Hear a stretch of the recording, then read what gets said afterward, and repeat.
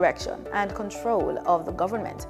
The cabinet must consist of the Prime Minister and not less than 11 other ministers. No upper limit is specified. Not more than 4 ministers must be appointed from the Senate, and they may have portfolio responsibilities. The other cabinet ministers are appointed from the House of Representatives. Cabinet ministers may be assisted by ministers of state and parliamentary secretaries. Each minister conducts the ordinary business of his ministry without referring to any other minister. However, important matters, especially those which may become the subject of discussion in Parliament, are brought before the Cabinet for discussion and decision. Now over to the proceedings.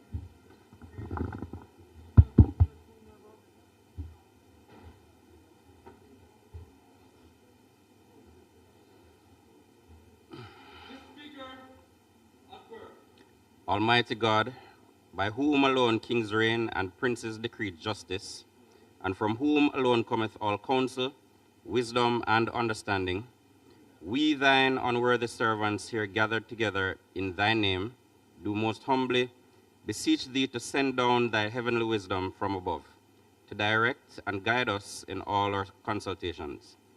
And grant that we, having thy fear always before our eyes, and laying aside all private interests, prejudices, and partial affections, the result of all our counsel may be to the glory of thy blessed name, the maintenance of true religion and justice, the safety, honor, and happiness of the king, the public weal, peace, and tranquility of the island, and the uniting and knitting together of the hearts of all persons and estates within the same, in true Christian love and charity, one towards another, through Jesus Christ our Lord. Amen.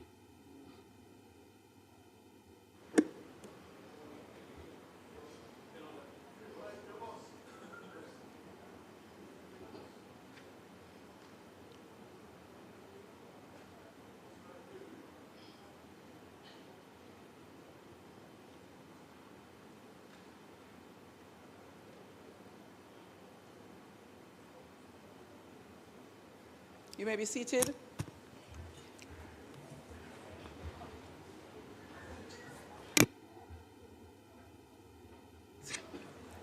This Honorable House now resumes its sitting. Today, we are asking leave of the House to do a special continuation of Standing Finance Committee in respect of the review of the BOJ report, which we would like to conclude. So I now ask the members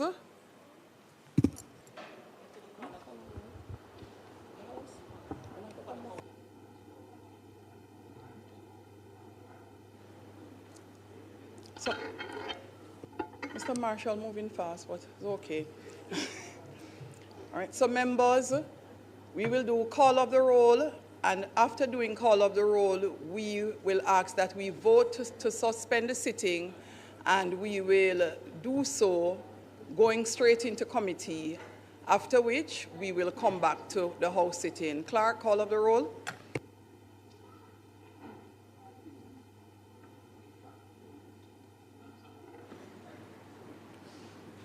Mr. Clark, Mr. Green, Dr. Holness, Dr. Chang, Mrs. Williams, Mr. Bartlett, Ms. Grange, Dr. Tufton, Mr. Mackenzie, Mr. Montague, Mr. Vaz, Mr. Chuck, Mr. Charles Jr., Mr. Morgan,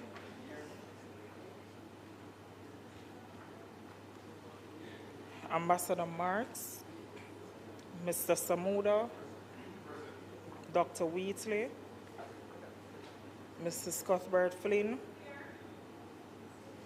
Mr. Terry Long, Mr. Witter,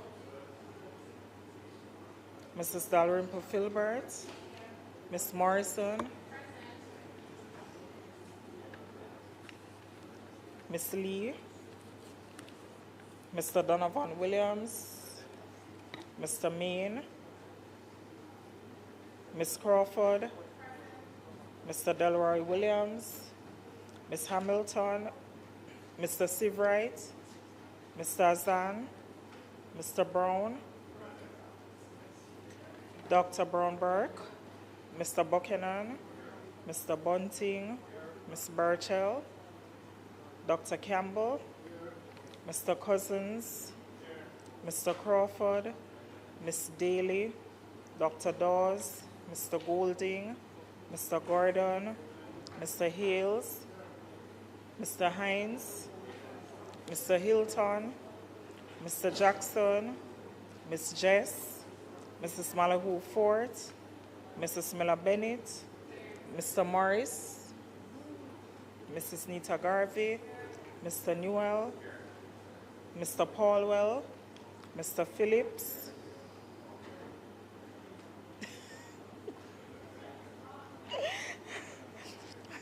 Ms. Perkins, Mr. Robertson, Mr. Robinson, Dr. Russell,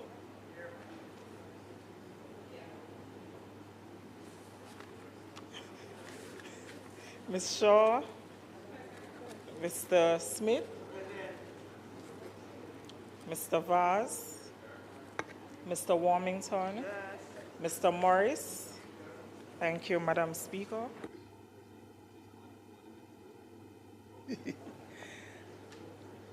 Members, we now move to suspend the sitting so that we can go back to standing finance. Those in favor? Those against? The ayes have it.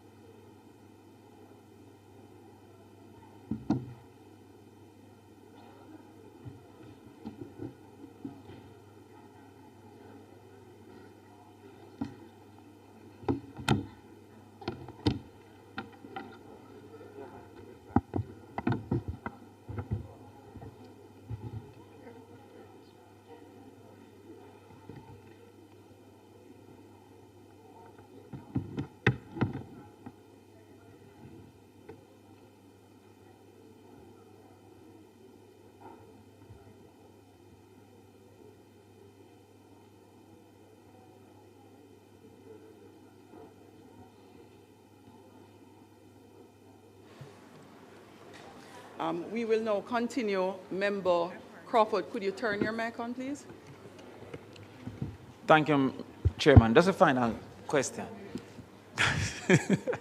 Now, Governor, when we looked at the report and compared it with the fiscal policy paper, your growth estimates in the short term were more optimistic than the government, but your growth estimates in the midterm was much more pessimistic than the government, despite the positive gap. What's the reason for that? Well, I'm not sure when the fiscal paper was presented. However, what we have found is that the quarter end in December and March they have turned out to be better quarters than thought before. And so that would have informed our view of a milder negative growth in those quarters. Going forward, when we look at the capacity of the economy to take investments and digest it, so to speak, it seems to us that in the region of 1 to 3% is about all it can do. It bucks upon a capacity problem. for example, just labor and skills. So that's our estimate at this time. Okay. Thank you, Governor. Thank you. Thank you, Member. Member Russell?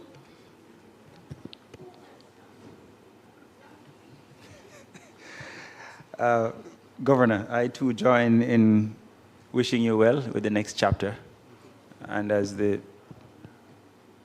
was expressed earlier, we appreciate the service you've provided.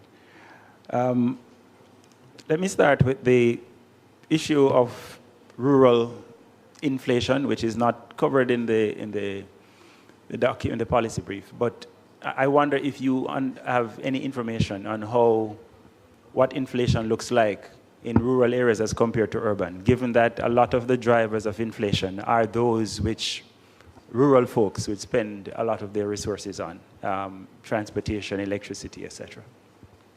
Yeah, so statin does produce inflation according to regions. So there's the overall Jamaica, and then there's the Kingston metropolitan area, the other urban towns, and the rural. Typically, we find that rural inflation is typically a little bit higher than what you'd find in other urban or overall KMA, and that just reflects the swings predominantly in agricultural prices, for example. It reflects transportation costs being higher for energy and so forth. So it's typically a little bit higher. So the natural follow-up to that is there policy recommendations which are made to reduce the effect of inflation on rural areas, given the point you just made? Well, the challenge is that the tools that the central bank has at its disposal, it's really a blanket tool. It cannot target specific regions or specific sectors. So to deal with that problem, you're more looking at what we call structural policies. So this now relates to more government policy rather than monetary policy. All right, thank you. The second one, while in your term as governor, you'd have seen quite a few shocks. Beryl, Melissa, probably the most notable. I just wondered, given the new realities in which we live with climate change, if the bank, what is the bank learning, and how should Jamaica be adopting its monetary and fiscal policy in light of the new realities in which we live? Yes, we are very sensitive to the climate change issue, and we have begun the process of consultation with the deposit-taking institution, the lending institutions, to formulate policies that recognize that the impact of climate change can be quite negative on credit. So, for example, if you're going to lend to a homeowner who is near to the sea, you need to understand that it's a different risk to lending to someone elsewhere. So I'm just simplifying it with that, to say that we are sensitive to the need to be more careful about how credit is distributed given climate change. All right, just one last one to wrap up. The projected 1 to 2% growth outlook in the medium term, that is quite low and probably will not give us the change that we need, all right, in terms of the transformation that we are seeking in communities. I wonder if you have any thoughts on the main constraints to higher growth in the economy. I have a personal opinion. I think that our labor productivity is too low. We have virtually full employment, but at the same time, we have 1 or 2% growth. So that implies that the additional employment is not producing a value added for GDP that is significantly above the 1 to 2%. And so what we do need to do in the long run, medium term, is have a workforce that is more productive. And that means a workforce that is more educated, more skilled, to be able to do more high valued jobs than they are now doing at the margin. No doubt there are other structural issues, but I would say fundamentally that is a problem. And when you look on Jamaican workforce compared to other equivalent workforces of small countries that have a higher GDP growth rate than us, you'll see that their productivity is higher. A part of the argument, though, is that the way we remunerate and incentivize production is a part of the problem, because the very person who might be a low productivity person in this context will do much better placed in another context. Yes, so it's not just the willingness of the person. They need to have the tools to work with, the environment, the infrastructure, the connectivity. Yes, so a Jamaican leaves our shores, goes to the United States, they become more productive, partly because of that environment, because of the discipline involved. So we need all of that to raise our levels of productivity too. All right. Thank you, Governor. Thank you, Speaker. Minister Tufton. Hi, thank you. Two quick questions, Governor. First of all, I join the echo of sentiments to you on your stewardship. Thank you very much to you and your team. KYC platform to allow clients to shift accounts from one bank to the next, I see as an important part of the competitive requirement to address issues like ATM machines that are not functional, opening of accounts, which I'd like you to comment on, and interest rates. I mean, interest rates in the commercial banks are hovering at 10%. You're offering, you're about 5.5%. You know, I'm linking all of this to competition. I may be wrong, and you can comment on that. It's very difficult to shift from one bank to the next and to open an account. It's almost like a thesis. And I just wondered, why is it so difficult, and what is being done to try and make it a lot easier in order to stimulate competition? I'm going to ask Dr. Wade to talk to that. No, I think you're correct. At the core of the problem is the degree of competition in this sector. Now, as the governor indicated earlier, we're not going to change the number of banks.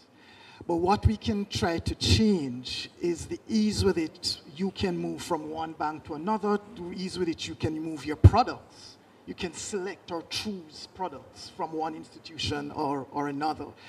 So we have been working on a couple of things. You mentioned the eKYC. That is a major tool or a major initiative that we're pursuing. We are in the RFP process. We had an initial tender, but we weren't able to find companies that actually met the requirement. So we are going back to tender very shortly. So work is progressing where that is concerned. We're also working with the banks to see how can we make more readily available in one place to the public comparative data on interest rates and on fees in one central place. We had hoped to actually have launched that already, but when we started to drill down in terms of the data, we realized we needed to get more granular data from the institution so that it can be of benefit to the public. So hopefully before the year is out, we can launch what is called a shopping platform. So you could go to our website or we'd have an app, and you can see what Bank X offers vis-a-vis Bank Y. So we're slowly putting in the basic tools that will allow persons to make a choice, that will empower persons to make a choice. Because our vision for the banking sector, as we indicate, you know, you're not going to get more banks coming in. And more banks coming in probably won't even change the competition needle. But what you want is to empower people to move and choose. Right. And so our vision really is for what is called an open banking concept for Jamaica. That I would say can't happen fast enough, because it seems to me the power must reside with the consumer. And if a bank knows that they can just move their account, I believe the banking and as it ought to be will return. The second one, related to that, what can Parliament do, if anything, us parliamentarians, to hasten that process, whether it's laws to be changed or indeed to increase the digital platform engagement that I think will also create a more efficient banking system. Is there anything that is lacking, Governor, maybe outgoing Governor? Maybe you are the one to address this, since you can take a part in shot at us without, you know, even if you have to offend us. What is it that we need to do at the level of legislation in the House here? Dr. Tufton, that's a difficult one, and I do have a view. We'd like to hear your view. But I'd rather discuss it with the minister first. Oh man, this is the highest. I will do so before leaving office. You're in the highest court of the land. I'm sure the minister don't mind. And if you want a Bible, we can provide it. I think the minister would like me to discuss it with her first. But seriously, is there anything that you can discuss? Because I think that we have a responsibility, and we must take advice. I mean, you have an independent central bank, but the bank is empowered to act based on decisions that we take here. Right. So what I think the Parliament has a role to play, and that is what I want to speak to the minister about. What's your personal opinion? I'll give you my personal view on August 19 when I'm retired. But I'll give it to the minister in the meanwhile. You know. All right. Any other questions, Minister? I have one more, but I'm being asked for a point of... No.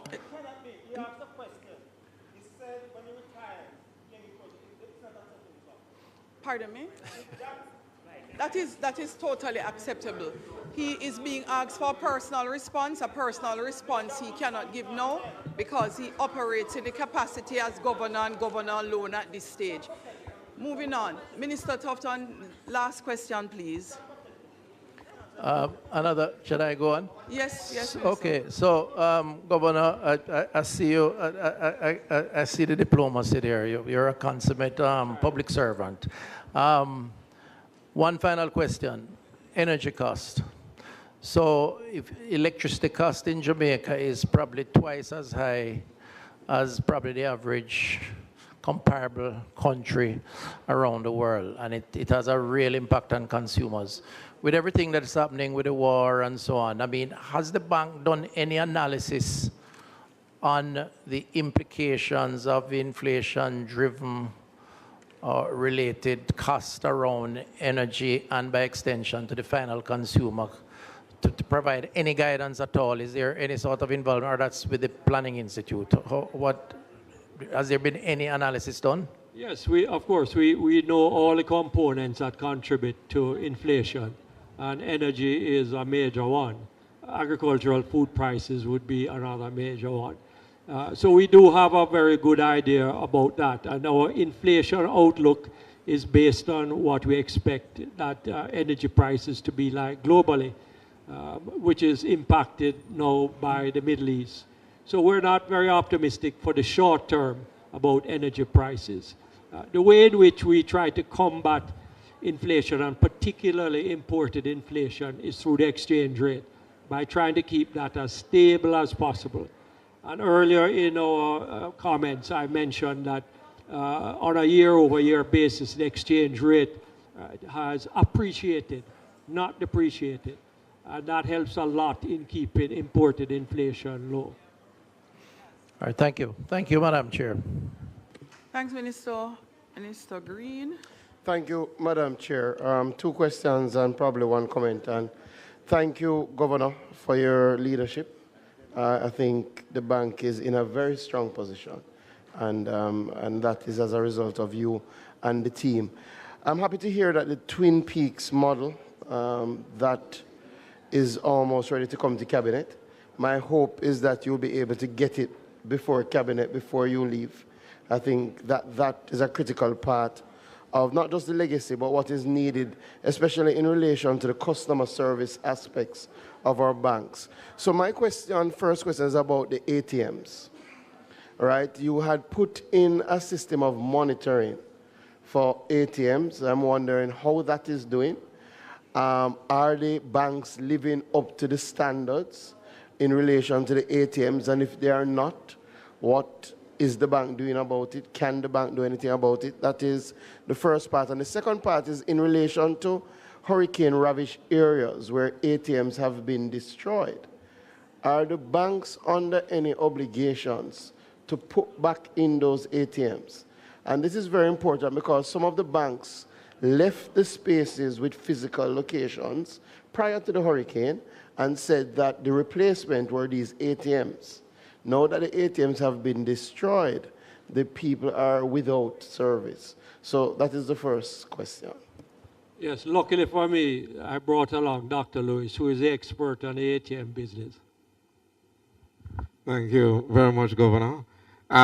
So I would say that Hurricane Melissa had a significantly negative impact on the ABM infrastructure, which the banking sector is just about recovering from now. In the immediate aftermath of the hurricane, about 50% of the stock was offline. As at March, we have about 90 to 95% of all ABMs back. However, there are some parishes, as you point out, where they have not been able to replace ABMs that were destroyed as a result of the passage of the hurricane. So the question as to whether or not we can compel them to put back infrastructure in those areas, I would say there's nothing in our powers to compel them. Our discussions with them, though, don't suggest that they do not have intention so to do. We haven't received any notification or advisory that they have no intention. However, there are sometimes delays in procurement. As you know, it takes time to import, install, and the infrastructure in terms of electricity, data have to be in place before even the physical machine has any chance of operating. The second question is whether or not we have a ability to penalize DTIs who do not meet the service level standard. The answer is no. Currently, the framework is one that is focused on safety and soundness. So a DTI will have to have a very large proportion of its ABM facility non-operational before we can really use safety and soundness as a basis for sanctioning. But as the governor would have pointed out, under the Twin Peaks framework, the idea is that there would be a competent authority whose mandate would be solely focused on both that issue, complaints handling, redress, and also in terms of market conduct, which is just how you go about providing your service. And in that framework, it is envisaged that where there is non-compliance, because the primary statute has that as its focus, then there's a basis for sanctioning, levying either more than likely financial sanctions rather than imprisonment, which is a sanction under the prudential side for safety and soundness. The second question, although Mr. Lewis, you never told me if they were meeting the standards.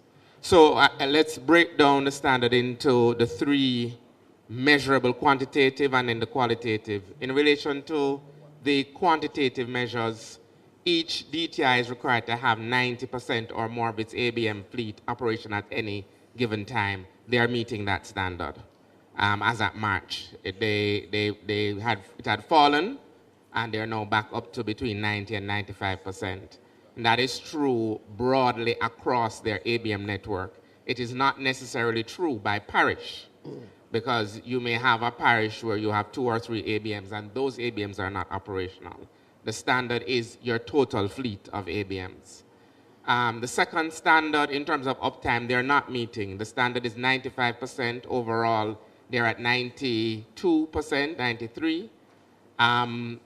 Before Melissa, they were almost at 94, about to reach. And then, of course, they had the setback, so they're building that back. And in relation to the time it takes them to put the machine back into service, there have been significant improvements. In rural Jamaica, their time to fix the machines has fallen to the 3 hours, but they are not making that standard in relation to the Kingston and metropolitan area, in which case they are not making the 1 hour benchmark. So the results have been mixed and negatively impacted by both Beryl and then Melissa. Thank you. So the second question and the final question. So, Governor, clearly your primary focus is on price and financial system stability. But the Act also speaks to ensuring that that is done in keeping with the government's growth and employment targets. The question is, sometimes there's a feeling that there's an over-reliance on raising the interest rates, and that stifles growth and the ability to invest. Now that the direction is to more rapidly grow the country, especially in light of Hurricane Melissa, the question is, are there other policy prescriptions that can be utilized to maintain the stability while driving the growth agenda? Yes, we have the specialized mandate of price and financial sector stability. It's like we're on a football team, and let us say that we are the defense. We're expected to stay in a particular place and play a particular role. However, if the opportunity arises for us to move forward and score a goal, we will. So I think you can look at the Bank of Jamaica in that way. We are the policemen of inflation and financial stability. If we have an opportunity to lower rates because we think inflation is going to be low and expectations are going to be low, we will. And if we have an opportunity to encourage growth in any other way, we will. But our primary mandate is inflation, guarding inflation from being excessive. Because inflation hits the poor more than anything else. That's how we view the trade-off between growth and inflation. Member Terrellon. Thank you so much, Madam Speaker. Again, Governor, to you and the team at BOJ, again, just to thank you for the work that you have done, certainly in terms of steering Jamaica through the COVID years and, of course, Hurricane Beryl and Hurricane Melissa. That has been mentioned, but notably, the work that the BOJ did in coordination, of course, with our team at the Ministry of Foreign Affairs and Foreign Trade and other ministries as well, in getting Jamaica removed from the FATF, that notorious grey list. Now that we have been removed, what is that urgent push going forward now by the bank in terms of new policy mechanisms, our dealings with international banks in terms of to remove the question of blocked funds and delayed transactions? That's an issue that has been raised even recently in this House as it relates to everyday transactions, and when you're talking about use of technology and removing funds, same-day transactions, you know, we still have that sort of banking regime where we do not see same-day transactions, meaning same-day transactions. We don't have the sort of 24-hour system. So my thinking is, with Jamaica now being removed from that FATF list, can we see a greater push now towards correspondent banks across the world, etc., in addition to, obviously, it's now easier for us now to access international funding at cheaper rates as well, not just at the commercial sector, but also at the individual sector as well? Yes, thank you for that question. The fight to stay off of the grey list continues. And as the minister knows, we have a reckoning coming in September shortly. So it's a constant battle. The standards get higher and higher. And for better or for worse, Jamaica has done so well in the past in this respect that they have very high expectations of when we do our next test, which is in September. So that is a challenge we face. To have 24-hour RTGS is an objective that is very worthwhile for the bank to pursue. And I feel assured that that is an objective that we are going to pursue, because it's not adequate, it's not good enough to be able to do a transaction and it not go through almost instantaneously. So we are working on that end. The number of correspondent banks certainly would look more favorably on Jamaica, having been taken off of the grey list. So I think that in the future we'll find that that array of banks will grow. Wrapping up will be our Minister of Finance and the Public Service, Minister Williams. Thank you. Thank you, Madam Chair. Governor Biles, I know that there is still a full 2 months to go before you put down the title. But I want to also publicly express my thanks to you and the team that you've been doing at the Bank of Jamaica, to you for the work at the helm of the Bank of Jamaica, an institution that was established many decades ago, back in the early 1960s, and has become a well-respected institution, not just in Jamaica, but across the region. As governor, as you said earlier on, you've led through exogenous disturbances. COVID, Beryl, Melissa, and now the oil war. And you have been graceful and steady through all of this. So we commend you, Governor Biles and the team, for the recent awards, the Best Bank Award 2025, and for yourself, you just recently won the RG Platinum Award for legacy service, which includes, being the head of EPOC, Economic Policy Oversight Committee, through a very, very rough period.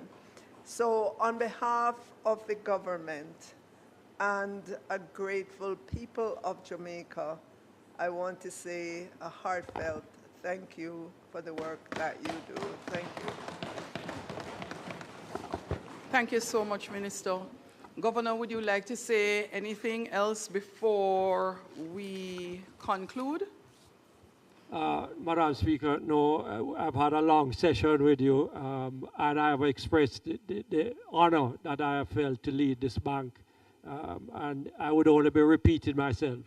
Thank you, if Governor. I said more. Thank you very much. Let me say thanks to the team.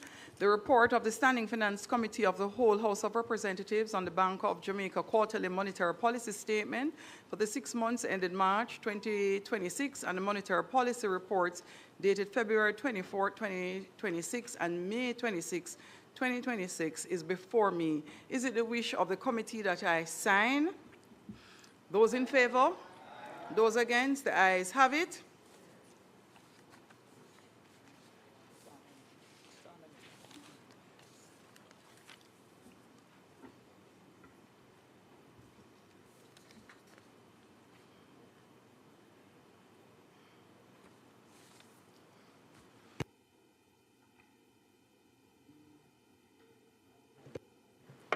The committee now stands adjourned. Thank you again to the team from BOJ.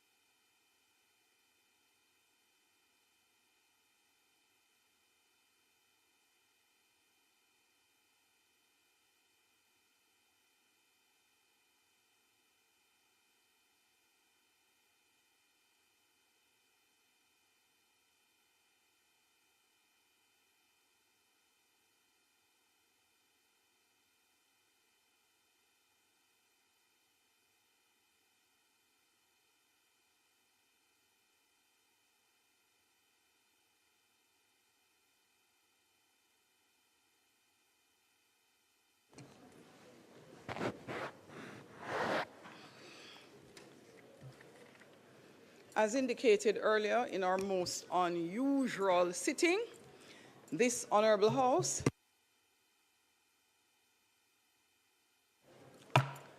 now resume its sitting, coming out of our Standing Finance Committee meeting. Today we continue with the sectoral debate, and we'll have presentations from the Honourable Delroy Chuck, KC, MP, Minister of Justice and Constitutional Affairs, and Member of Parliament for St. Andrew North East. Also, Mrs. Natalie Nita Garvey, Member of Parliament for St. Catherine North Central, and Opposition spokesperson on local government and participatory democracy.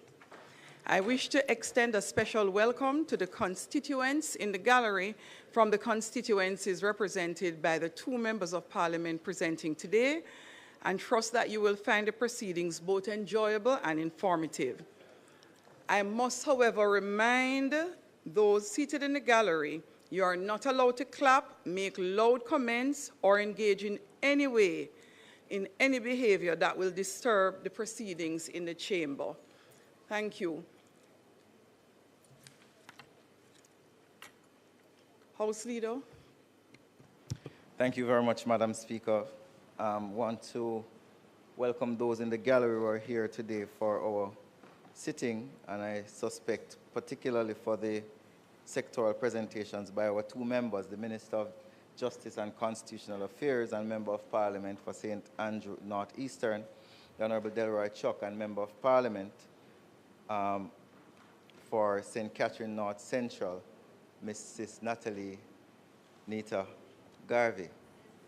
Madam Speaker, at this time, as is customary, I ask for you to suspend the agenda items to allow for the sectoral presentation to be at the front of the Thank you, House Leader. House, the question is we suspend the items on the agenda to allow for the sectoral debate under public business. Those in favor? Those against? The ayes have it. House Leader.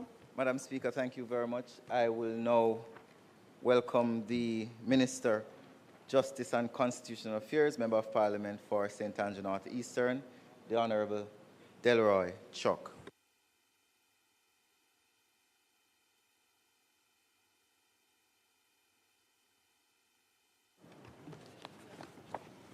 Madam Speaker, I ask permission to speak from a seat other than my home. Permission granted, Minister. Madam Speaker, I rise this afternoon with a deep sense of satisfaction, mixed with a tinge of humility, on what is my 11th consecutive year of sectoral presentation. Yes.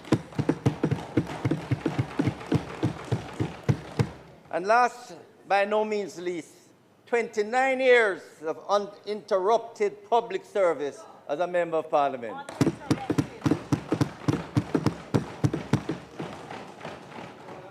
Madam Speaker, this is no easy feat, and I express immense gratitude to my constituents of the great constituency of St. Andrew North Eastern for placing confidence in the continuous efforts towards a safe and peaceful constituency. Madam Speaker, thanks to the Prime Minister, Dr. the Most Honourable Andrew Holness, for his trust and confidence in my stewardship, my fellow Cabinet Ministers, and to all the members of Parliament for their support in ensuring a collective approach towards building a stronger justice system.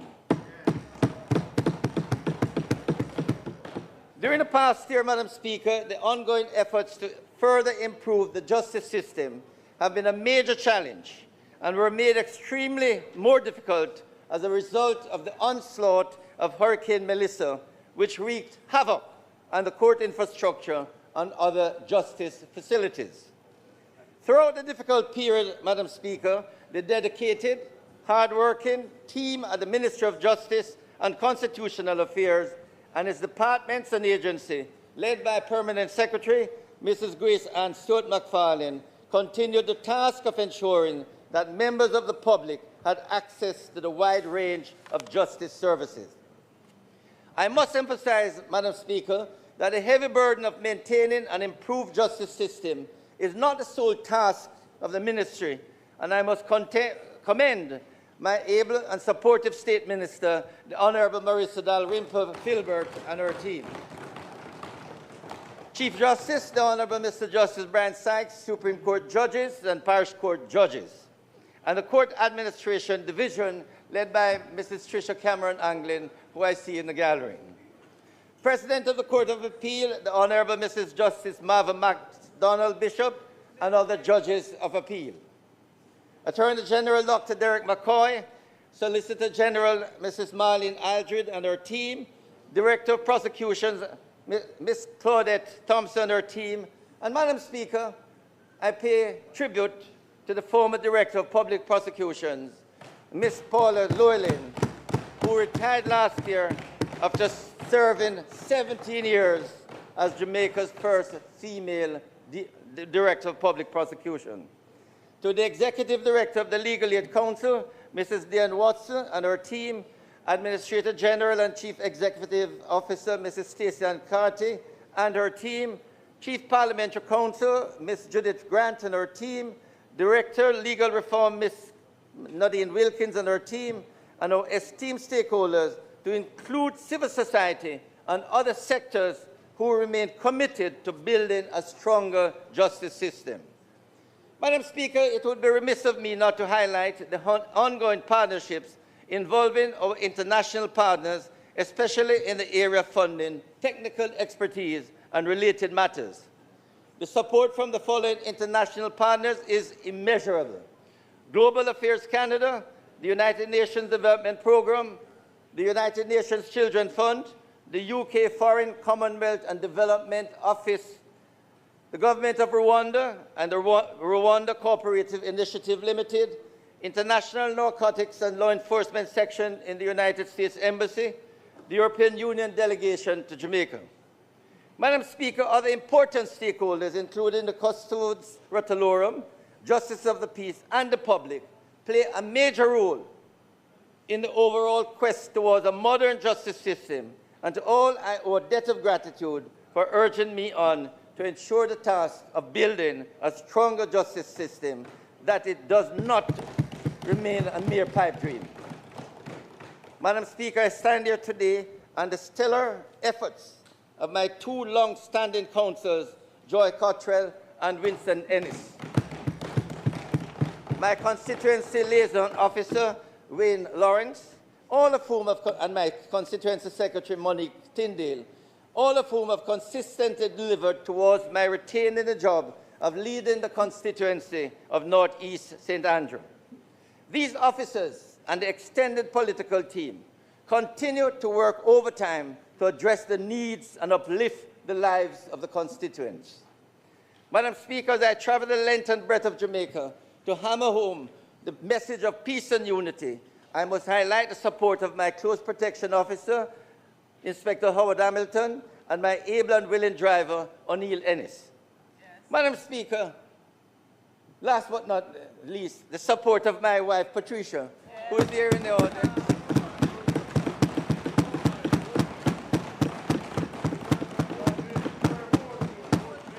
I mean, 48 years and continuing.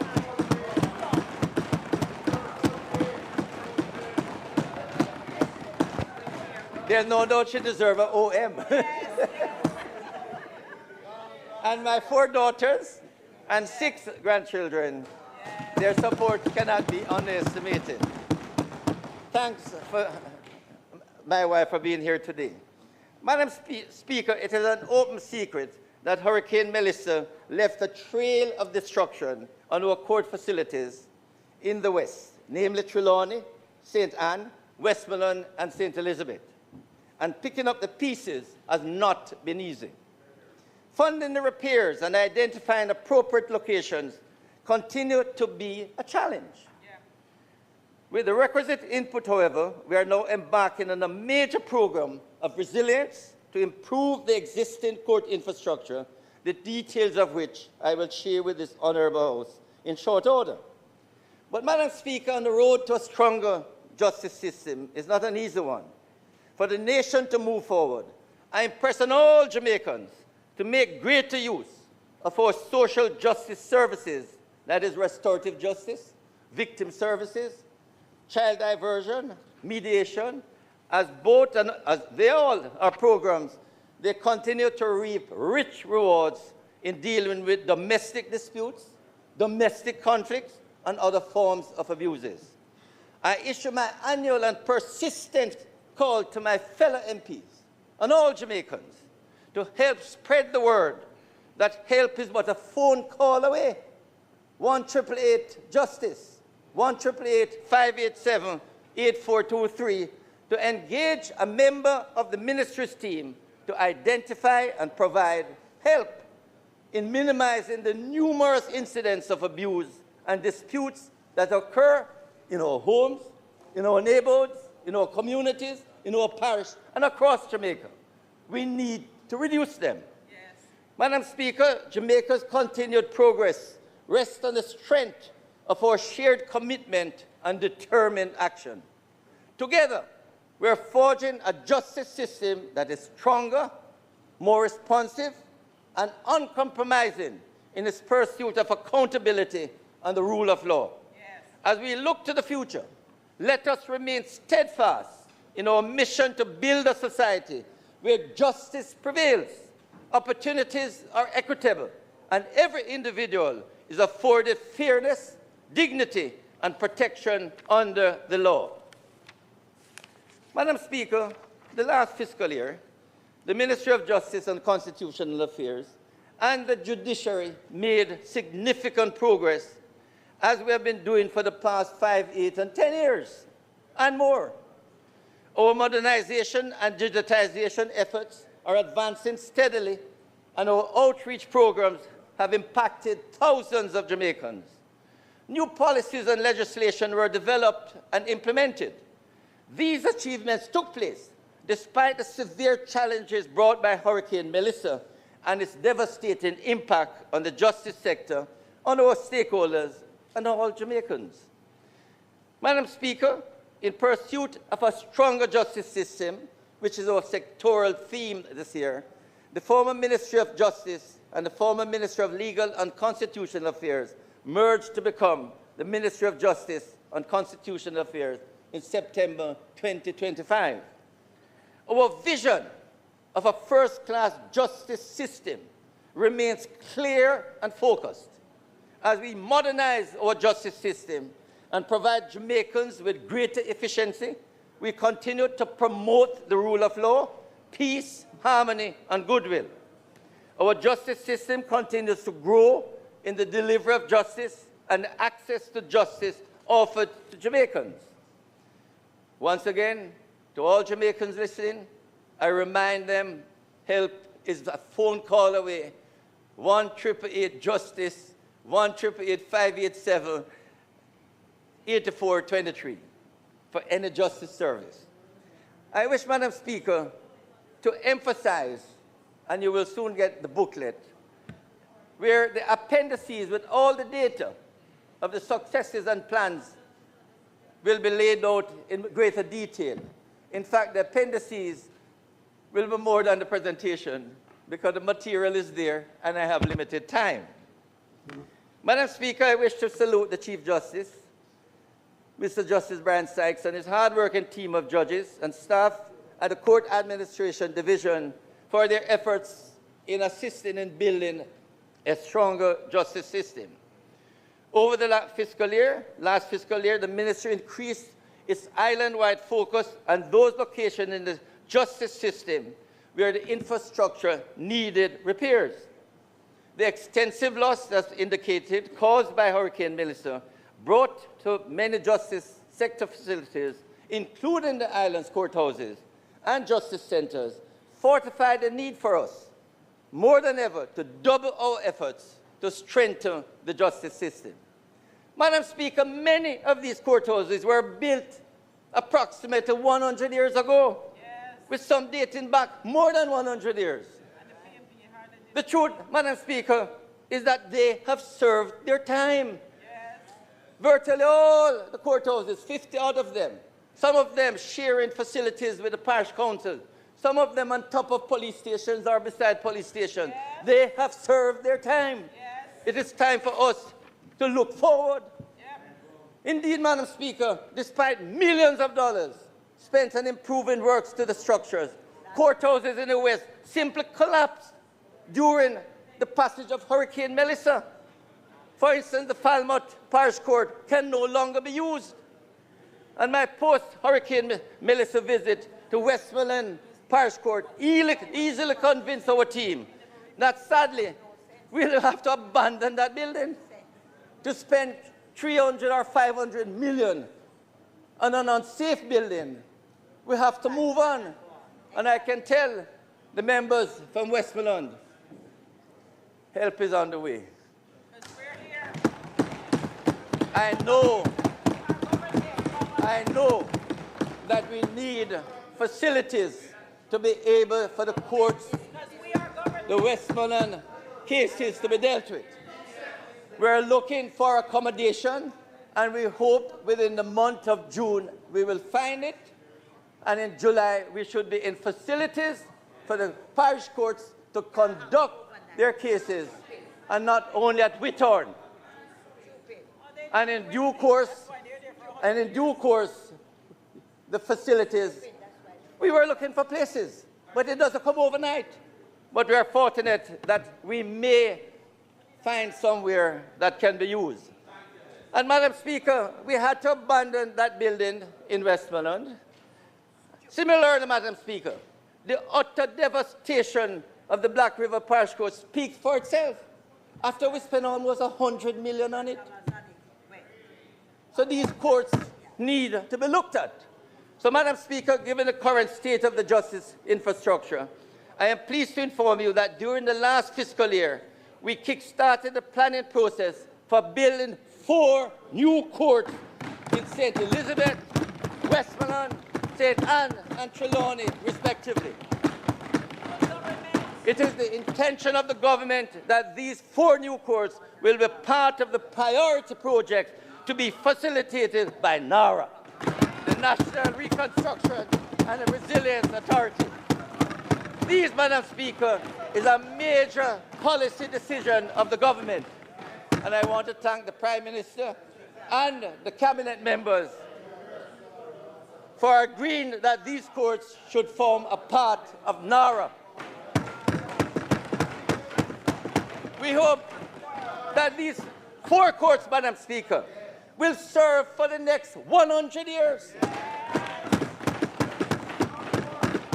They must be modern, iconic, state-of-the-art facilities, providing the full range of services expected from a contemporary court. So, Madam Speaker, we also anticipate that early in the next fiscal year, and I know the member from Eastern St. Thomas will be very happy to hear, the St. Thomas Parish Court will be operationalized as we strive to fulfill our mandate for a stronger justice system. Simultaneously, Madam Speaker, we are galvanizing public-private sector partnership to build new court infrastructure in Manchester, St. Catherine, and the Supreme Court. At the moment, Madam Speaker, the Clarendon and Linstead courts have been successfully upgraded, and locations are being explored in parishes such as St. James, while Hanover and Portland courts are to be upgraded to first-class standards. The many outstations in need of rehabilitation are a cause for concern and are being addressed, particularly those sharing space with the police stations. Madam Speaker, I want to express a great hope and expectation that over the next 2 to 3 years, I expect the country will have at least the start to build at least 8 new courts. 4 in Nara, 1 in St. Thomas, and maybe the PPP for Manchester, the Supreme Court, and St. Catherine. As we speak, Madam Speaker, work is underway to complete renovation and rehabilitation works at the Hanover Family Court, the Supreme Court, the Kingston and St. Andrew Traffic Court at Sabina Park, and the St. Elizabeth Parish Court in Santa Cruz. So member from Northeast St. Elizabeth, we're looking at the Santa Cruz Court. It's being fixed. At the same time, Madam Speaker, when you get the pamphlet, you will see the amount of that's planned to really improve the facilities. Madam Speaker, we are now undergoing a major transformation that will see the Jamaican courts one of the best in the Western Hemisphere. The governments of Jamaica and Rwanda signed a bilateral agreement to implement the very impactful integrated electronic case management system, more commonly referred to as IECMS, Integrated Electronic Case Management System. In November 2022, we visited, the Chief Justice and myself and our teams visited Rwanda and see where in the courts, no paper. What you had were laptops or smartphone, and everything was transmitted. So, Madam Speaker, we signed a contract in December 2025, and the Rwandans came, and they will be here again shortly. The program has started, and within 2 to 3 years, the courts will be totally transformed. Madam Speaker, I invite all Jamaicans to visualize a scenario within the next 2 to 3 years when all our justice stakeholders will be electronically interconnected. In other words, when John Brown or Mary Jane is charged with a crime, there will be no more movement of paper from police stations to the court. No movement of paper will take place from the forensic lab, the ODPP, the parish court, the Supreme Court, or to the Court of Appeal. Everything moved electronically. Files related to matters in the parish court would seamlessly reach the circuit court.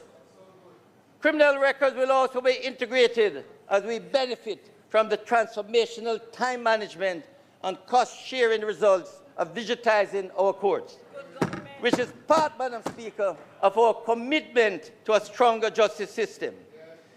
Madam Speaker, the IECMS, Integrated Electronic Case Management System digitization model, pioneered by the government of Rwanda, will bolster Jamaica's justice reform efforts and eliminate the outdated paper-based case management system now being used in our Jamaican court. It is anticipated, Madam Speaker, that paper will no longer be a part of our court system, and eventually paper will be eliminated from all courts. Madam Speaker, if anyone should ever visit the courthouses in the parishes, you have room full of paper.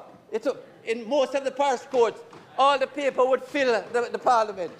We want to get rid of those, digitize them, free up space that people can utilize.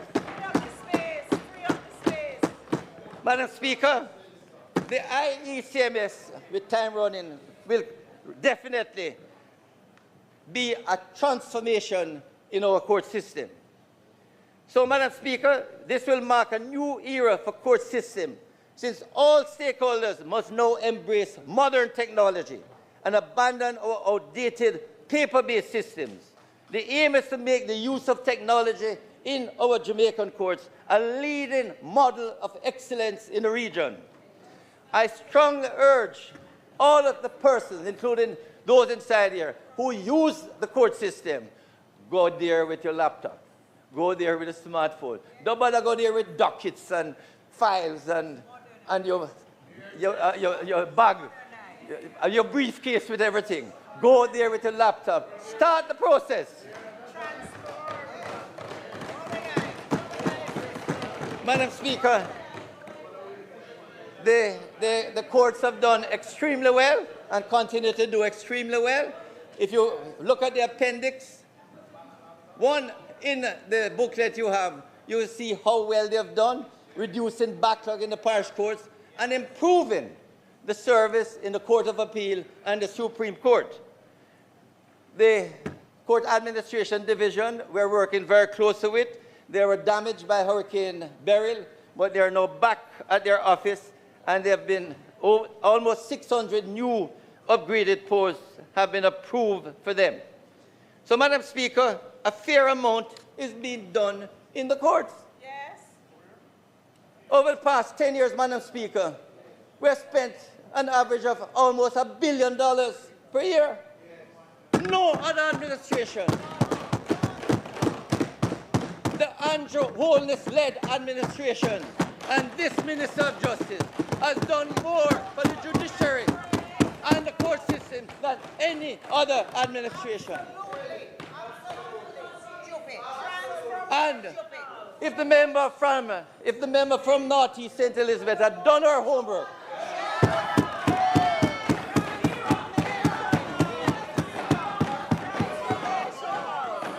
she will see we have improved the Court of Appeal from 7 judges to 13. 28 judges, Supreme Court judges to 42. About 40 parish court judges to about 70. Two or three masters in chambers to about 8. But more important, Madam Speaker, when we came here in 2016, the court was collapsing. The judges, their newspaper reports of the judges planning to take the then government to court before them. Because, Madam Speaker,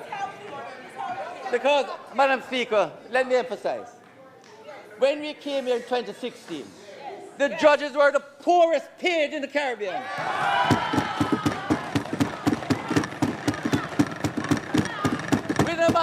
Within a matter of 5 to 6 years, they became the best paid in the Caribbean.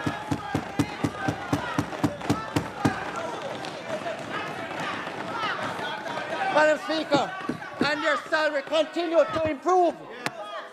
And I can say that in the last 10 years, the judges' salary have more than doubled.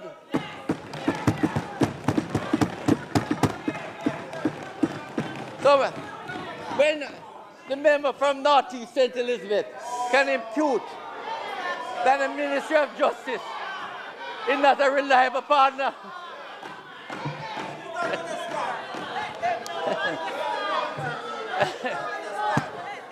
Madam Speaker, the truth of the matter is, I don't know in what context, or if it was said that the Chief Justice said so, or in what context.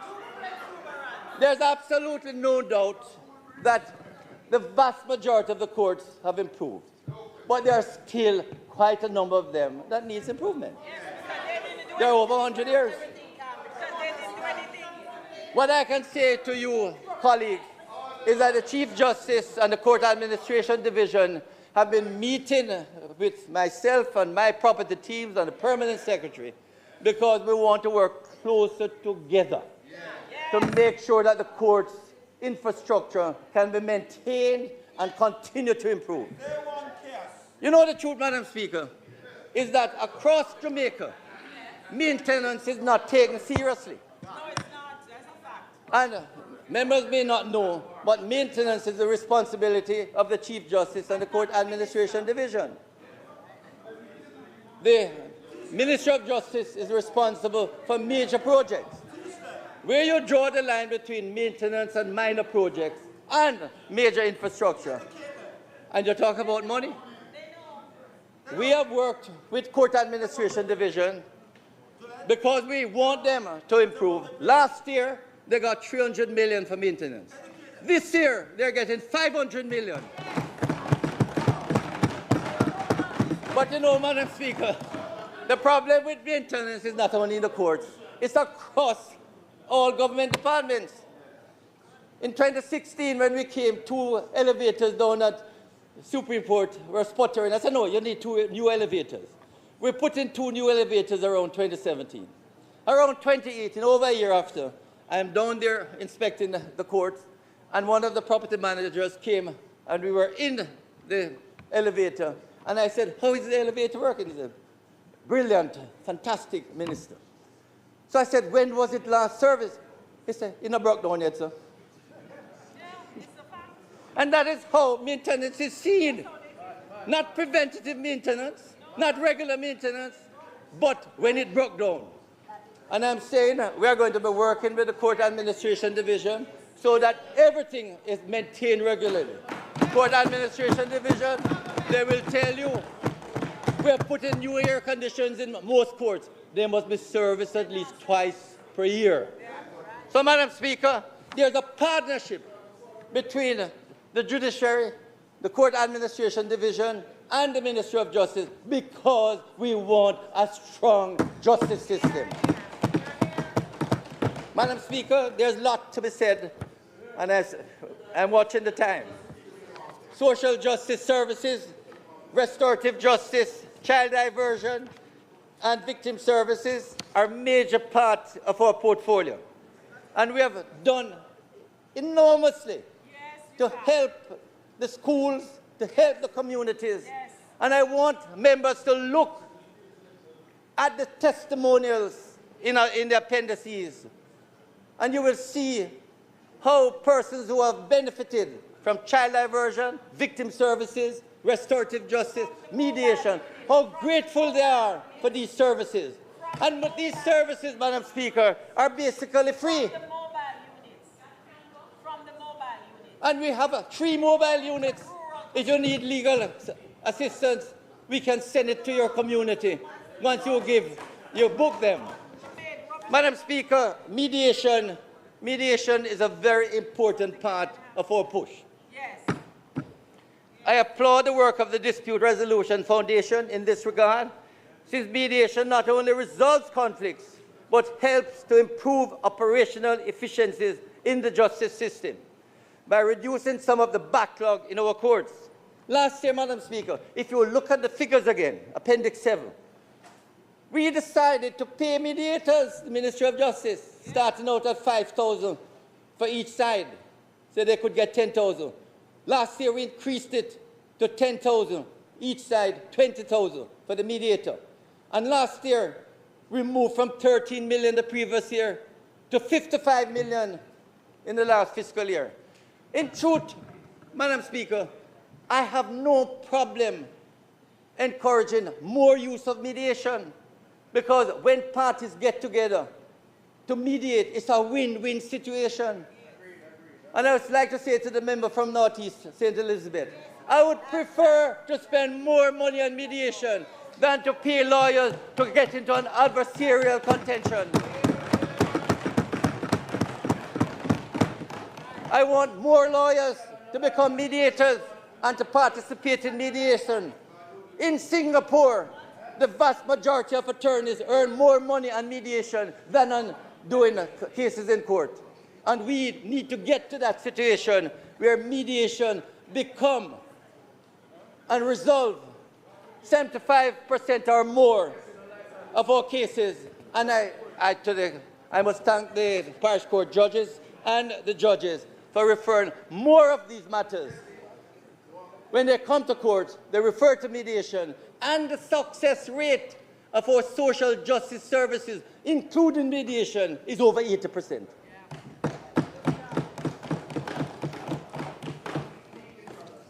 Madam Speaker, there's so much more to be said, but I can't go through all of it. Madam Speaker, I ask you... No, man, I can't stick there. I say, Madam Speaker, look at the performance and success of the ministry. Look at Appendix 8 and Appendix 9.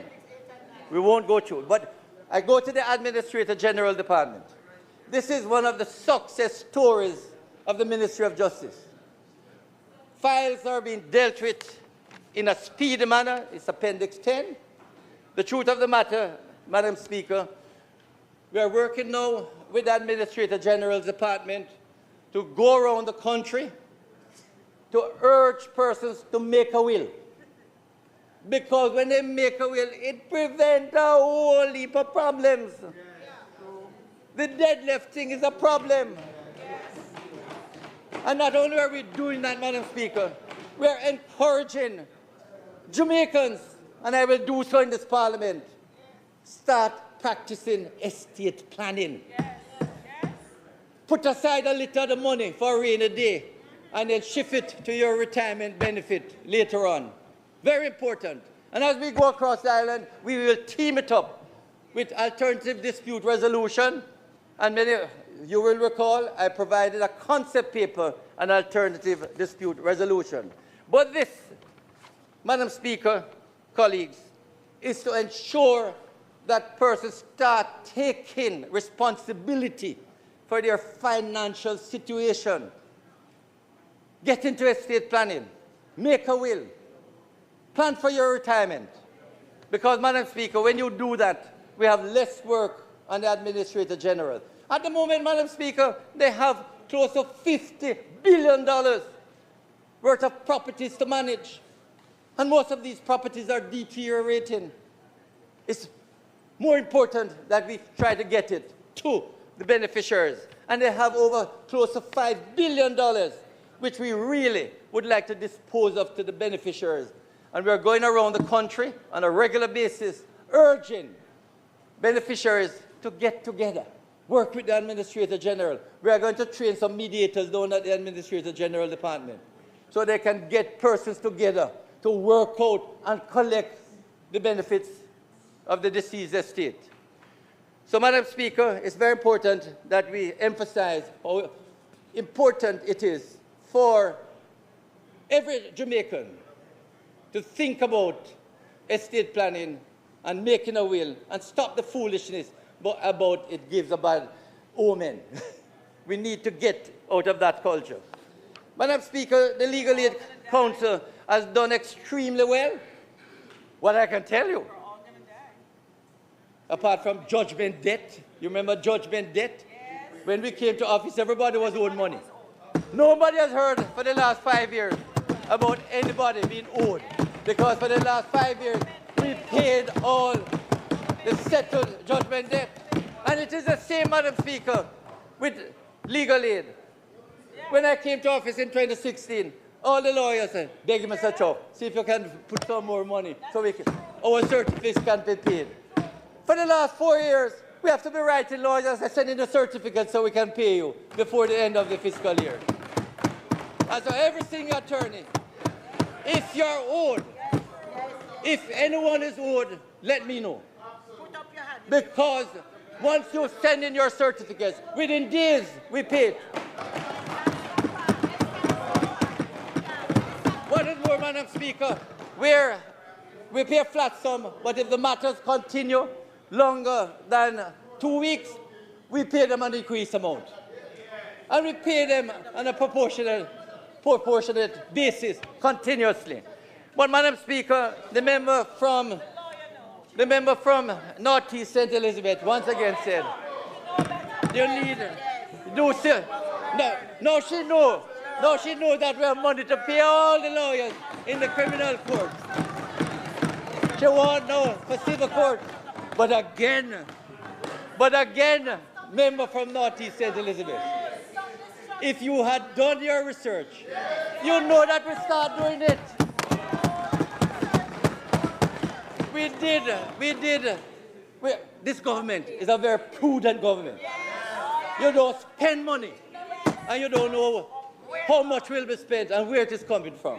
So we did 2 pilot projects in St. Anne and Clarendon, and we are working on that basis to see how we roll out civil case matters. Right. Now, what I can say, what I can say is that from over 4 or 5 years ago, we have been in discussion about additional sums to pay in civil cases. But more importantly, Madam Speaker, we were supposed to have 3 legal aid clinics. One of them at Tower Street was being managed by the Kingston Legal Aid Clinic. Unfortunately, it has been taken over by a private practitioner, and so legal aid services not being provided there.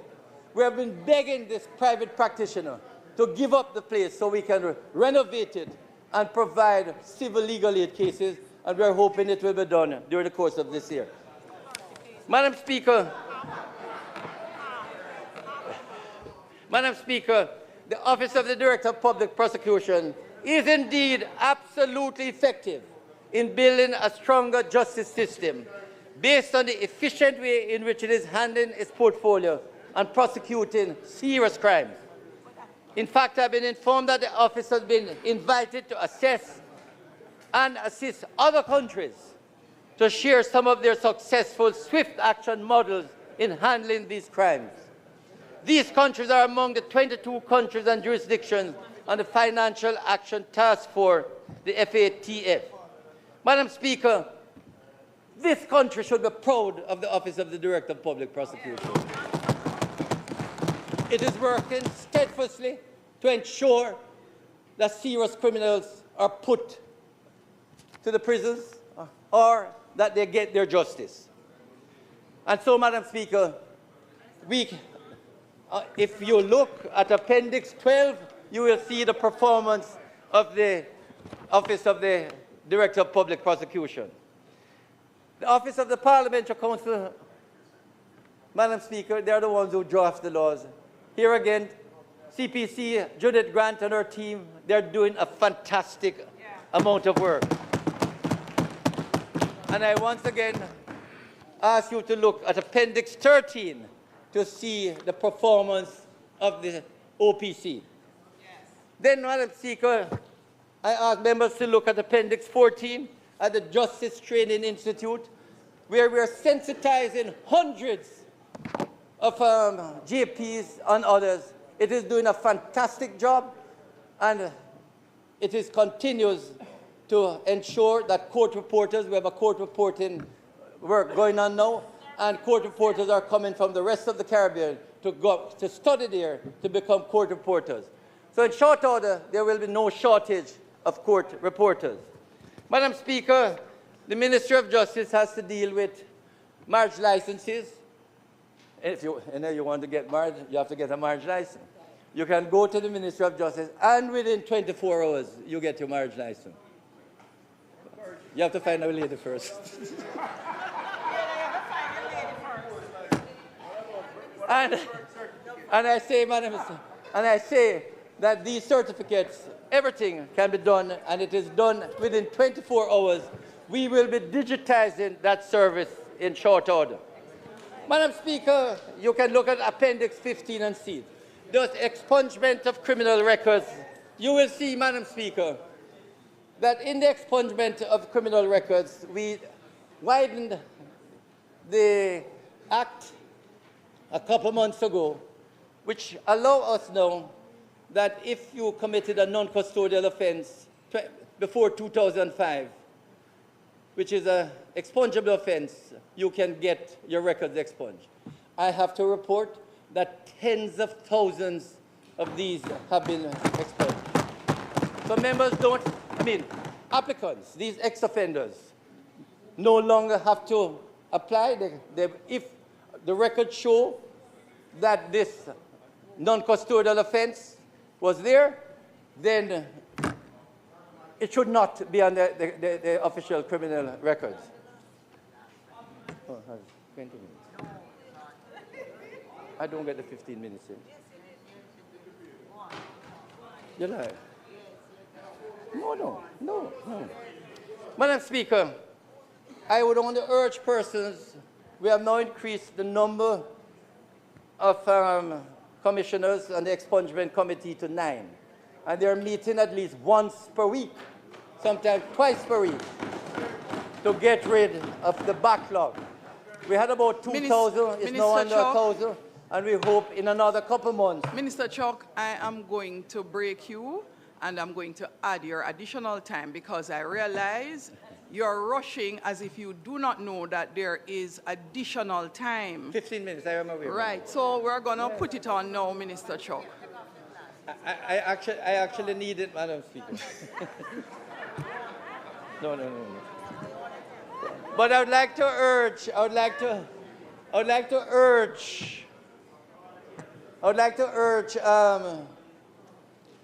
ex-offenders that don't wait until you're traveling, don't wait until you need you apply for a new job.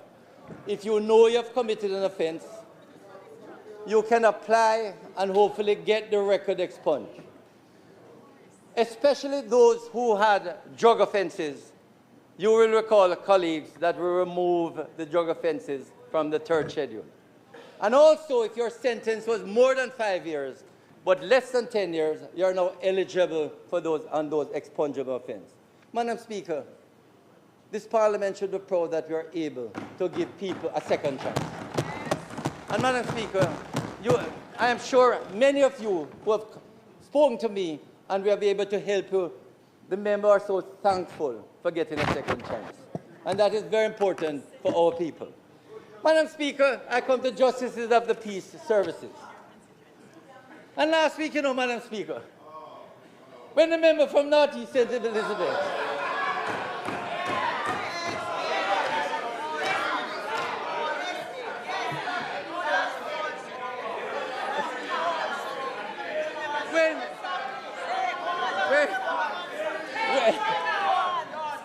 when I was trying, Madam Speaker, I got up to prevent her from misinforming the Parliament. When she got up and said, JP should be paid a stipend. I said, but if you do your research, we have been doing it for the last 3 years.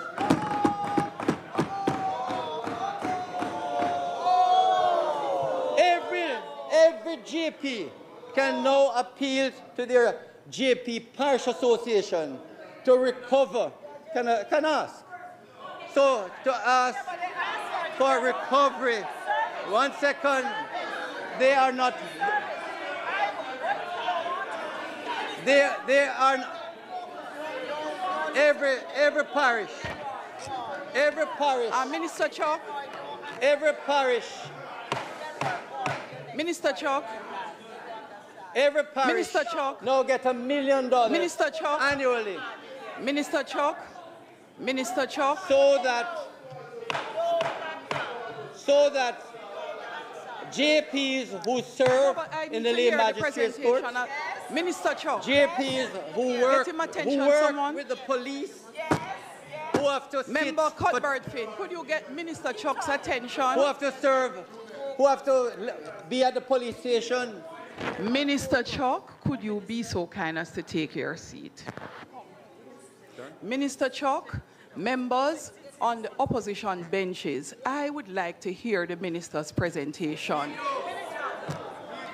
No, I am very serious about it. Minister Chalk,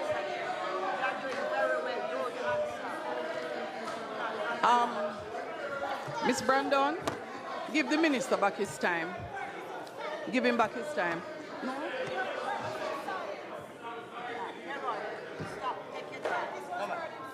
Minister Chalk. I have time. Minister Chalk. Minister Chalk. Minister Chalk, please take your seat.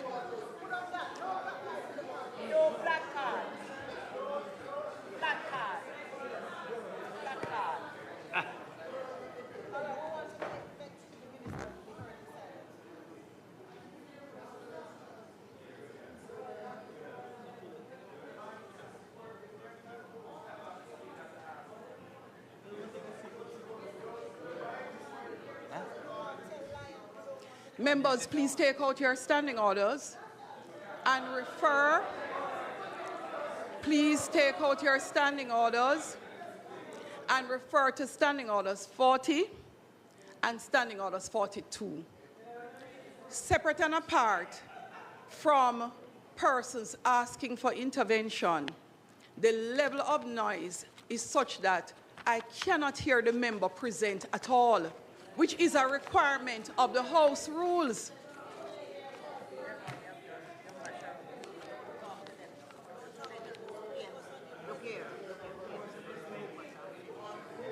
She finished.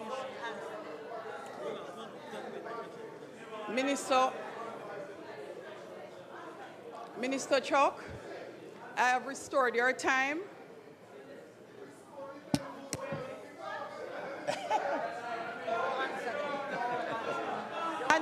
Members, if you continue, then Minister Chuck is going to get even more time to complete his presentation. No. No. Member, we'll finish in time. We'll finish in time. Madam Speaker, no other Minister of Justice has done more for the JPs than this minister. And that is why we have more than doubled the number of JPs in the island. We have monthly sensitization to empower our JPs even more to provide more justice services to the people across the country. That is a fact. Madam Speaker, talk about stipend. Any JP who is serving in the courts with the police taking witness statement and they have to spend time, they can collect a stipend. Can collect. But Madam Speaker, If I don't want it, Madam Speaker, the idea of paying JPs regularly is out. It won't happen.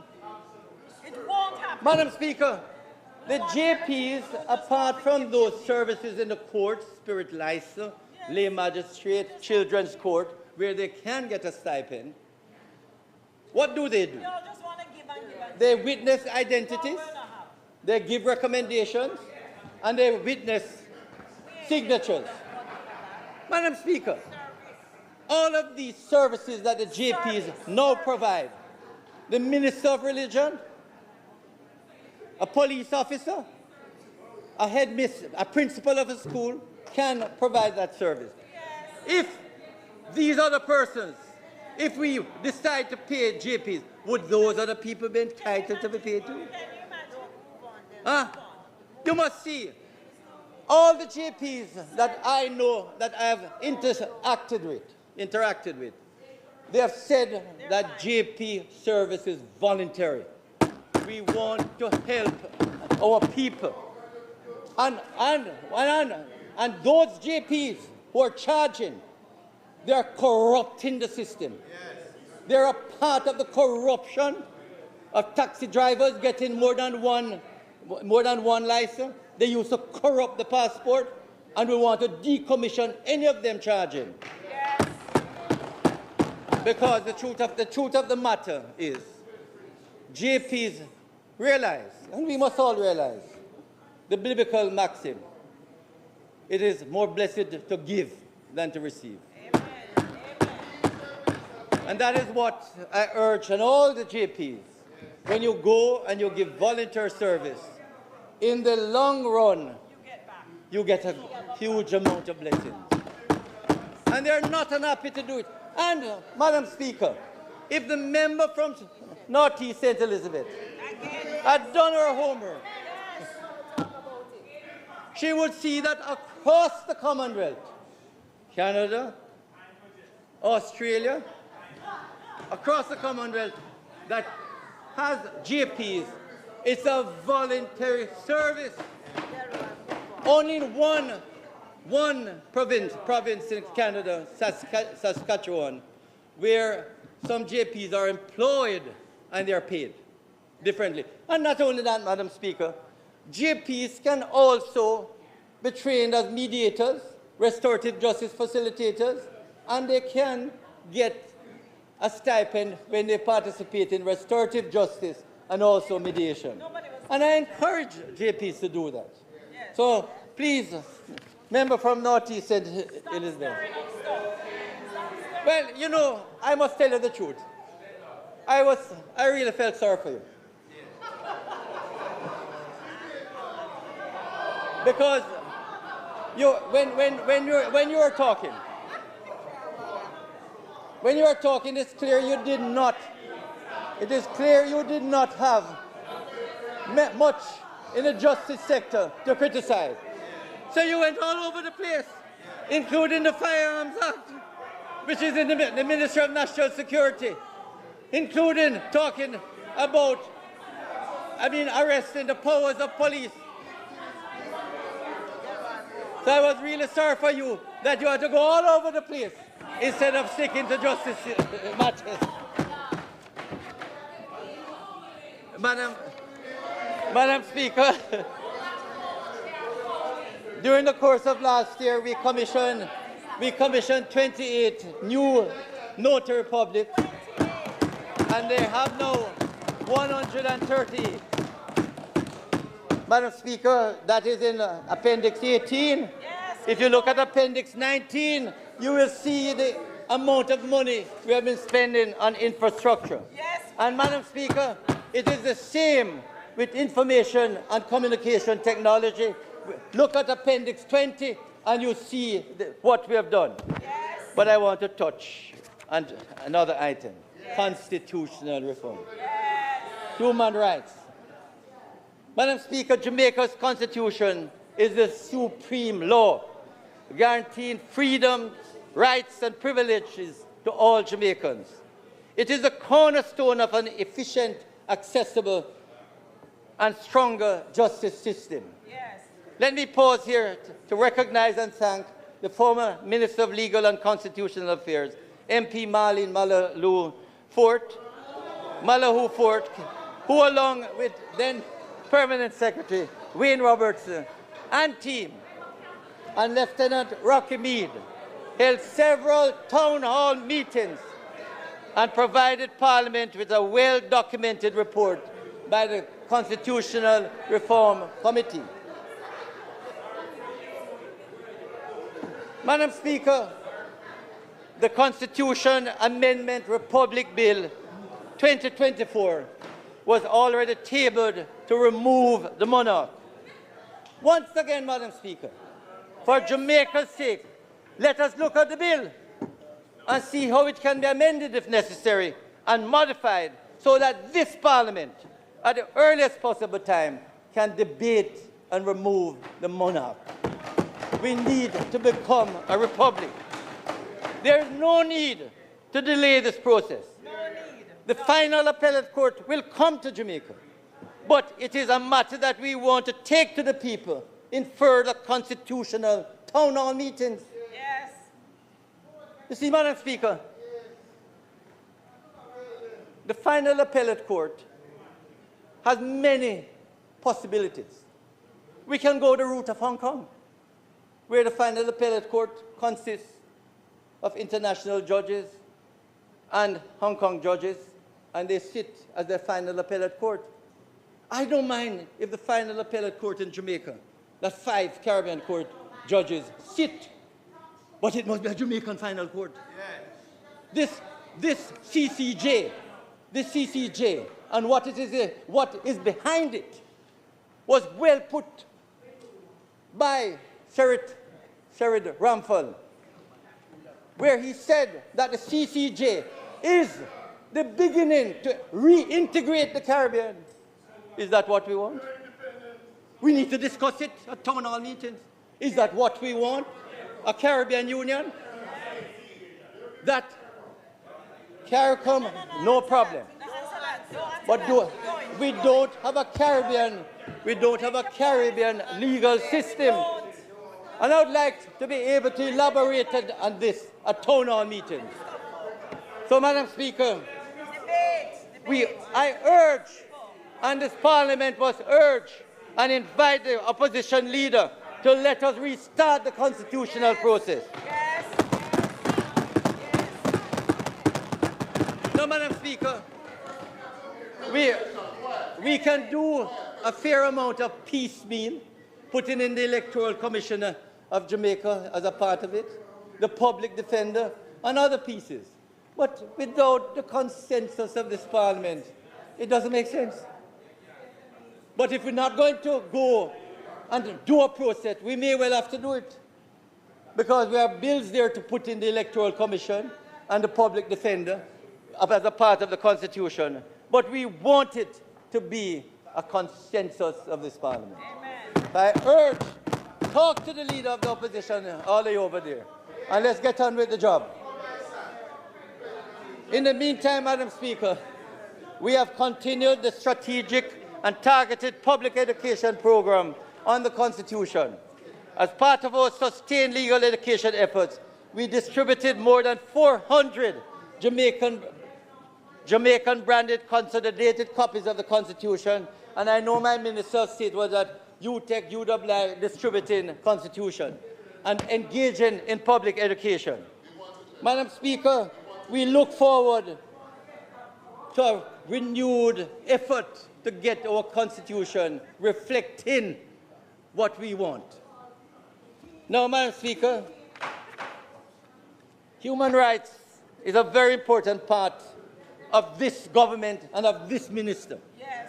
And as I go across the country, I promote the respect for one another's human rights. Yes, yes. And I will continue to do it. Yes. I can tell you that when we reported to the International Covenant on Civil and Political Rights and the Universal Periodic Review, we got very good commendation. Yes. Jamaica does not, and I hope will never have a human rights problem. Yeah. We have the Office of the Public Defender. If you have a difficulty, you can go to the Office of the Public Defender and prosecute any human rights breach. They are empowered to prosecute any human rights breach. Madam Speaker, we are engaged in a number of departments which I will not go through, but if you look at Appendix 23, you will see the Law Revision Secretariat.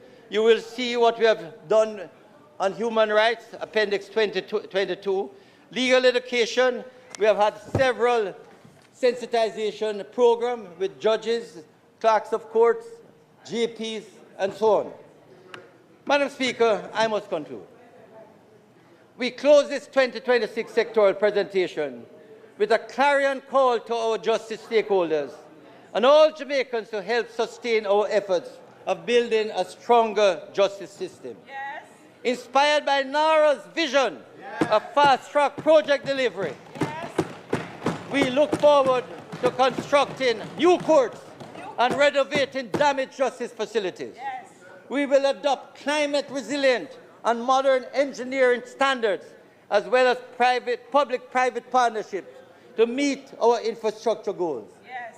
The implementation of the paperless integrated electronic case management system, the IECMS, will further bolster our efforts at digital transformation in the Jamaican courts and strengthen the wider justice system. Hear, hear.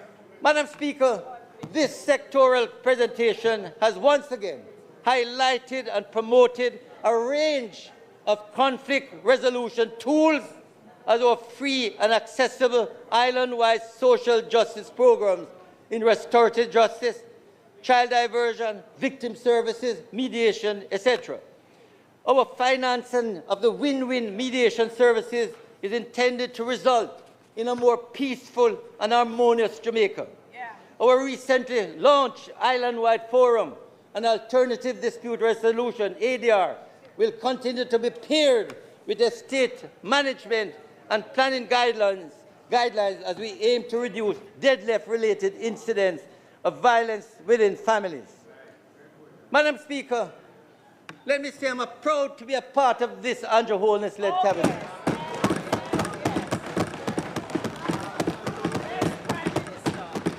Everything that I've asked for to uplift and build a strong justice system, the ministers of finance from Audley Shaw, Nigel Clark, and now Favour Williams, we get. The only thing stopping us in terms of money is the procurement thing. And we have to overcome this procurement thing. Because we have the funds are available. The funds are available, but procurement frequently we can't get the courts built. Madam Speaker, this administration has ensured that anyone who said we want justice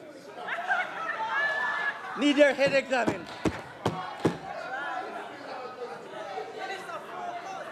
Because you can get justice. Yes. And let me remind you of the number. 888 Justice. 587-8423. Call and they will help you to get justice.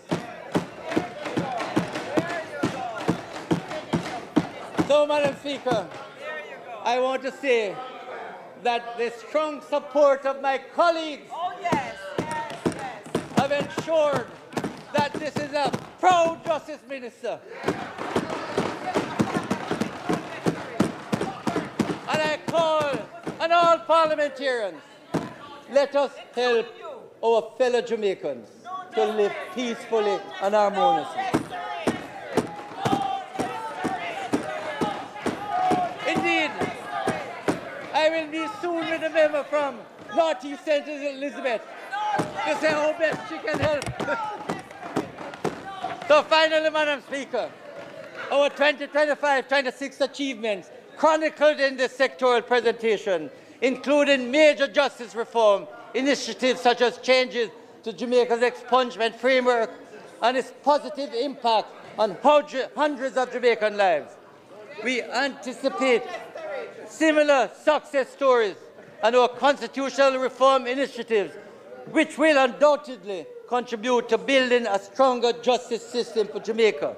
Madam Speaker, colleagues, I say blessings to all Jamaicans. And may God bless all of us. Thank you.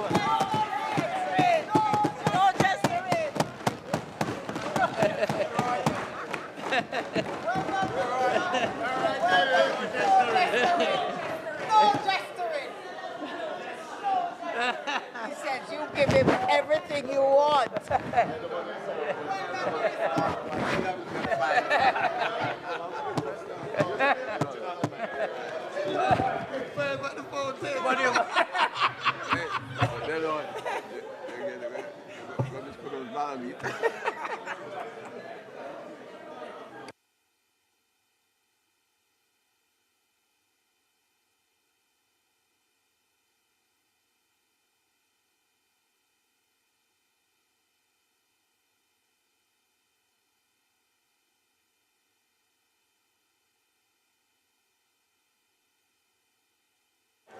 House Leader.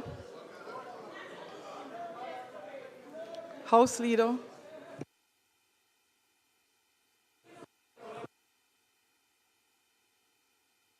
House Leader.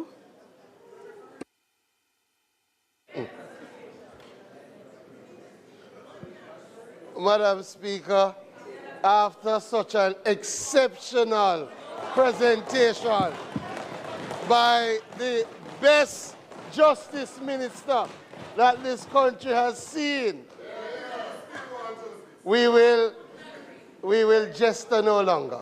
And we will move to the presentation. We will move to the presentation from a wonderful Member of Parliament. Member of Parliament for St. Catherine, North Central.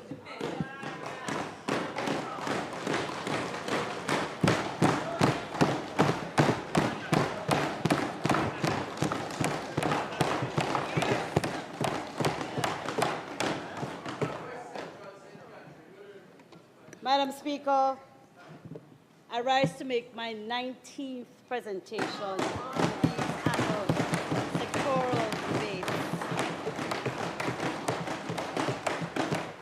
Member, permission to Gratitude. speak from a seat other than your own. Oh, Madam Speaker, kindly asking you for your permission to speak from a seat other than my own. Permission granted. Thank you. Gratitude to God prevails. Appreciative of the support of family, headed by my husband, Marlon Garvey.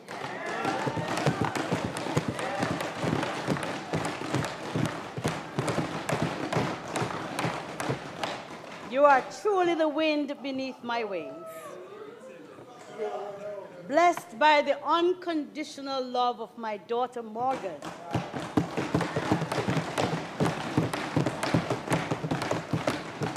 Who celebrates her birthday today.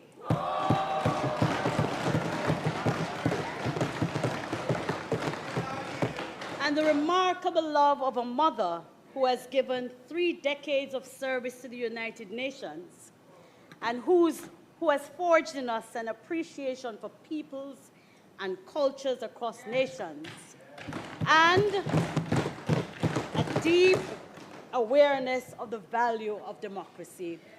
Your 84 years on this world is value to us all.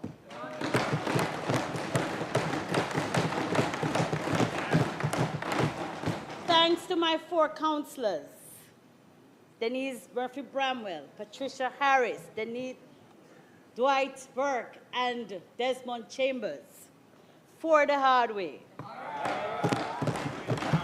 To my constituents, for their unwavering support over 5 consecutive terms.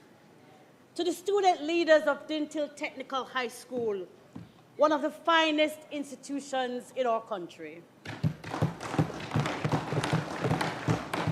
And for the full solidarity of my colleague parliamentarians, headed by the Leader of Opposition, Mr. Mark Jefferson Gordon. I associate my colleagues opposite in the same sentence because you've also become part of my family.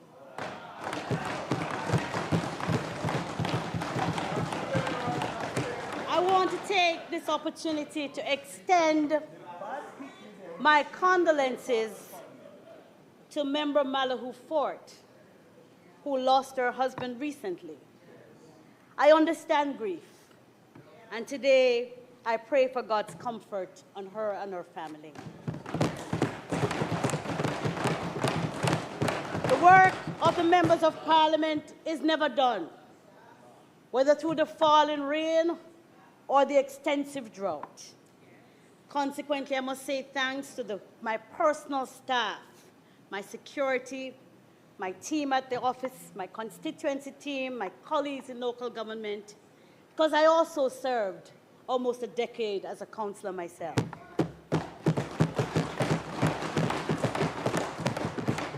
I'm indebted to all of you, and please know that I appreciate the work of every individual.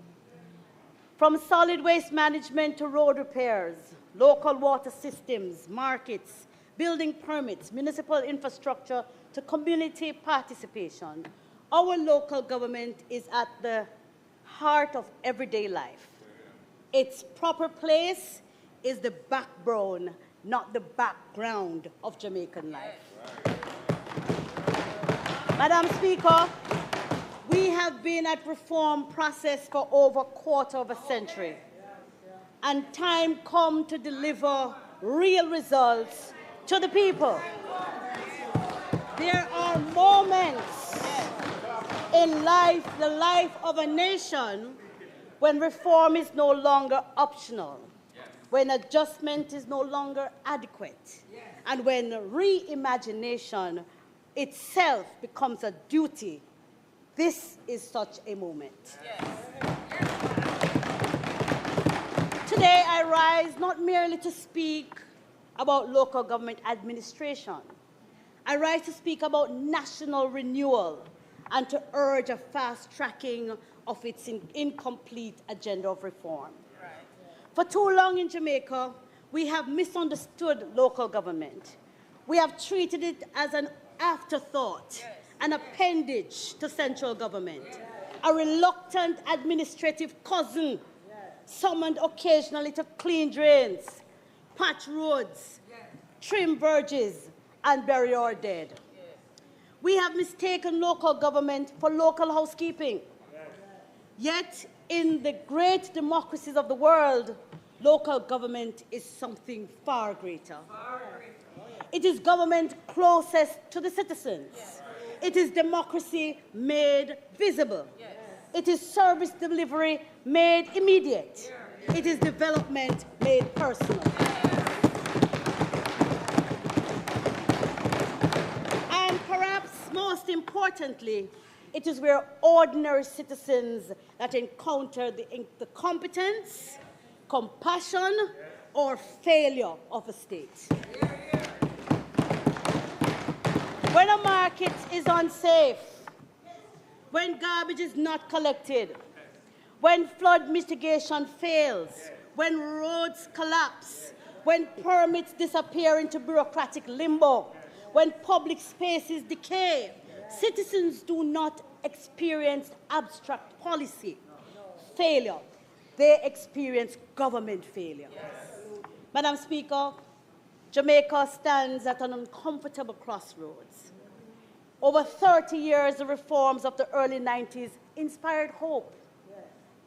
We were promised a transformed local government system, a modern architecture of democratic participation, greater autonomy, better services, stronger accountability, institutions responsive to communities rather than distant ministries. It was, in many respects, a noble ambition, but patriotism requires honesty. The dream of 1992 has not lived up to expectations. The truth must be spoken plainly in this honorable House. Our municipalities remain financially weak. Our local authorities remain administratively constrained. Decision-making remains excessively centralized. Citizen confidence remains fragile. Innovation remains sporadic. And in too many communities, local governments survives not as a strategic engine of development, but as an exhausted mechanism of maintenance which is not up to scratch.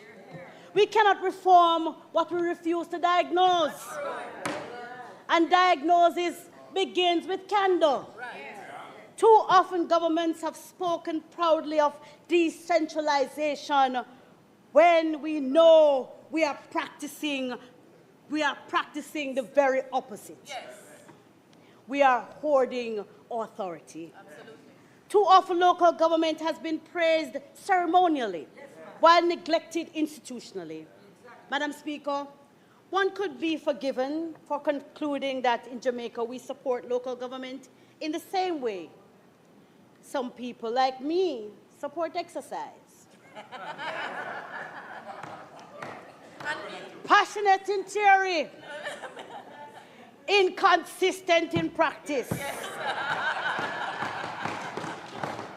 A few murmurs of agreement and a burst of enthusiasm in a January New Year resolution. Then a rapid return to the old habits as the year progresses. That is the reality. A nation aspiring to first world standards cannot sustain third world systems of local administration. We speak proudly about becoming the place of choice to live, work, raise families, and do business. But greatness is not built exclusively in ministries in Kingston. No, sir. Greatness is built in communities, yes, in parishes, yes, built where the people live.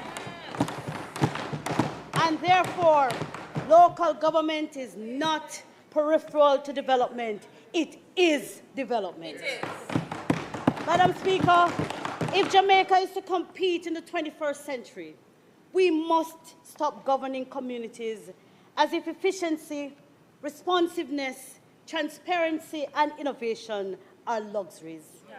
They are necessities. Yes. When one studies the most successful jurisdiction in the world, we encounter a consistent lesson. Whether in Singapore, in Denmark, in Canada, or highly effective municipal systems in parts of the United Kingdom, local government is treated as not as democratic bureaucracy. Exactly. It is empowered. Yeah. It is resourced, yes, properly. It is professionalized. Yes. It is digitized. Yes. It is measured and it is trusted. Yes. Citizens in those jurisdictions do not want to wait months to know whether a permit is approved. They do not want to go from office to office, seeking signatures like pilgrims in search of revelation. They do not want to endure endless procedural uncertainty while systems apologize for inefficiency and call it patience. Madam Speaker, the Jamaican people deserve better. And the truth is, they are ready for better. The local government system cannot be a timid improvement upon yesterday.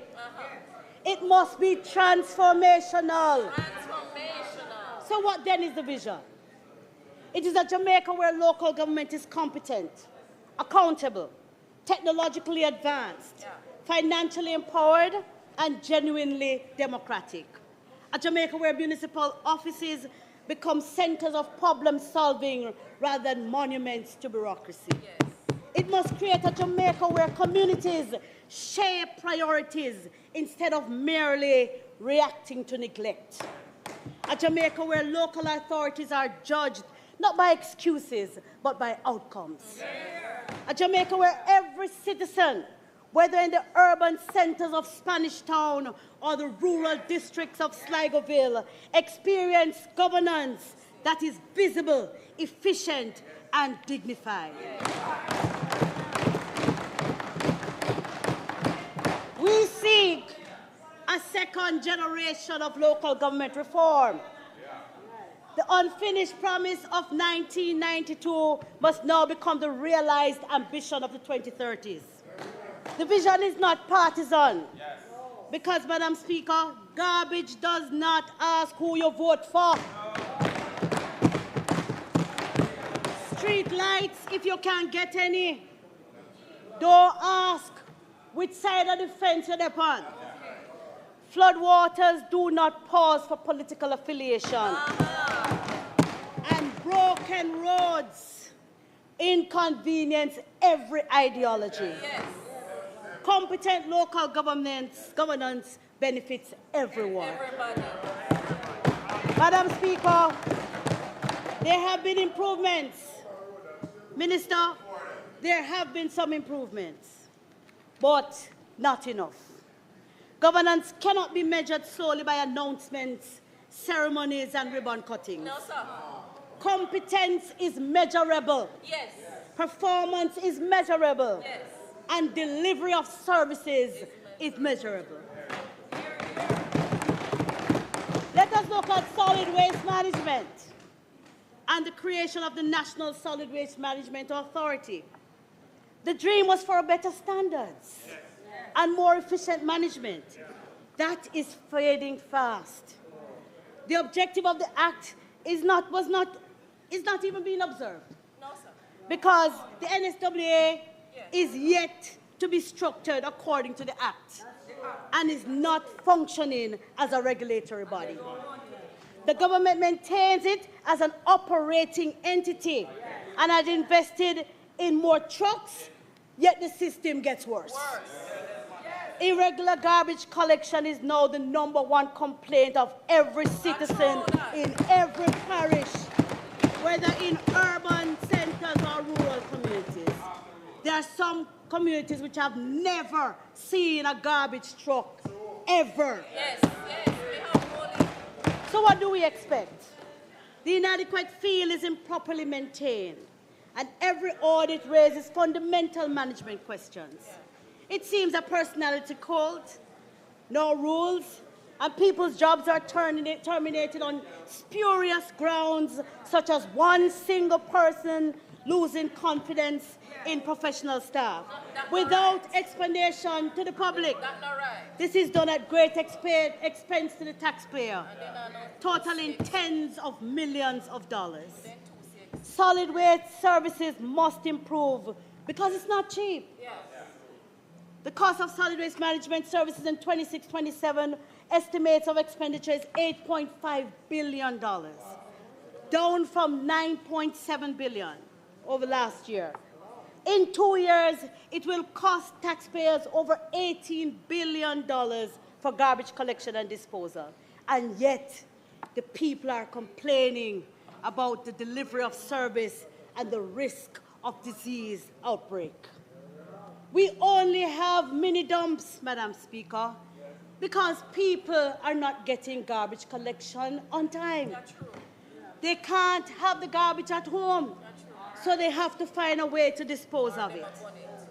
We don't want them to burn it either, because we must protect our environment. Madam Speaker, the people are also asking, why does local government continue to depend disproportionately on ministerial permission? This was a key issue in the reform, hence the establishment of the Parochial Revenue Fund and the passage of the 3 acts in Parliament. These are not opposition questions. These are Jamaican questions. And therefore, Madam Speaker, we must revisit the 1992 dream, now threatening to become a nightmare. The 3 critical laws passed in 2016 as a framework of the new governance arrangements cannot even benefit the system because no regulations have been brought to this honourable House.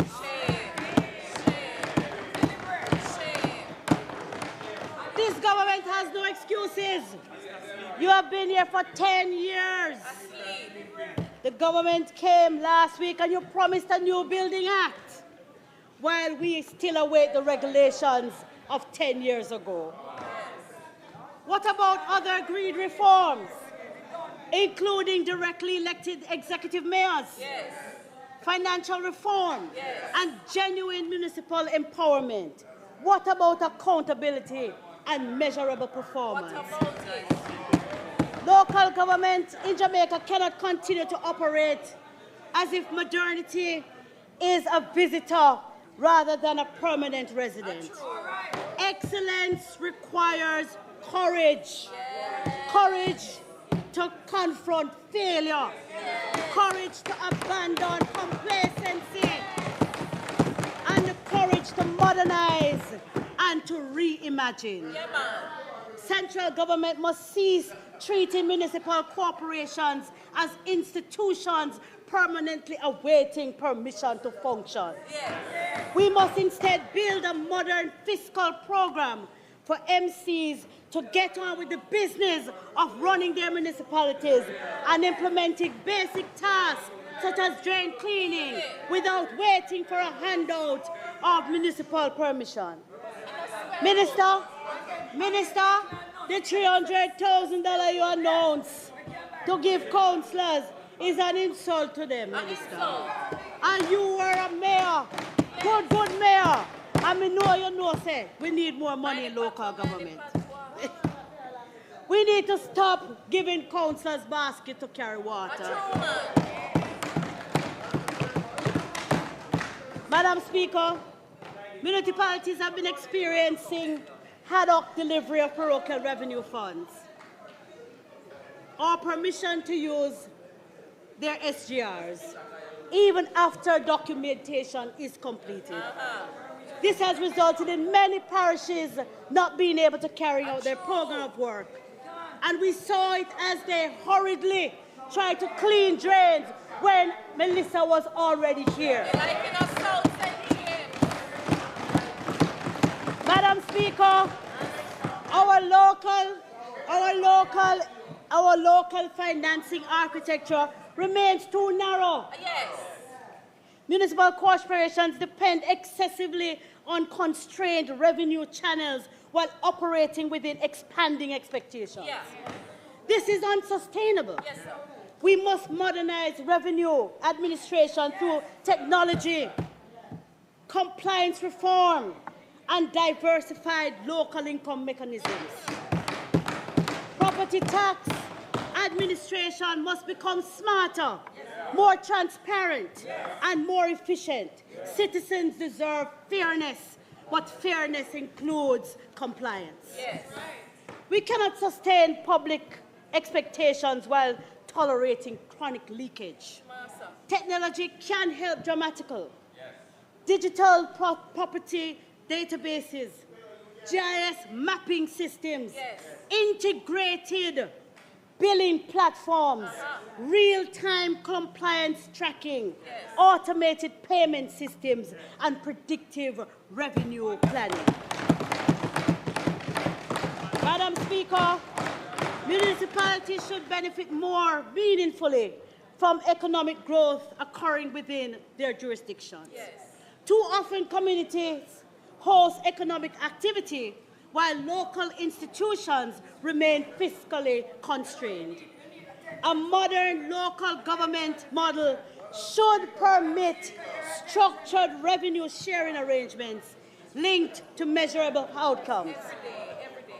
Measurable outcomes like growth in tourism, commercial expansion, industrial activity.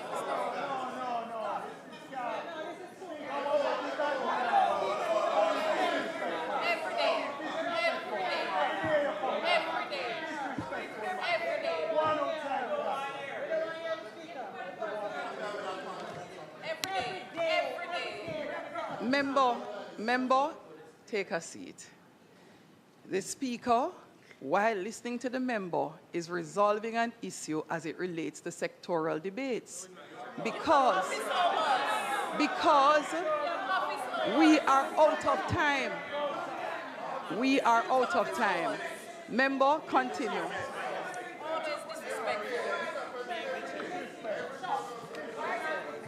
She does it every day. Or she leaves. She does it every day. So I'm back to the second point. Municipalities should benefit more. Madam Speaker.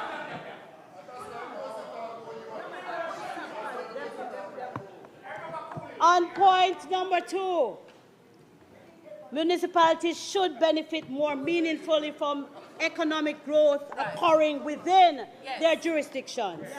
Too often, communities host economic activity while local institutions remain fiscally constrained. A modern local government model should permit structured revenue sharing arrangements linked to measurable outcomes, to the growth in tourism, the commercial expansions, the industrial activity, real estate development, special economic zones, and major transport infrastructure. Local government should have stronger developmental incentives. When communities thrive economically, municipalities should gain institutional capacity to reinvest. Number 3, performance must matter, resources matter, and the outcomes matter as well. Municipal corporations that demonstrate measurable improvements in governance indicators should receive performance-linked incentives. These measurements could include faster permit turnaround, improved sanitation metrics, infrastructure maintenance targets, budget transparency, procurement efficiency, and citizen participation. Reward effectiveness and efficiency. For far too long in Jamaica, public systems sometimes appear to reward endurance rather than their excellence. We must change that culture, Madam Speaker. A high-performing municipality should not be treated identically to a chronic underperforming one because incentives shape behavior. Number 4, municipal empowerment does not mean financial recklessness. No one is advocating for uncontrolled borrowing or municipal debt crisis. But responsible nations allow competent municipalities structured pathways to finance transformational infrastructure. Their markets, the transportation hubs, the waste management facilities, the green public spaces, the public parking systems, properly governed municipal financing frameworks, infrastructure partnerships, and other development financing mechanisms deserve serious examination. Otherwise, what is the purpose of this reform?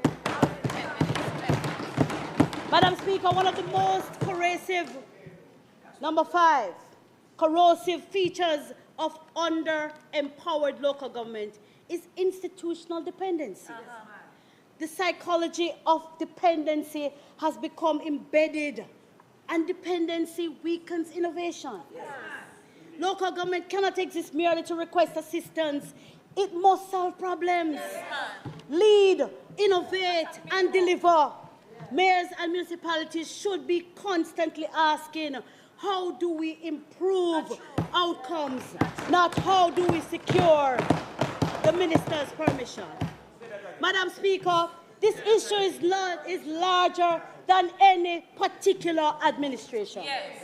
It concerns integrity, dignity, institutional dignity, and community dignity. When local government fails, community sees it as neglect. Mediocrity becomes tolerated and hope is extinguished. Number 6, Madam Speaker, local government cannot merely maintain roads and collect garbage.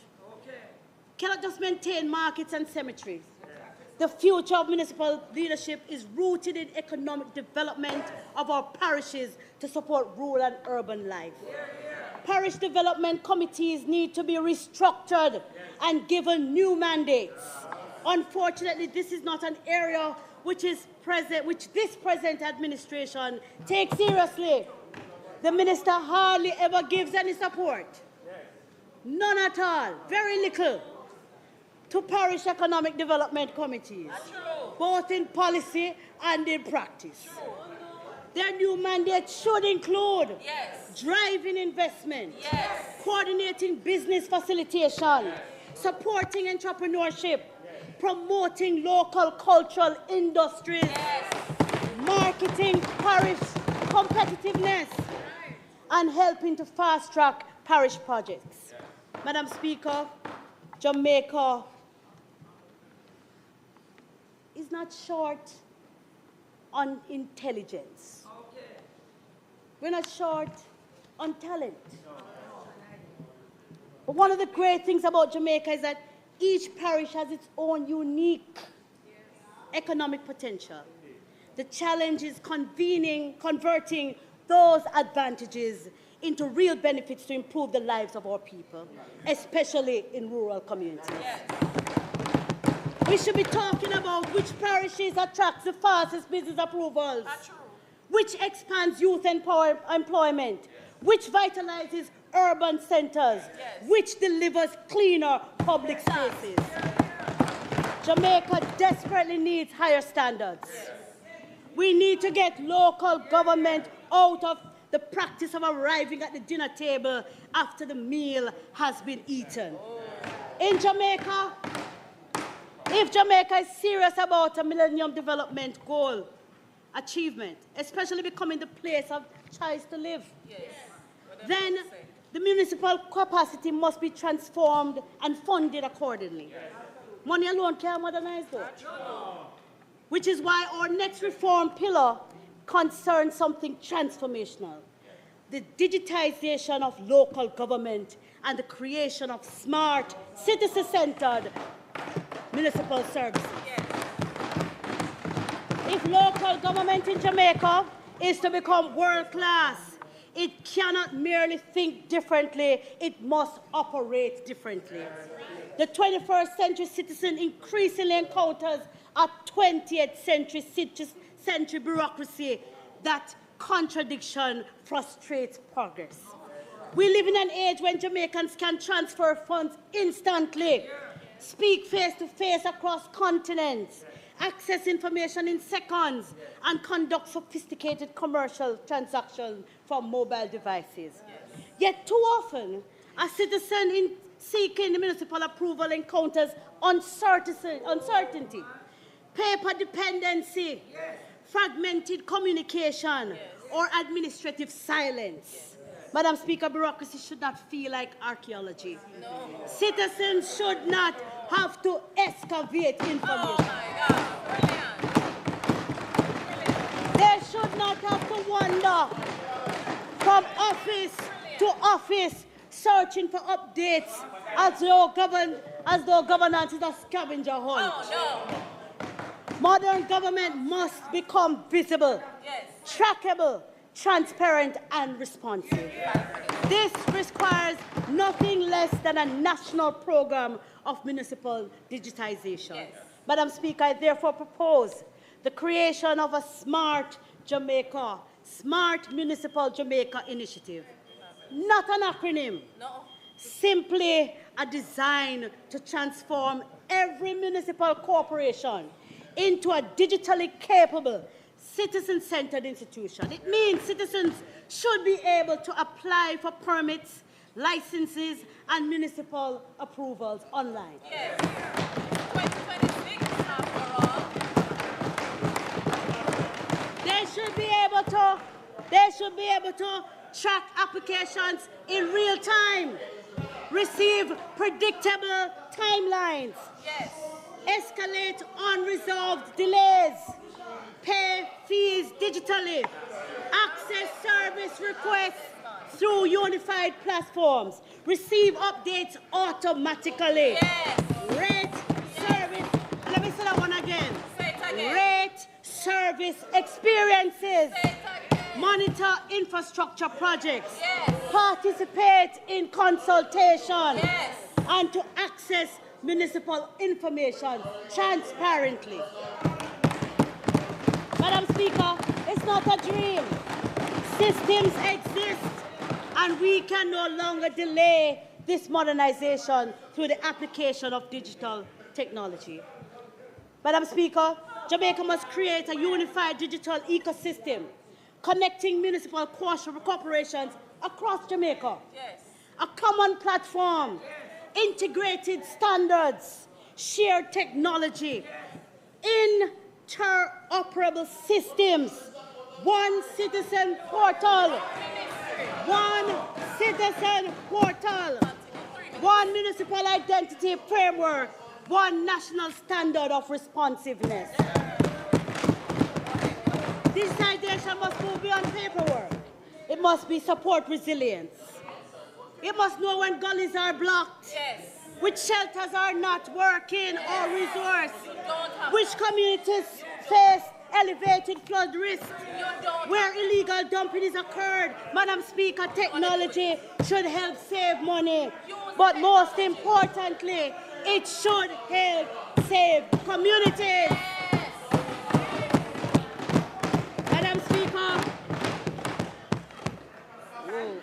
Madam Speaker, the issue of community engagement and citizen participation in governance is one of the great concerns. Some ministries and agencies do consult, but it is not a part of our governance culture. Perhaps it is because the SDC really isn't doing what the SDC was mandated to do. It was created with an ambitious mandate to reorganize communities, to build local leadership, strengthen civil participation, and to act as a bridge between citizen and the state. In principle, it should be one of Jamaica's most important institutions to facilitate grassroots democracy and community development. Instead, it has become an organization which needs a facelift and to be reimagined. Madam Speaker,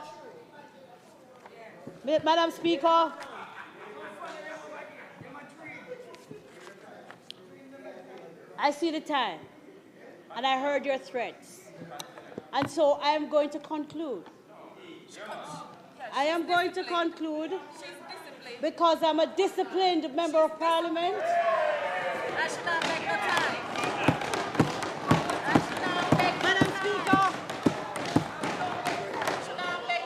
Madam Speaker, the task before us is not merely how we repair and reform local government. The question is, what kind of Jamaica do we wish to build? Do we accept a system in which citizens are too often spectators, consulted only at election time, and then left to navigate failing systems and failing services? Inadequate local planning, neglected communities, and decisions made far from the people they affect. Or do we choose a Jamaica where governance is brought closer to the people, where communities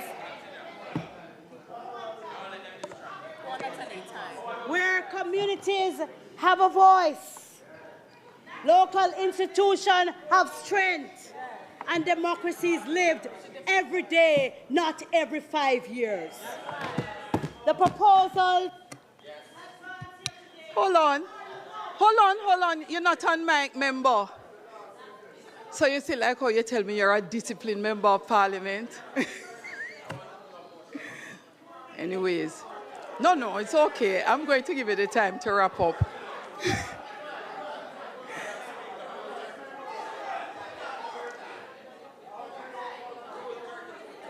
Give you the time. Anyways, I'm giving you the time to wrap up, member.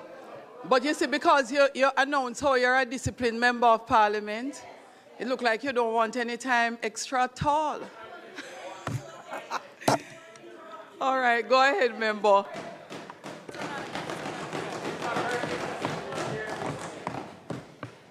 The proposals advanced here today, Madam Speaker, are not abstract theories. They are practical, achievable, and rooted in a simple democratic principle. The people of Jamaica deserve a government that listens, responds, and delivers, beginning where life is lived. In our communities, in our districts, in our towns. For too long, local government has been treated as the forgotten arm of governance, expected to do more with less, burdened with responsibilities but denied sufficient authority, expected to expedite and inspire confidence while starved of modern systems, resources, and public trust. Yet across the world, the strongest democracies teach us a powerful lessons. Nations thrive when local government thrives. Prosperous countries are built not only from strong central governments, but from capable local institutions that solve problems quickly, involve citizens meaningfully, and create a culture of shared responsibility. Imagine a Jamaica where every citizen can digitally engage with their municipal corporation. All right, member. Track projects in real time. Member, your extra and minute and a half is finished, in so wrap up. budgeting. Imagine the local authorities, neighborhood councils, youth advisory structures, citizens' assemblies, and transparent decision-making processes. Jamaicans have never lacked talent. And so today, we are saying to you, the dream of local government reform envisioned decades ago remains unfinished business. But unfinished business is not necessarily failed business unless we abandon the courage to complete it. So let this Parliament resolve that the next chapter of Jamaica's democratic journey will not be one of over-centralization, delay and exclusion, but one of participation, accountability, innovation, and local pride. Let us build communities where citizens are not petitioners to power, but partners in government. Let us create municipal institutions worthy of public confidence. All right. You can't say I'm unreasonable. All right, member Nito, that's it. You know how long I've been giving you the last paragraph?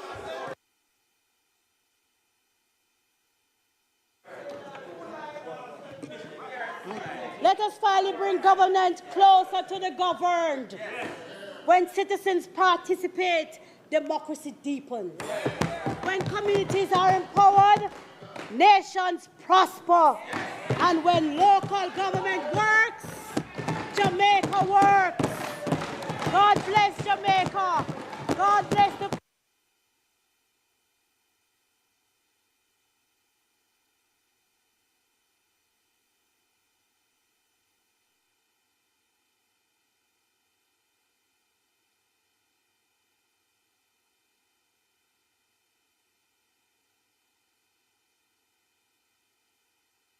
House Leader.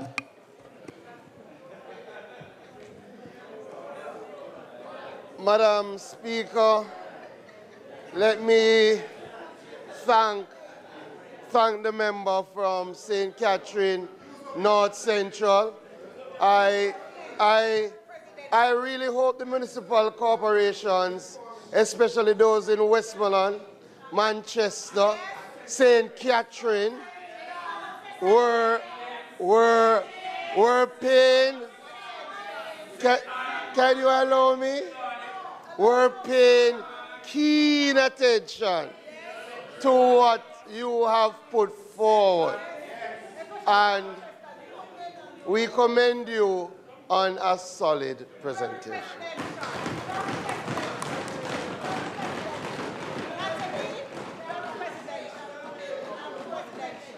Madam Speaker, I ask for the recommittal of, I ask for the suspension of the standing orders, suspension of the sectoral debates, and the recommittal of the agenda.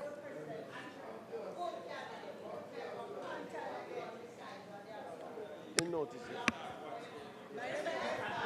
I've got notices.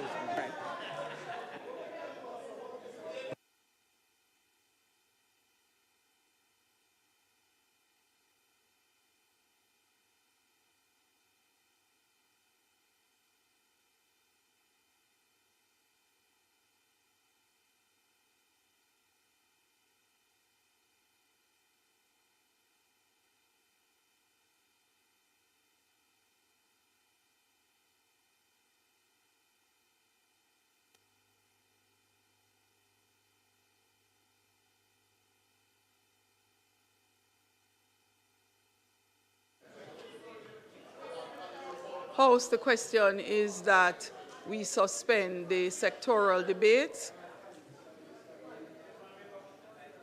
to continue at the next sitting. Those in favor? Those against? The ayes have it. We are also putting the question to the House to recommit from statement by Minister to go through the agenda items that we need to for today's sitting. Those in favor? Those against? The ayes have it. Statement by Minister. Madam Speaker, today we will have a statement by the Minister of Transport, Telecommunications and Energy, the Honorable Darrell Vaz.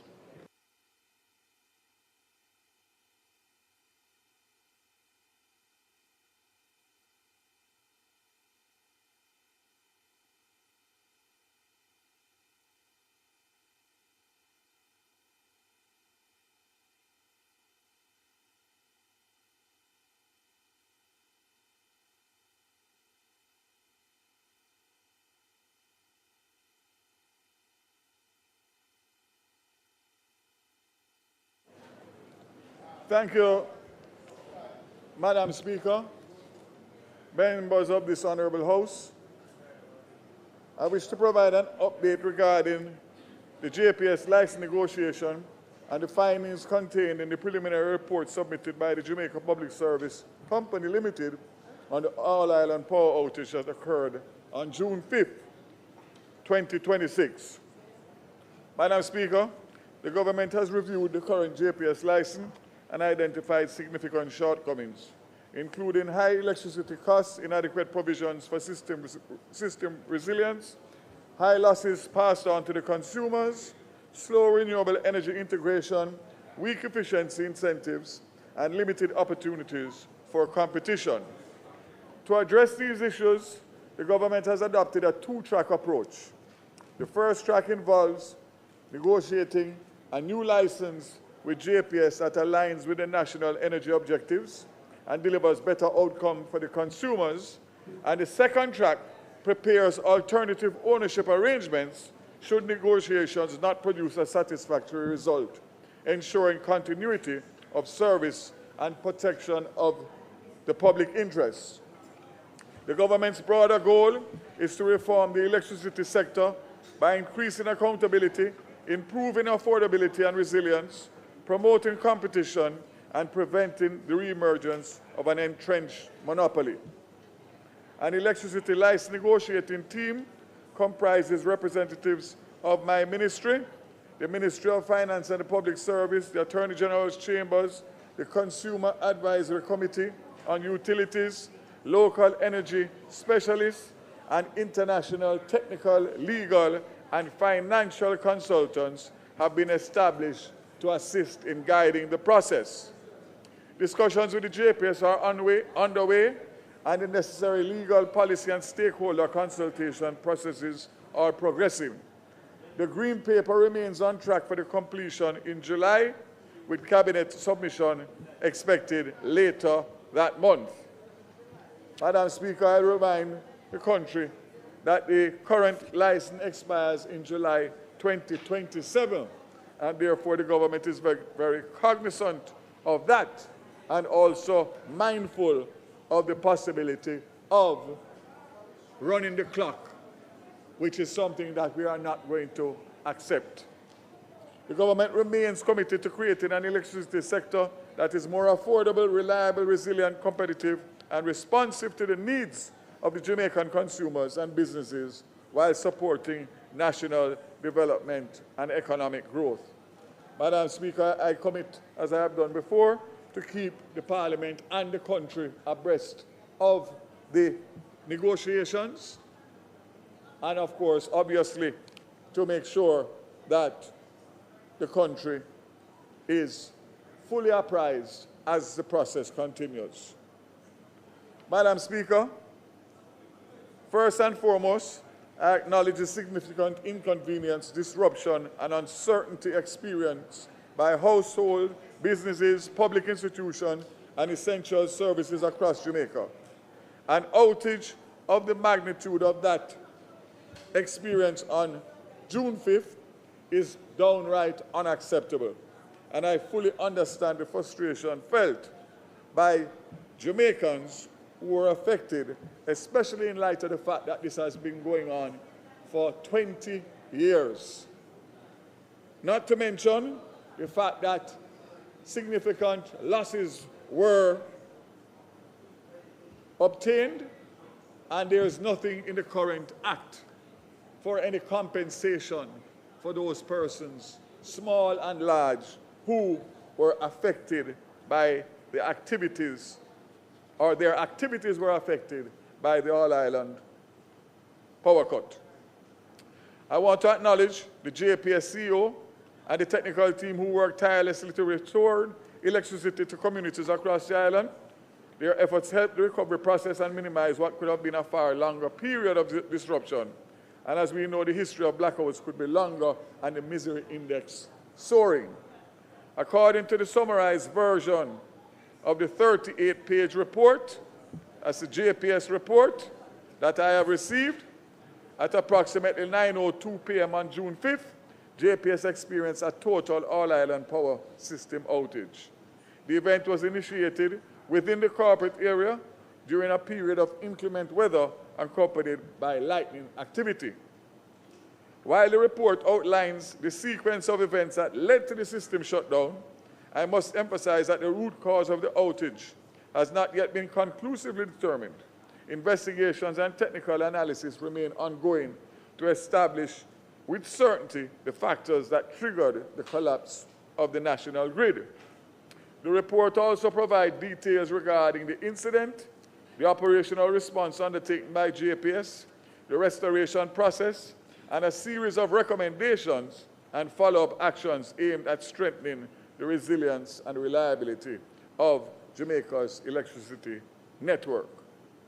I have reviewed the report and have requested that the investigation continue until all outstanding questions are answered.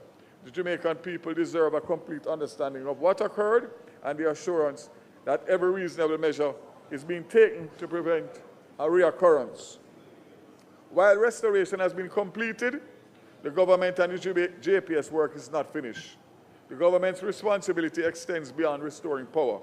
We must determine exactly what happened, why it happened, and what measures are required to prevent a reoccurrence, especially in light of the fact that we have had several of these over the last 20 years. That is a standard I expect from all entities operating within the energy sector and any sectors of my portfolio. Last Friday's island-wide power outage is not an experience that I as minister would ever wish to see repeated during my tenure or any other ministers or government. Quite frankly, as I said before, it is unacceptable in 2026. What concerns me even more is that many of the issues identified in the preliminary report bear similarities to challenges that have been raised before. Jamaicans have a right to ask whether enough has been changed regarding system reliability and resilience, and we simply cannot continue with the same old approach to system failures and expect different outcomes. JPS shutdown history in the years previous are as follows. July 15, 2006, failure of distant relays to operate the Duncan substation following a lightning strike to the Duncan's Bogue 130 kV transmission line. July 3, 2007, due to non-clearance of a fault on lightning arresters for generator number 2 step-up transformer at Old Harbour, where one pole of the 138 kV circuit breaker in the switchyard failed to open properly. January 9, 2008, again due to non-clearance of a fault on the Doheny Tredegar 138 kV transmission line at the Tredegar, and after a wooden transmission support pole fell to the ground. August 5, 2012, again due to non-clearance of a fault on the Doheny Nagas Head 69 kV transmission line at the Doheny end at pole number 1. And August 27, 2016, due to non-clearance of a fault at the Port Authority of Jamaica substation 69 kV transmission line. Madam Speaker, the first 3 incidents have been the subject of OUR inquiries, which set out various recommendations to be implemented by JPS. I have made it clear to the JPS that this incident cannot simply become another report on a shelf.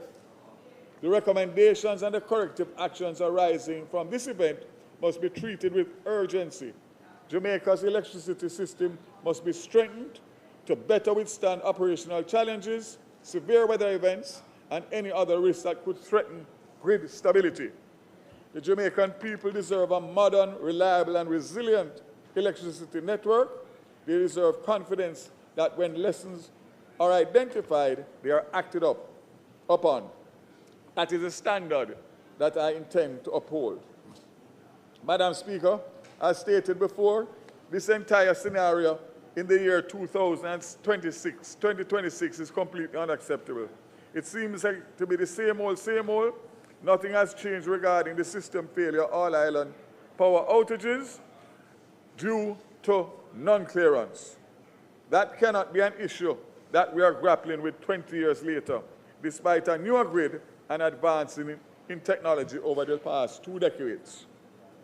As indicated by the JPS, the sequence of trips and system behavior strongly suggests a failure or delayed operation of the primary protection scheme at Hunts Bay on the Rockport line, pending further analysis. This appears to have resulted in a longer fault duration, escalation of disturbance, and a wider system instability.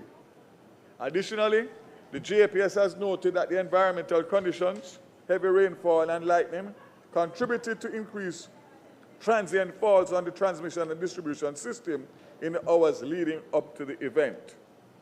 Following the shutdown, the JPS activated its incident command structure and commenced restoration using a controlled black start and system build-up approach, initially isolating the affected corporate area assets.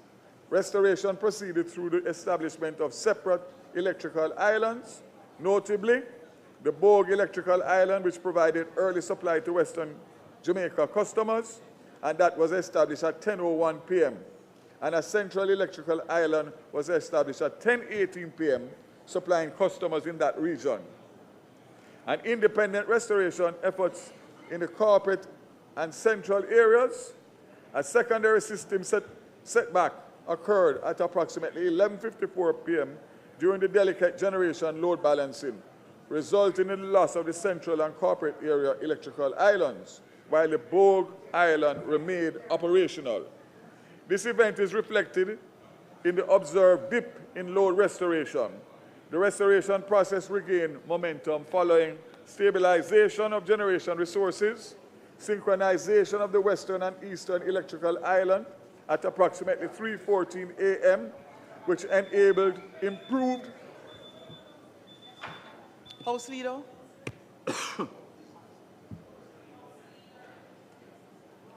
House Leader.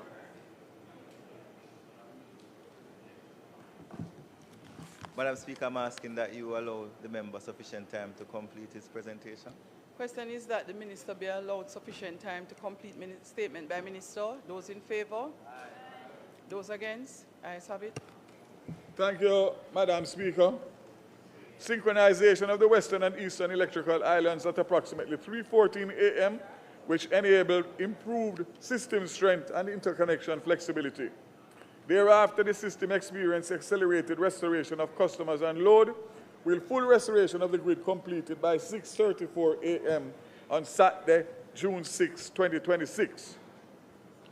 While we are grateful that power was restored to customers within a relatively short period, the incident serves as a reminder that Jamaica cannot afford to return to the days when widespread outages and system instability were accepted as a normal part of life.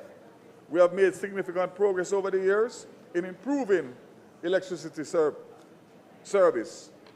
The preliminary findings indicated that a grid shutdown was initiated by the loss of multiple transmission lines at a time when there was heavy rain and lightning. Additionally, initial investigations suggest a possible misoperation of the primary production scheme associated with the Hunts Bay Rockfort line. It is also noted that the scheme operated correctly multiple times in the adverse weather conditions prior to this event. These factors collectively contributed to the prolonged fault conditions, cascading generator trips, and ultimately system-wide instability and shutdown. Despite the event and our initial investigations, there are no immediate concerns for grid stability following this event and the operational measures taken.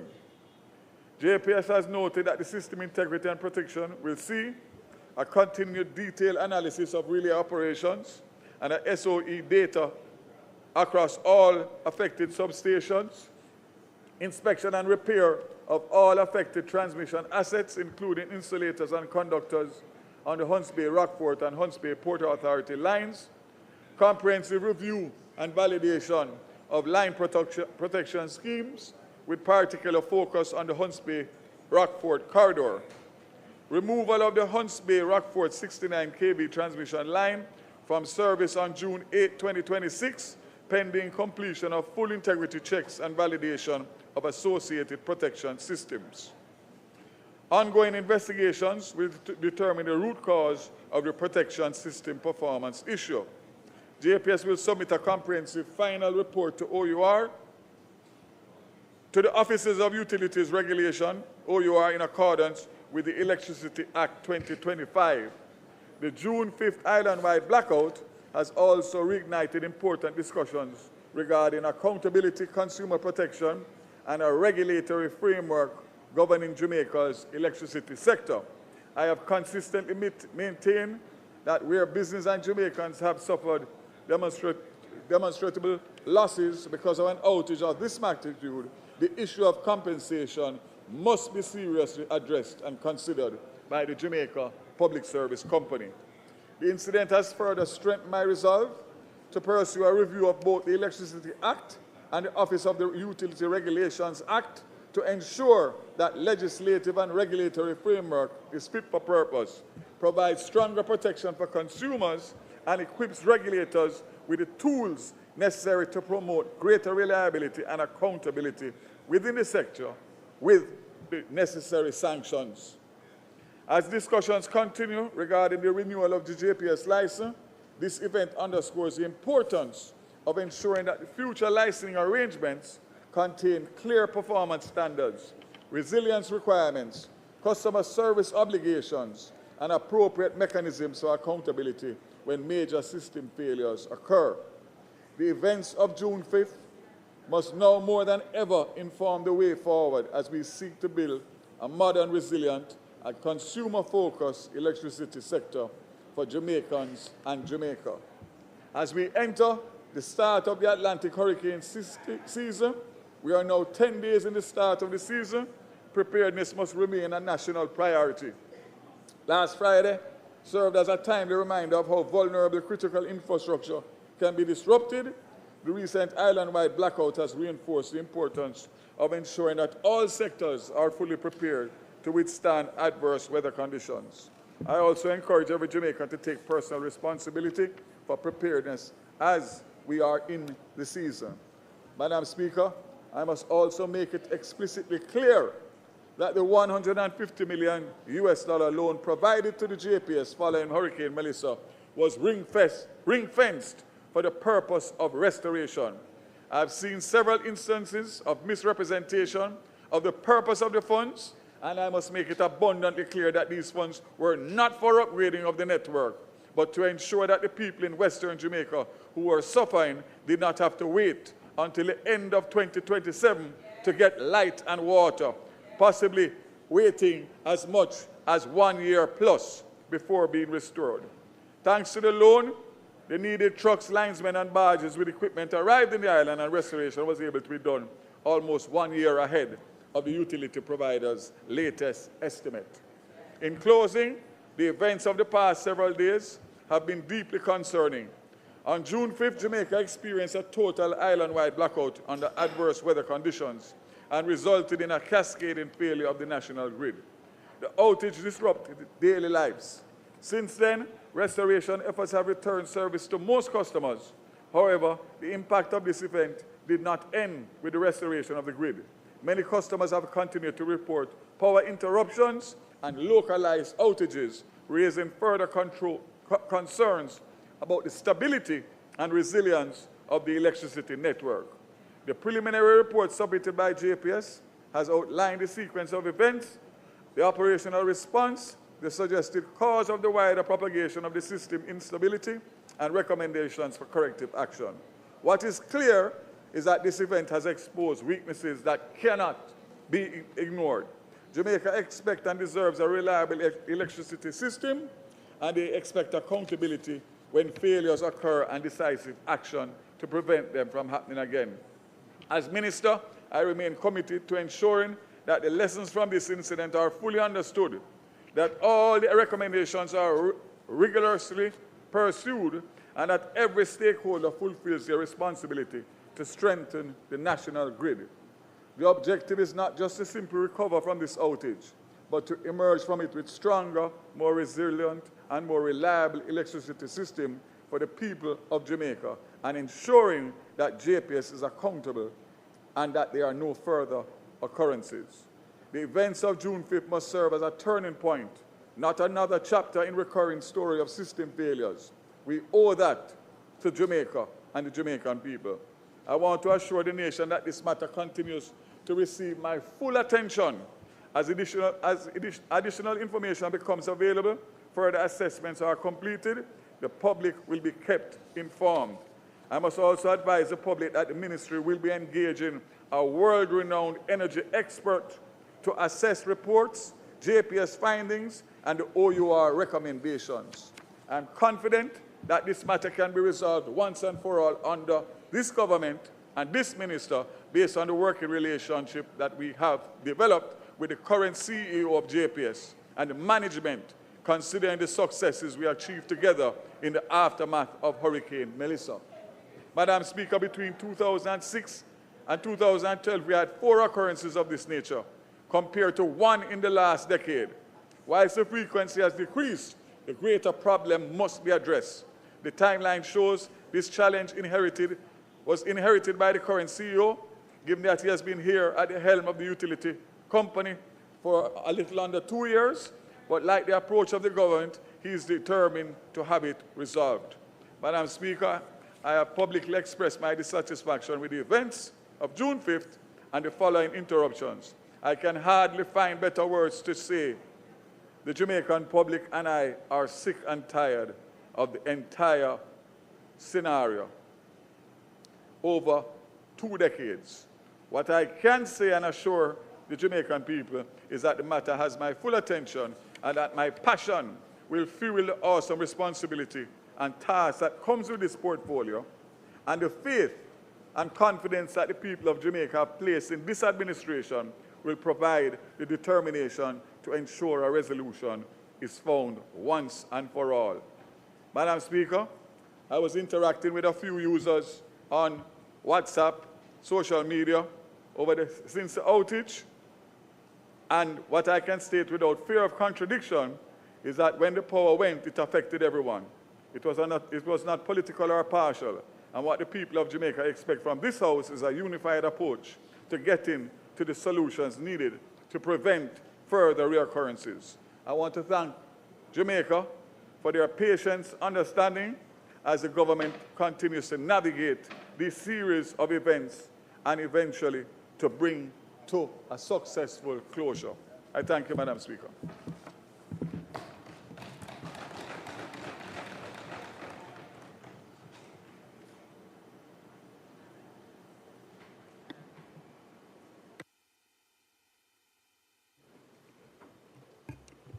Is your mic on?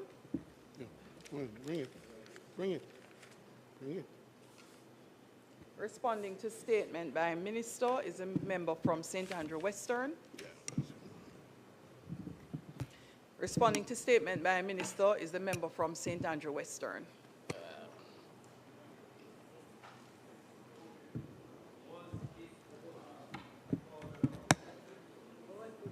Yeah. Madam Speaker, we all listened very intently to the Minister, not only in the Parliament, but also on social media in response to this very, very challenging incident. And we couldn't disagree, and we're not disagreeing with the Minister, that this is an unacceptable situation.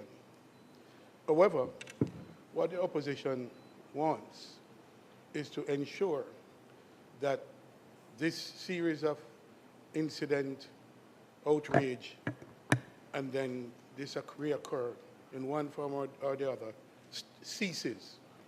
Because in 2026, with technology as it is, with the media looking on, with Jamaica's status in the global economy, this incident is a big incident to lots of people around the world, and that will only grow the reputational damage. So, Minister, one of the things we want to ensure is that, and I listened to you very carefully, and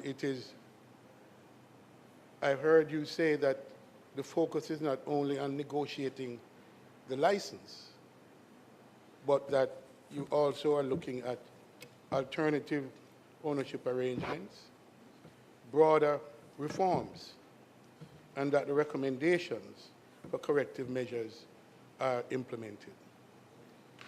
This is as it must be, Minister, because the matter of how we respond and what on the timely basis on which we respond, considering that we now are into the hurricane season, is a matter of some moment, because we are in the negotiation, and the truth is we are concerned that because, and you refer to the running down, that, and you're acutely aware that in this running down process, that the ability or the incentive or the impetus of JPS to respond to these issues are very, very low. We don't have the leverage on JPS that we would ordinarily have and should have, and that's the reality.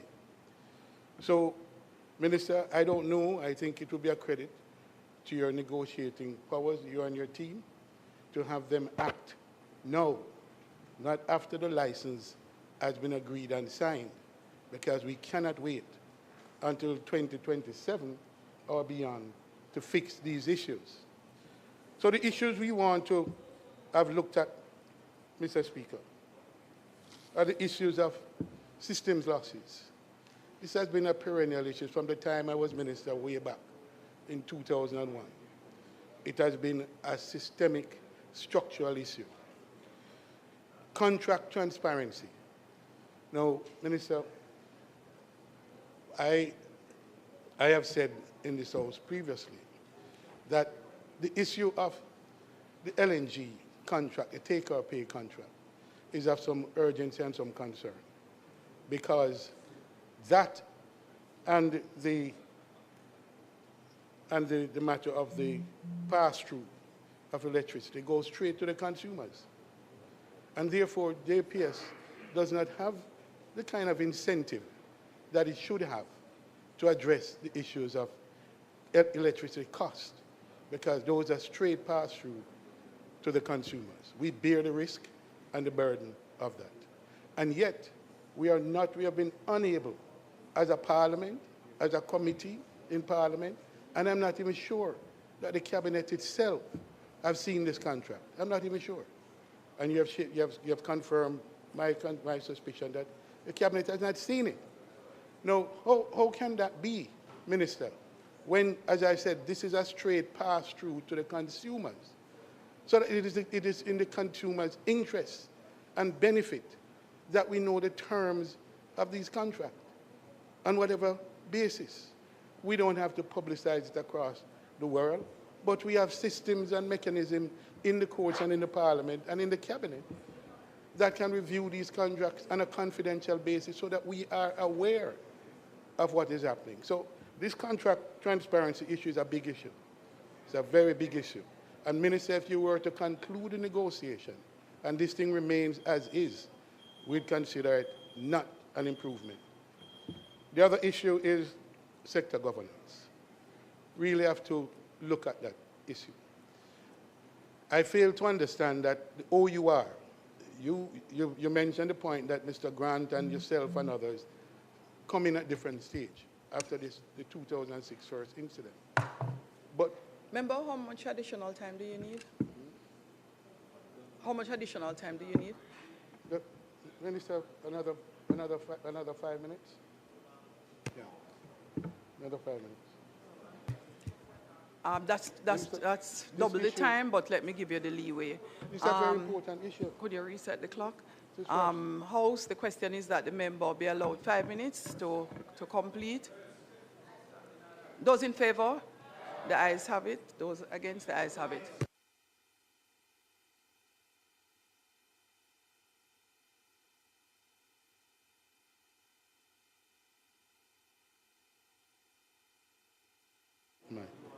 Thank you. The issue of the governance structure needs to change. We need to see an improved governance structure. And that will not focus primarily on the negotiation for the license is important. But the question then arises, I've said, when will these other reform measures be undertaken? Yeah? So we'll be looking to see closely whether the negotiation can result in some immediate responses, because we recall that in the aftermath of Melissa, you, again because of the situation with the licenses and the uncertainty, you had to upfront $150 million US. I don't know that you have any similar amount to incentivize JPS to undertake these urgent reforms, because the issue of the KV lines being affected by rain. We are an island, we have rain every day, almost. And it means that if we don't make the fixes, we're going to have recurring incidents. And we are agreed, Minister, that this thing cannot be recurring. The reputational damage to the country is significant. So, Minister, you have a bit of work to do in convincing the JPS that without a license, it has an incentive to enter under reference and to begin the reform efforts now and not to wait till 2027. Minister, I just want to say that you mentioned that the losses, and I've heard you in the outrage that you intend to ask JPS to compensate. Now, in the same breath, you made the observation that the agreement does not have any provision. Now, how do you propose to do that? To convince them again on the basis of no incentive, no license, and the uncertainty about the agreement that they will now be paying out potentially substantial losses, not only to businesses, but to consumers. So that much, I think you may want to give us some indication about that. Minister, I just want to ensure that the Joint Select Committee, which met on this issue for over a year, and a report was actually concluded. That was never tabled in this House. But the recommendations in that report were, to my mind, and I believe you share the view, sufficiently significant that we will be looking to see what of those measures and those recommendations will be incorporated into the license. Because I think those recommendations will make a substantial improvement over the existing licensing arrangement, which is what we all need and we all are urging. So, Minister, they have some work to do, and we look forward to not only the preliminary report, the final report, and to see what recommendations are there, and to insist that we begin that process of negotiation or reform to ensure that this not occur in this hurricane season. All right? Thank you, Minister.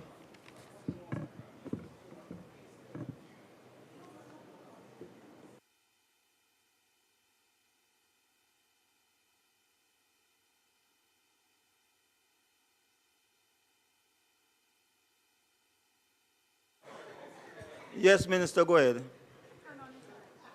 Thank you very much. Mr. Speaker, thank you very much. And just to indicate that I'm happy at the response from opposition colleague in relation to my statement. I can say that the spokesperson, I was in touch with him. He's not in Parliament today, but we are in touch, and we constantly stay in touch, which is a position that I take. I also work closely with the member who responded, because this has to be something that there's consensus on. This is too important, and this is not about us here today. It's about generations to come. So it's important that there is consensus in terms of how we proceed with the electricity issues, which include the license, the reforms, and of course this current situation that we have. And I give up the House undertaking that I will keep the opposition in the loop, and of course consultations and discussions will continue as I've always done. As it relates to your first comment, there's no two ways about it. The reputational damage of all island power cut for any country is a significant reputational issue. The issue of the LNG contract, member, I share your sentiment, but at the same time I caution you to realize that it is a private sector, quasi-private sector arrangement, although it was negotiated by a negotiating team at the time. But I will agree with you that we have not got the benefits. The consumers and the country has not got the benefits that were intended by the introduction of LNG. And as it relates to the Joint Select, which I chaired, and you were a participating member, because of the negotiations and the time with the license, etc., it's not that we are not using information from that, but that was agreed on, but based on all the different timelines that came about, we realized that it wouldn't make sense to deal with the license itself. And I want to assure you that in the negotiating of the license, that the reforms have to be done in parallel. They may not actually be completed at the same time, but you can't have a new license with the same regulations and the same act that governs us now, because it will be totally counterproductive. So you said the right thing, a lot of work to be done. It's a moving process every day. What I can assure you, and I can assure my colleagues and the country, is that we are equipping ourselves with the best of the best. So we have our AGC, we have our Ministry of Finance reps, but we also have external lawyers, we have external financial advisors, and we have external technical advisors, because you are going up against very, very, very big companies with big lawyers. And we have to make sure that when we go into that room, that we are on an evil. So I say to you, member, I appreciate your response, tempered, rational response, and to commit that these discussions, as they unfold, the opposition will be kept abreast of it, because it's of the importance of it to have a bipartisan agreement in terms of the way forward in the national interest. Thank you very much. All right, I recognize the member from Southeast Senan. All right, it is not ready. All right.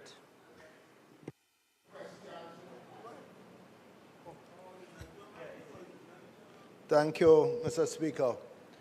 Minister, you This spoke... is a member from South Manchester. I said a member of Southeast Senan, so yield to you. Was that it?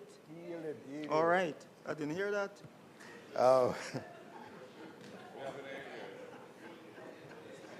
We understand you're learning the job. We understand you're learning the job. Minister, you spoke about a parallel track. You said you had one team negotiating and one team working on a parallel track if those negotiations are not successful. But I put it to you that in the time that's left on the license, it is impossible to get a third party to take over the JPS system. There's not enough time to do proper engineering, due diligence, etc., especially given the passage of Melissa recently, the unexplained cascading national outages, etc. Any potential purchaser would need, I would guess, a couple years to do a proper technical due diligence. So in that context, I'm asking you to confirm, one, that the parallel track would be that the government of Jamaica would have to take over the JPS, the distribution network, obviously the private power, the shareholders have their private power generator at Old Harbour, but the government would have to take over the distribution system. And secondly, could you identify for us who these technical advisors are from the perspective of engineering, from the perspective of power generation and transmission specialists, from the perspective of legal and any negotiating external expertise? Could you identify them specifically?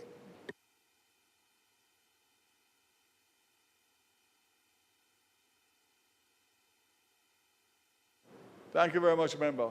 In relation to your first question, I think based on your background, professional background, you would realize that the question that you're asking me, for me to answer that, would not be appropriate at this particular time, for several different reasons.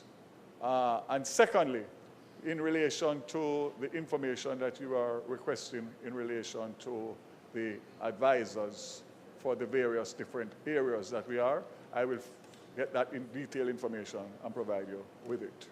But you can understand that we are 1 year, next month, as you say, is a short time, but the fact of the matter is that we have to walk and chew gum, because the fact is that at the same time, we're not going to end up in a situation where the clock runs down and we have to take a license that is less perfect than we need it to be for the benefit of Jamaica.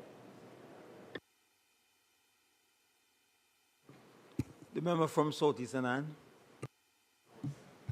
Thank you, Speaker. Thank you, Minister. 2 questions. On the night of the blackout, at least one house in my constituency burned down because the gentleman decided to use a candle. House caught fire and completely lost.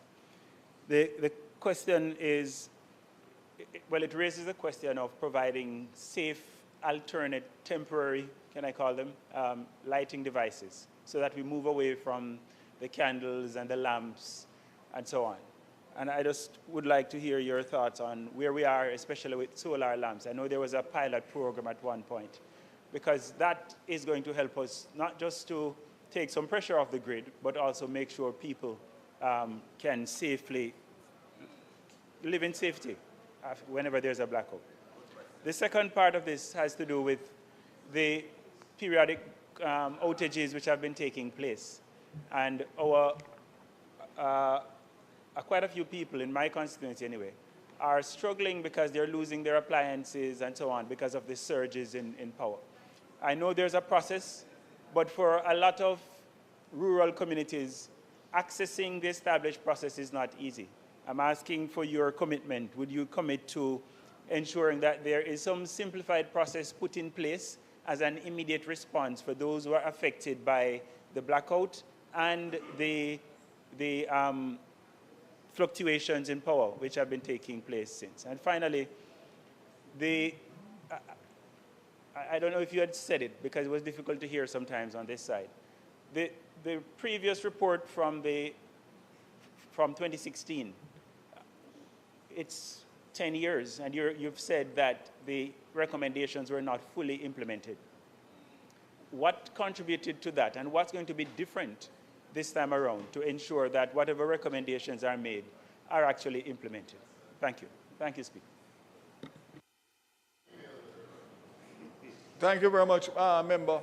In relation to your first point in relation to the unfortunate loss of a home as a result of the all-island power cut and the use of candle, that is something that is quite frequent, not even to do with all-island blackouts, but ordinary power cuts and some persons who don't have any light whatsoever.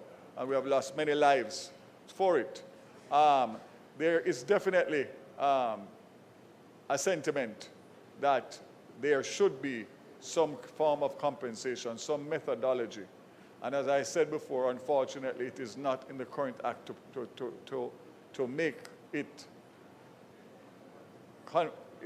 make it happen.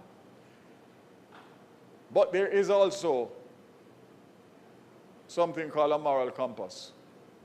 And when you have 690,000 customers and light goes out all island by no fault of theirs, they have paid their bills, then it is absolutely something that JPS, in terms of good customer relations, should have some kind of scenario that can evaluate and assist. What bothers me is that obviously on a Friday night, which is the night when most people in the country and in Kingston is when they make their little money with their round robins and the bars and the dominoes, etc., and the jerk chicken man and the round robin man.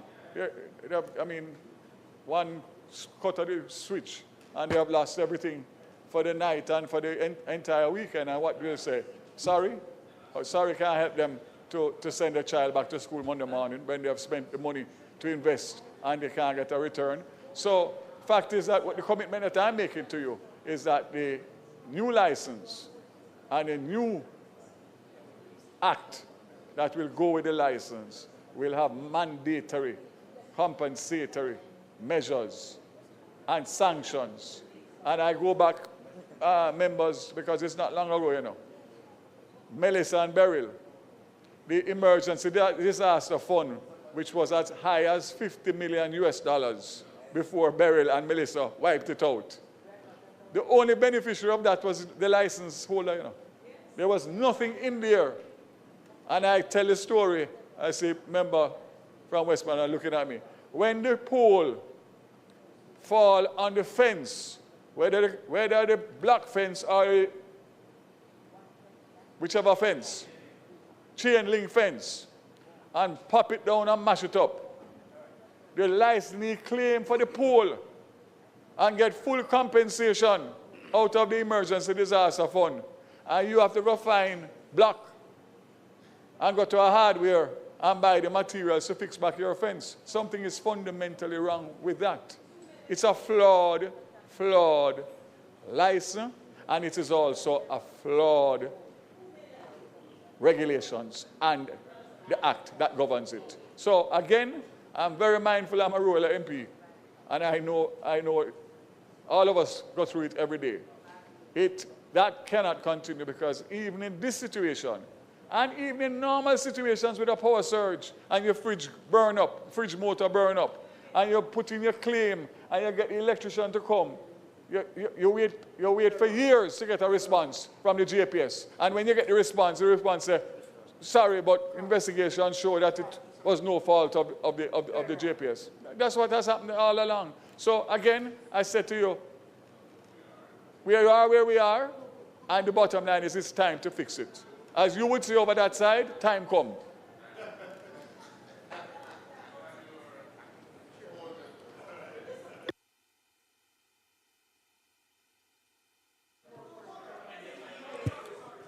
And after burial, the distribution of solar lamps to try and replace the use of the candles and the kerosene. I can't remember, don't hold me to it, but I know that my ministry either imported either 10,000 or 12,000 or 15,000. I remember that MPs, I was at Member Hilton's handover. All MPs were given an allocation at that time. Some of you weren't here. Some of you had left, taken leave, and came back. But those of us who served well were here throughout the entire time. So yes, so it's a program. I know JSIF, who is doing the rural electrification. I know that they also have a program in terms of giving free of cost the solar lamps that are charged by solar. You can charge your phone and you have the lamp on it. So that is something that I will follow through to see that that program continues. But it was an announcement by the Prime Minister and it started. So the new members wouldn't have been there at the time, but yes, and your former representatives would have been beneficiaries. And it was very effective. Thank you. All right, announcements. You didn't indicate. It's quick. It's quick, and it's not a rebuttal to the quip that was made. Minister, I realize that you will have some challenges with the compensation, right? But in relation to the same persons you spoke about, like the round robin persons and those other individuals, the government, though, can assist with some of this. They can't compensate them necessarily for the goods that they would have lost, but certainly for the permission and the permits that they would have applied for. I think there should be a discussion between yourself and the Minister of Local Government to ensure that when these persons get a new date to keep their event, that the permits that they would have gotten approval for before, that those can be transferred so that they can have their events made. Member?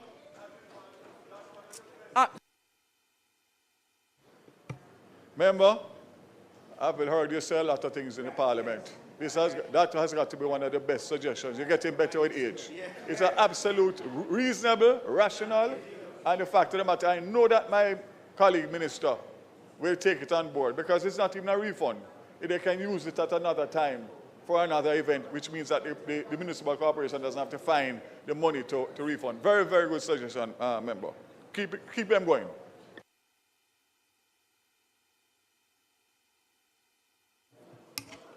Announcements. Laid on the table of the House are the following. Under the law reform, Zones of Special Operations, Special Security and Community Development Measures Act 2017, the law reform Zones of Special Operation, Special Security and Community Development Measures, extension of period of operation orders 2026 and their resolutions in respect of the Augustown Zone, the Norwood Community in the Parish of St. James Zone, the Greenwich Town Zone, the Mount Salem Community and environs in the Parish of St. James Zone, the Denham Town Community Zone, the Savannah Lamar zone, the Parade Garden zone.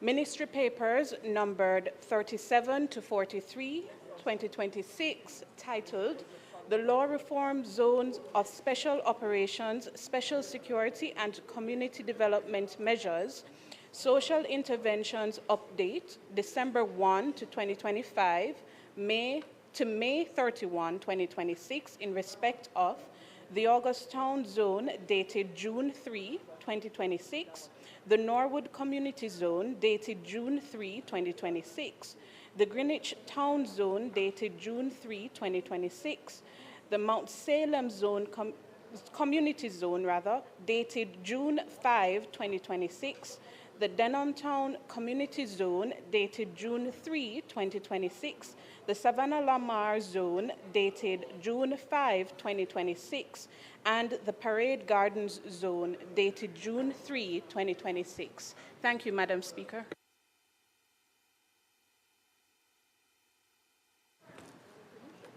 No, where is the... Also laid on the table is the report of the Standing Finance Committee of the whole House of Representatives, consisting of all members of the House on the Bank of Jamaica monetary policy statement for the 6th month ended March 2026, and quarterly monetary policy reports dated February 24, 2026, and May 26, 2026. Thank you, Madam Speaker. Thank you. Bills brought from the Senate, petitions, papers, reports from committees. Minister Williams. Thank you, Madam Speaker. Madam Speaker, I beg to lay on the table of the House a copy of the report of the Standing Finance Committee of the House of Representatives on the Bank of Jamaica quarterly monetary policy statement for the 6 months ended March 2026, and monetary policy reports dated February 24, 2026, and May 26, 2026, respectively.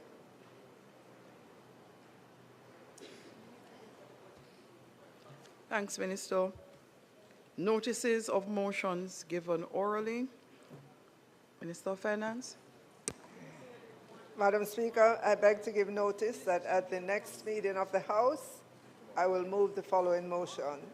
Be it resolved that the report of the Standing Finance Committee of the House of Representatives on the Bank of Jamaica quarterly monetary policy statement for the 6 months ended March 2026 and monetary policy reports dated February 24, 2026 and May 26, 2026, which were laid on the table of the House on the 10th day of,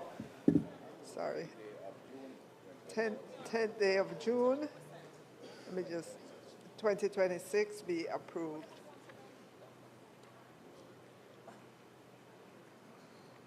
Do I read the next?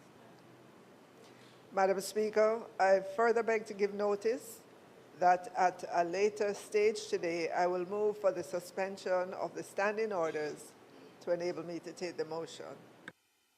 Thanks, Minister. Next is the Minister of National Security. Madam Speaker, I beg to give notice that the next meeting of the House will move the following. The law reforms zones of special operations, special security and community development measures, the Mount Salem community, the law reforms zones of special operations, special security and community development measures, Denham Town community, law reform zones of special operations, special security and community development measures, the Augustown zone, the law reform zones of special operations, special security and community development measures, the Greenwich Town zone, the law reform zones of special operations, special security and community development measures, the Norwood community in the parish of St. James, the law reform zones of special operations, special security and community development measures, the Savannah zone in the parish of Westmoreland, the law reform zones of special operations, special security and community development measures, the Parade Garden zone of extension in the corporate area. Minister. Now, Madam Speaker, I further beg to give notice that in later stage today I will move for the suspension of the standing orders to enable me to take the resolutions. Thanks, Minister. House Leader. Madam Speaker, I beg to give notice that at the next meeting of the House I will move. Whereas Standing Order 32A1 stipulates that the sectoral debate shall last no longer than 6 weeks in each year, and whereas the 2026-2027 sectoral debate commences on April 21st, 2026, and the 6-week period expired on May 26, 2026, be it resolved that notwithstanding Standing Order 32A1, that the sectoral debates be extended until June 30th, 2026. And Madam Speaker, I further beg to give notice that at a later stage today I will move for the suspension of the standing orders to enable me to take this motion.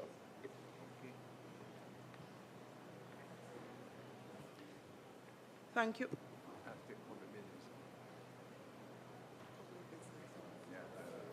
Members, Minister, turn off your mic, please.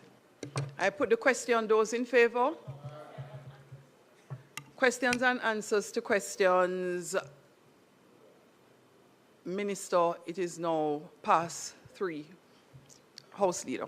Madam Speaker, with the time being 5:35 p.m., I now move that the House be allowed to receive and answer questions at this time. Those in favor? Aye. Those against, the ayes have it. Member from Westmoreland Central. Same one.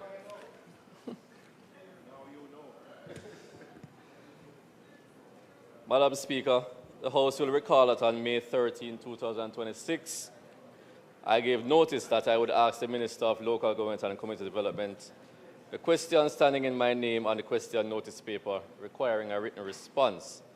Madam Speaker, I wish to withdraw those questions.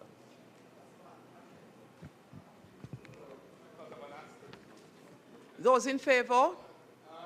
Those against? This is a teaching moment, and I hope you're paying attention. I don't think I've seen this for my 10, 11 years in the House. Continue. Madam Speaker, I wish to give notice that at the expiration of 21 days, I will ask the Minister of Local Government and Community Development the following question standing in my name.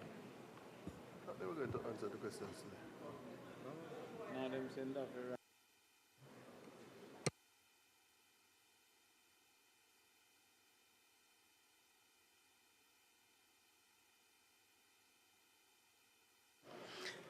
Motions that may be made at the commencement of public business requiring notice, motions relating to the sitting of the House, motion for leave to introduce bills, presentation of bills without leave of the House, first obtained public business. House Leader. Madam Speaker, we have 3 matters to treat with in public business. We're going to start with the zones of special operations, which I expect we will be able to get through quickly. Then we will have, we will start with the Minister of Finance, who has a very short matter. And then we will do our zones, and then we will do the Civil Aviation Act.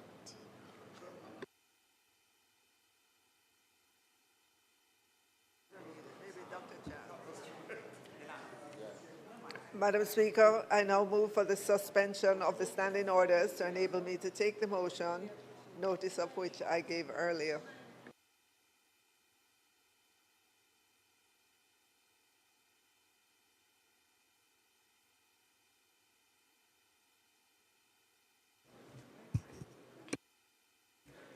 Members, those in favor? Those against? The ayes have it.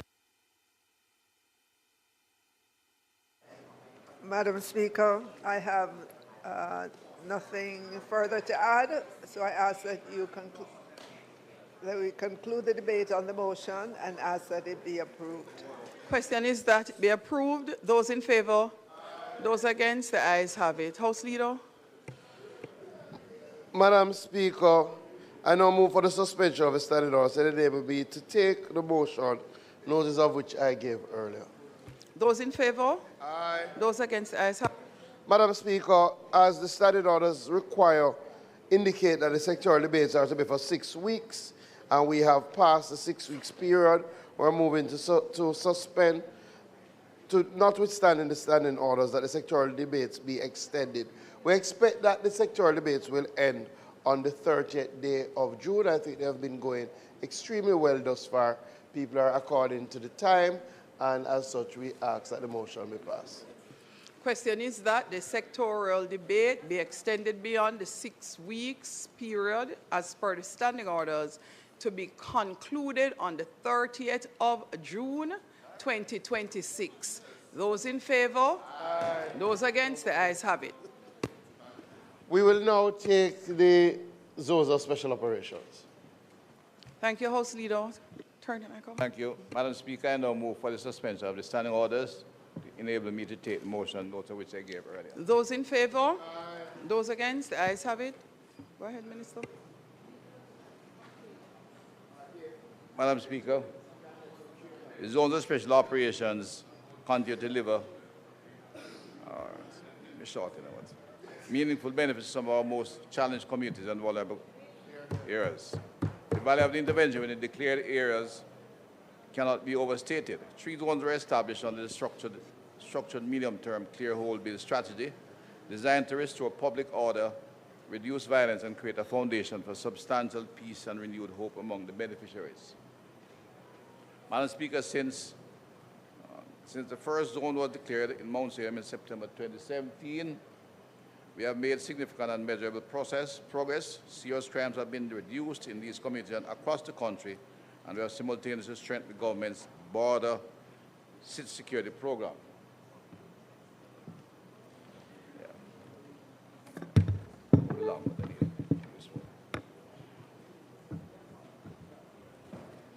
Madam Speaker, the time has come for us to advance our work to the next level to capitalize on our gains and to fully realize our vision for these spaces.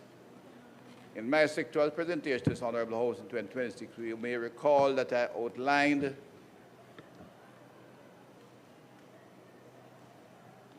how we are evolving a national peace strategy and redefine the future role of the zones. We recognize that we cannot remain indefinitely in a state of heightened security presence. Therefore, we are moving deliberately towards a new model, one that includes the transition of the zones into zones of peace and opportunity, where peace is not merely enforced, but embedded, sustained, and driven by opportunity created in those communities. Accordingly, Madam Speaker, I wish to bring to the attention of this House that the government is currently taking decisive steps toward this transition. During the debate on the extension of the zone in December 2025, a question was raised by an honourable member of the opposition regarding whether sufficient empirical evidence exists to directly attribute reduction in crime to zones. At that time, the House was advised that steps were being contemplated to undertake a formal evidence-based assessment. We are comfortable with what we have seen and understand, but we think we will have to establish the data in order to ensure we can scale up operations and extend them over time. I'm pleased to report that today this work is well underway. The Government of Jamaica, in collaboration with the key partners, is advancing a comprehensive evaluation of the zones of special operation. This research is being supported through grant funding from the Inter-American Development Bank and is expected to come on stream by mid-2026, that is July, starting with a feasibility exercise. Madam Speaker, this research will provide the government with a robust empirical understanding of the effectiveness of the zone. It will allow us to determine what has worked, what has not, and how best to scale the most effective elements across the country. Critically, it will inform and guide our transition to the zones of peace and opportunity. The objectives of this research include, among other things, to assess not only the financial costs and benefits of the zones, but also to quantify their social and environmental impact. To identify, evaluate, and prioritize initiatives that deliver the highest social value, ensuring that resources are directed toward intervention with the greatest potential for economic and community transformation. Given that, of course, there are different stages in the build, hold, and clear build, hold process, we know that we'll have varying results, but in fact, it will be enough studied properly to give us the kind of data required to move forward. To identify potential risks, unintended consequences, and implementation challenges, and to develop practical mitigation sustainability strategies. To analyze the long-term social and environmental outcomes in order to support the sustained operationalization of the peace to invulnerable communities across Jamaica. To design and operationalize the zones of peace as a long-term evolution and transition for framework beyond ZOZOs. To equip policymakers and decision makers with the data and insight needed to maximize societal benefits and support sustainable development around city security and peace. Madam Speaker, this government places high value on the evidence-based decision-making as we continue efforts to build safer, stronger, and more resilient communities. Peace is not dependent on permanent police military presence, but sustained through opportunity, inclusion, and development. So, Madam Speaker, consistent with the requirements on the law reform, the Zones of Special Operations, Special Security, and Community Development Measures Act, we are seeking support for the continuation of all 7 areas currently declared as zones of special operation in the communities of Mount Salem, which are most long-lasting and has shown major progress and is just about ready for transitioning. Denham Town, some work has started and is proceeding reasonably well. August Town, Greenwich Town, Norwood, Parade, Gardens, and Savamar.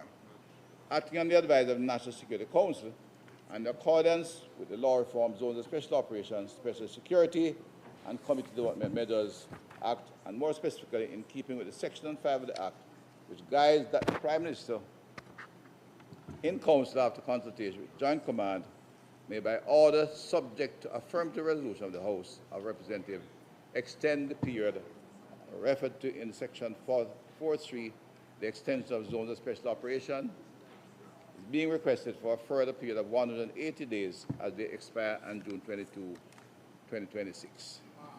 The minister papers are settled, are tabled in the House, and the activities outlined. But we have seen an overall reduction of some 37% in murders, major reduction in violence in every area and across the country. Of course, this comes against a similar reduction across the country, which is why the reduction, the study, is critical to show what worked in the zone of special operation.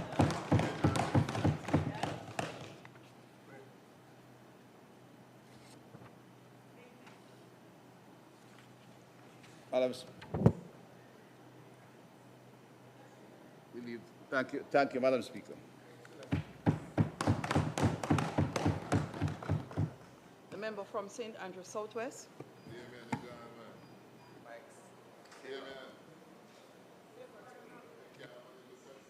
The member from St. Andrews South, and then the member from St. Andrews Southwest.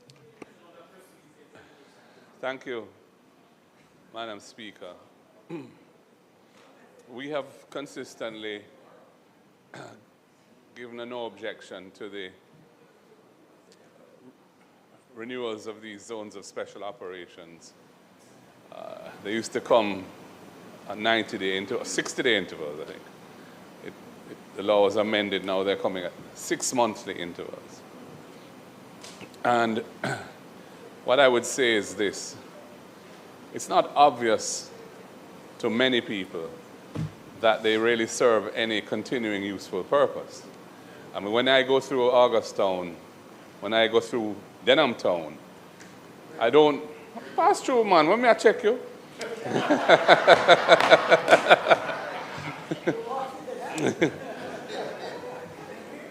There's very little to show for it in terms of any saturated military or law enforcement presence. There's usually just a little checkpoint where somebody is stationed. You're looking forlorn, usually. And our point really is we're extending this for another 6 months. These areas will be under the special legal regime that the ZOZO legislation creates, which is a legal regime which has elements to it which are reduced rights or increased law enforcement powers, which is really the corollary of each other, in a way that most of Jamaica doesn't experience currently. So I'm hesitant, Minister, to just continue sort of in a fairly mechanistic way to just say, yes, continue. As you've said, I mean, some of these zones are approaching a decade now. And You know, we're all happy that the focused deterrence strategy of policing has achieved reductions, significant reductions in major crimes and murders. I don't think you can attribute that to the Zozos, because there are many, many parts of Jamaica where the murder rates were extremely high and have benefited from the overall reduction. And there continue to be, from time to time, flare-ups of violence in the Zozo areas. You know, so it's a bit of a mixed bag. But in the interest of consensus as much as being achieved as much as possible around issues to do with the fight against serious crime, we want to be supportive, and we have been. We've only differed fundamentally on the use of states of emergency, which are no longer being used, and we're pleased for that. And the results of the new strategies speak for themselves. We're pleased with that. So what I would say, Minister, is that I'm hoping that you will come with a ministerial statement as opposed to, you know, a statement like this, which we appreciate, but a ministerial statement when the House is full and we can have a proper discussion around it as to what is the real future for this particular mechanism. What are you've indicated you're looking to transition to something a bit different, which I welcome that. And you're doing some database analysis as to how they've worked over the time that you've deployed them, which is also very good, and we're looking forward to seeing the results of that. So, you know, we're not going to oppose this today, but I would just say to you that I'm personally skeptical as to the continuing usefulness of the zones in these communities. There may be, hopefully won't be, but who knows, in the future there may be the need to deploy this mechanism from time to time where there's a problem. Hopefully that won't happen, but you know, as it stands today, I don't think the continuing use of this is the right approach. I do think that interventions to strengthen communities along the lines of Project STAR, in the past we had Unite for Change, those types of things do have an important role to play to provide hope, provide opportunities for self-advancement, to uplift the dignity of communities and so on. And we would support any initiative moving in that general direction, I think. So, Minister, I hope that we will hear from you soon again on where you plan to take these communities and when we can expect to see the Zone of Special Operations mechanism withdrawn from these communities and something more comprehensive, perhaps island-wide in areas which need that kind of care and attention being rolled out to the benefit of the residents of those communities that need that. So you have our support again today, Minister. I would just close by saying what has happened in the last 24 hours plus with 11 police fatal shootings is a concern to us. You know our position that we support the body-worn cameras being deployed on special operations. We think this is an important thing to ensure that Jamaica can have confidence that the rule of law is being scrupulously followed by our law enforcement officers.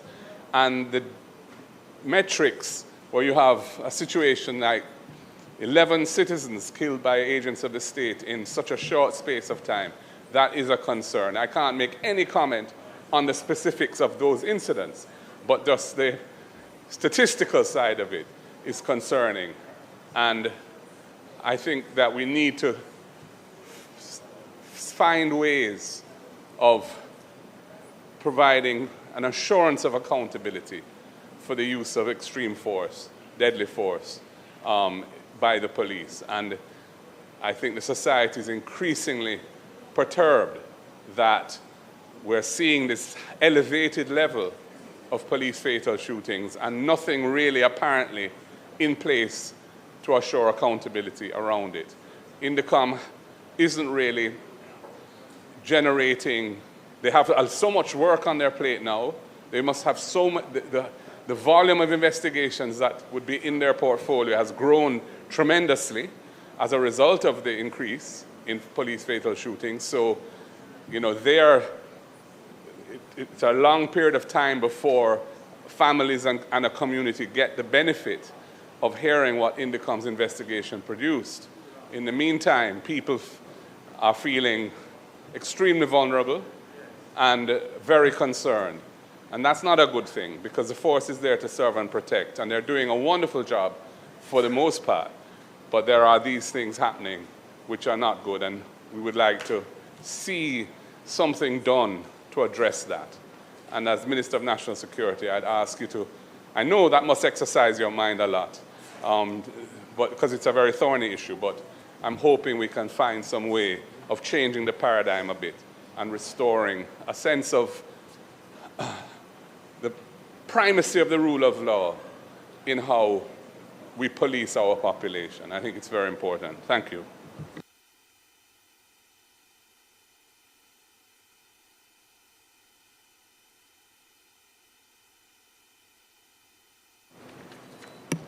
Thank you, Madam Speaker. Minister, I rise to share some of the concerns that the Leader of the Opposition has articulated.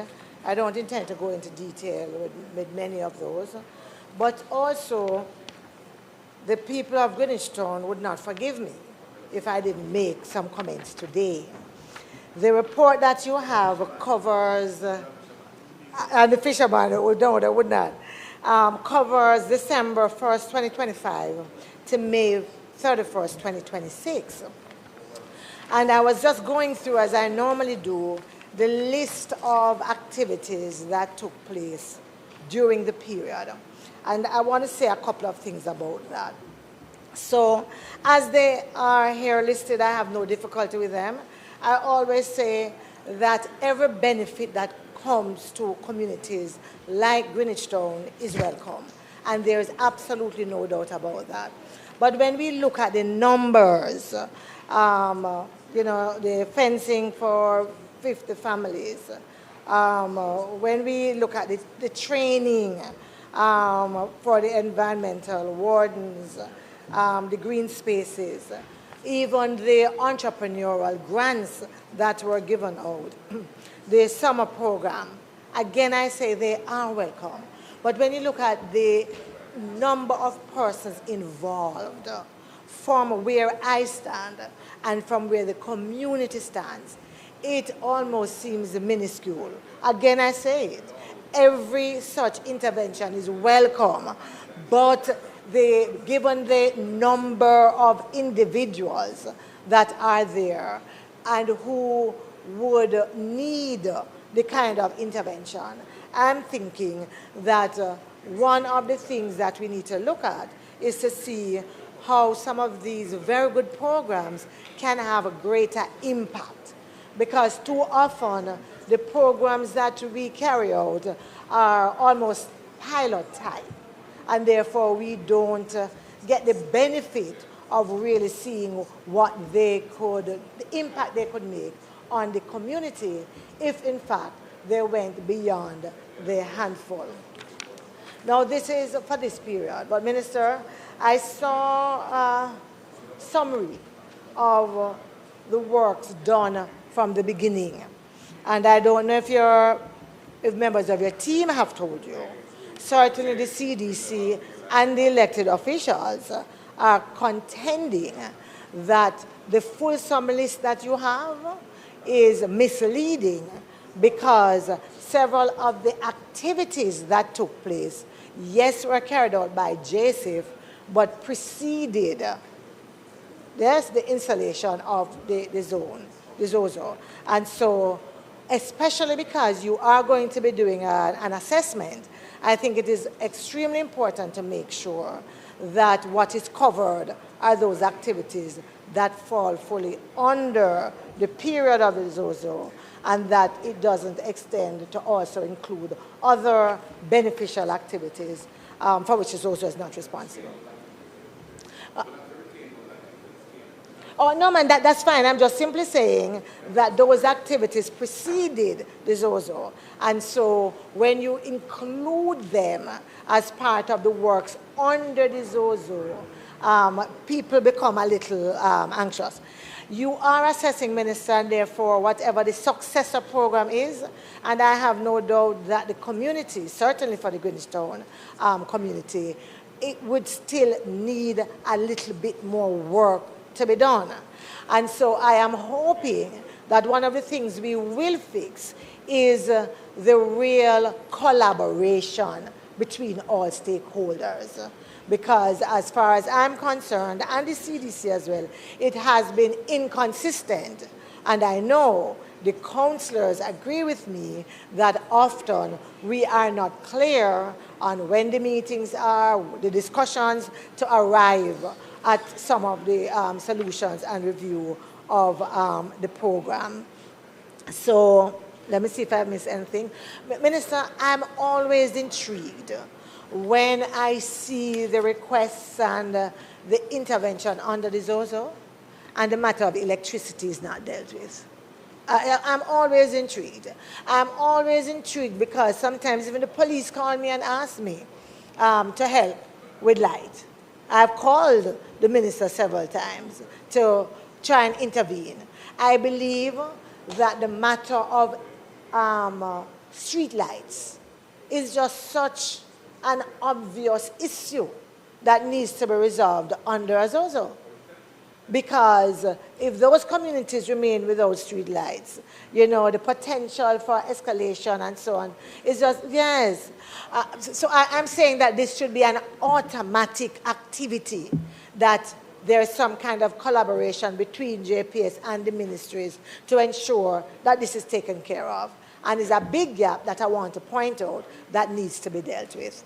As I sit, I just want to say I definitely share the concerns of the member from St. Andrew South, in particular around the police fatal shootings, because we are building a relationship with the police, and some of the activities and the narrative around them tend to damage the relationship that we're building. And so I am concerned about that.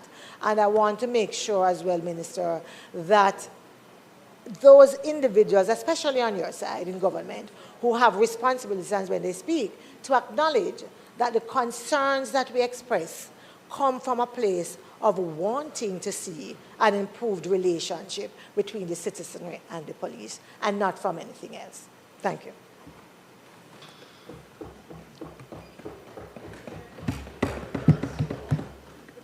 Thank you, Madam Speaker. Madam Speaker, I want to, first of all, I've heard the comments from the Leader of the Opposition and also from the member from Southwest. But I also, Madam Speaker, have not heard any expression of concern as it relates to the shooting of the police officer who is in the hospital at this time.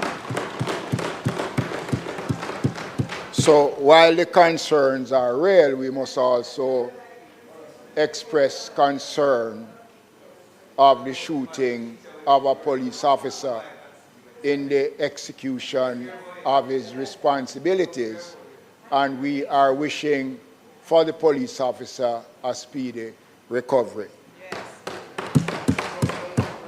Madam Speaker, I want to make a brief comment on the motion before the House as it relates to the extension of the zones of special operations. Madam Speaker, the community of Denham Town is a better community today for the zones of special operations. Despite a few incidents here and there, Madam Speaker, the community have benefited significantly from that intervention. And I want to point out, Madam Speaker, that what has happened especially in Denham Town, in the zones of special operations, the relationship between the residents and the security forces, especially the police is at a level that I've never seen it before, Madam Speaker. The question of community policing has gone a far way in helping to minimize significantly the number of incidents, both domestic and gang violence in the community. And it is because of the approach that has been taken by the security forces. And you know, I want to commend Inspector Cox, who is in charge of the Zone of Special Operations. There is a program that they have started on the corner. So they go to the various corners where these gentlemen hang out and they engage them. They put on certain programs. Yes. They put on certain programs, Madam Speaker. We had an health fair about 3 weeks ago at Denham Town, and the zones of special operation played a significant role in the staging of that health fair. While I appreciate and understand that there needs to be a revision of it, but let me say, Madam Speaker, we ought not to take it for granted. I believe that the zones of special operation is working. It is playing its part. The member from Southwest spoke about the question of lighting. In Denham Town, the zones of special operation approach the Jamaica Public Service Company. And in all of Denham Town, where the trees grow on the lines, where the lights are not working, the Jamaica Public Service Company came in, worked with the zones of special operation and the community leaders, gave notice to the community. And they turned off the lights when they were doing the trimming of the trees. And now if you go into Denham Town, the community is singing a different song. And they are singing the praises of the security forces as it relates to the zones of special operation. So Madam Speaker, I am in support of it. There are times that the member would call me and I would call JPS. And I am giving you the commitment, Minister, that I will engage the Jamaica Public Service Company and ask them to put the similar program that they have done in Denham Town in your area. So and I will speak to you outside of the House on this matter. But, Madam Speaker, I want to support the motion and I want to, again, congratulate the security forces. You know, last thing I want to say, in the month of April, Kingston Western Police Division was acknowledged for that month, crime-free, Madam Speaker, not even a battle stopper. And it's because of the work of the security forces with the community in achieving that. I support it, and I want to thank the security forces and to thank the community for working hand in hand to make Denham Town a better community. Member from Portland Eastern. Thank you. Thank you, Madam Speaker. And my hope, Madam Speaker, is that I won't have to seek your protection just to make a point. So I will start humbly by saying, in response to the member from, I don't want to say Denham Town, but West Kingston. And I will say humbly that to be clear, I don't think at this point there's any objection to the extension. So anything I say is not in objection, but observations that need to be taken into consideration. I will start by saying that I think we can appreciate that with the greatest efforts from the government, Jamaica is still straddling the fence of being a high crime society, and there's great work. The aspect of human rights is why I rise. I will say that I looked at the Augustown report, and what was missing was something profound. Because while it is that we congratulate the security forces, we appreciate the hard work that they do, when it comes to the right to life, there are just some mishaps that take place that brings distrust within the entire society. For instance, it was only, I want to, if I say correctly, I don't want to misquote, but the date would have been August 27th, thereabout, where a mentally ill young man was unalived, not by the JCF, but from running into the tent, and then there was some altercation with members of the JDF. Now, this was at a Zozo tent. None of that forms a part of the report, and it took place during the timeline. This is significant because what I will say is that what is taking place, certainly from the program, is that there is progress and development within the communities. What it cannot be is to remain as training wheels. If you think of a tricycle, those two, if I'm right, or a bicycle with the two training wheels, is that there has to be a definitive period. There has to be some form of signpost to say that we're ending programs here, because what it seems, or what appears to be, is a reward in some spaces for good behavior in places that are bad, when bad behavior is taking place across the entire Jamaica in areas that there's no answer for. So it cannot appear to be a stopgap or an unending fix to a problem which is a crime problem that must be solved by increasing investigation capacity. The Jamaica Eye, I hear all this stuff about JPS and better lighting and all of that. Nobody is objecting to that. But when we speak about body cameras, when we speak about investigation, and when we think of the right to life, it leaves a very bitter taste in our mouth, Madam Speaker, to not be able to genuinely answer to problems of an attack on the right to life. There is also the aspect of freedom of movement. It seems as if when communities are policed, it restricts freedom of movement in such a way, and there are other domestic issues that become unresolved. That's missing from all the reports which I have read.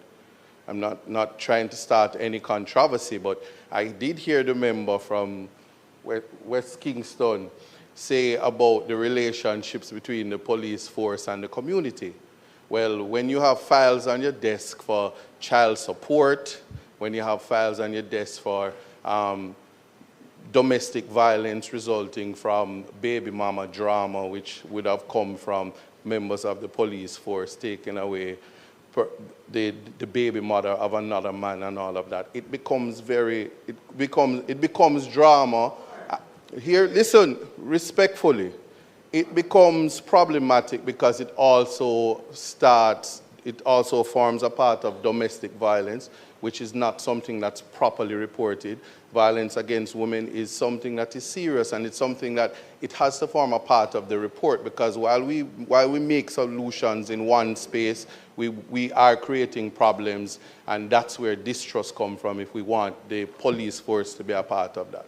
So while it is that persons may think that we are simply saying that this is working and we should continue and we're having these programs, we have to also make that assessment, and it forms a part of the reporting, so that when we come here, the concept which everybody hears all the time is about mature consideration.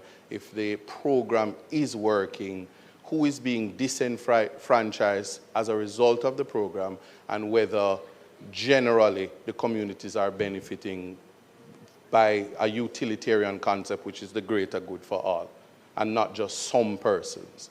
And for those reasons, I'll just ask Minister the next 6 months, if when we're thinking about how we are going forward, if at some point a definitive period in some of the areas could be an indicator. Because I can say from where I sit, I don't see how someone could say I don't support what is happening because the evidence is anecdotal. But there are some underlying concerns that has to be addressed. Thank you. Member from Westmoreland Central. Thank you, Madam Speaker. Well, first, let me say, yes, we do support the extension for 2 reasons. One, we're seeing the obvious reduction in crime based on the presence of the security forces. But the other reason is that because the ZOZO has not yet fulfilled what was promised. And there was a developmental part of the ZOZO for the different communities.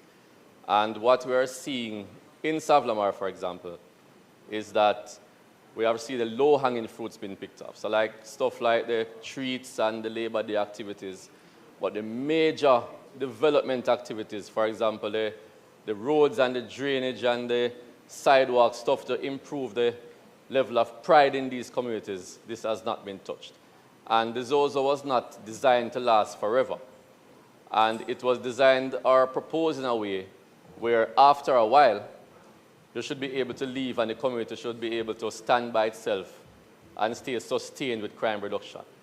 But without this developmental aspect being put in place, I think that is why we have to continue with this, because we don't have that aspect of it that will allow for the sustainability that we're desiring.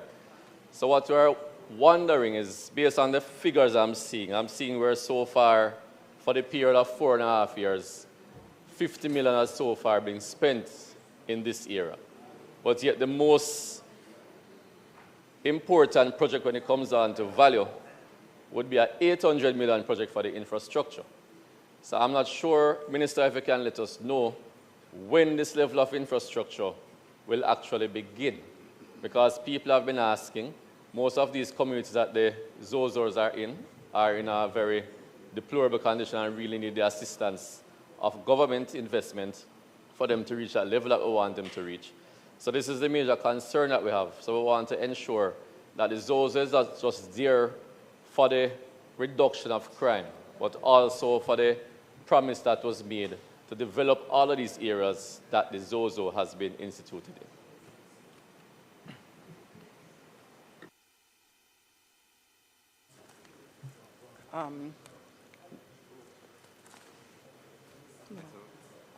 Hold a moment. Member from Clarendon.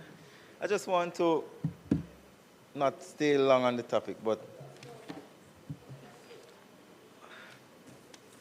I think sometimes we forget where we're coming from, Dr. Chang. Clarendon, North Central. We forget why ZOZOs came about in the first place. We forget the circumstances that affected the communities who are now under zones of special operations. We forget that Jamaica is coming from a very chronic murder problem. And I hear now that murders have been reduced to a particular level, I hear persons want to make changes even though we have not yet completed the journey. These communities are still vulnerable communities. I also hear Dr. Chang, their comments about the actions of the police, and no one on this side would sanction extrajudicial killings. But except for the member from East Portland, I heard nobody from that side talking about the victims of murders that have taken place over the last several days. And I rise because it bothered me, because there's a teacher from Prospect Primary who was murdered yesterday, or I think the day before yesterday. A specialist math teacher. We don't have a lot of those. I don't hear anybody talking about him. And while we are here in Parliament speaking about changes, and I hear persons criticizing the Firearms Act, saying, why are we so anti-guns? Not realizing that guns are the fundamental problem that has affected this country for decades. So now we have achieved so much with Zozo, we don't need it anymore. So next time we shouldn't come here with an extension for 6 months. I do not support that conversation because the problem is still there. And while murders are down by over 50% in the last 2 years, we want it to go much lower, Dr. Chang. So, Dr. Chang, when you were coming with your strategy, Dr. Chang, and you were under pressure, they say you were the sleeping security minister. They never supported the state of emergency.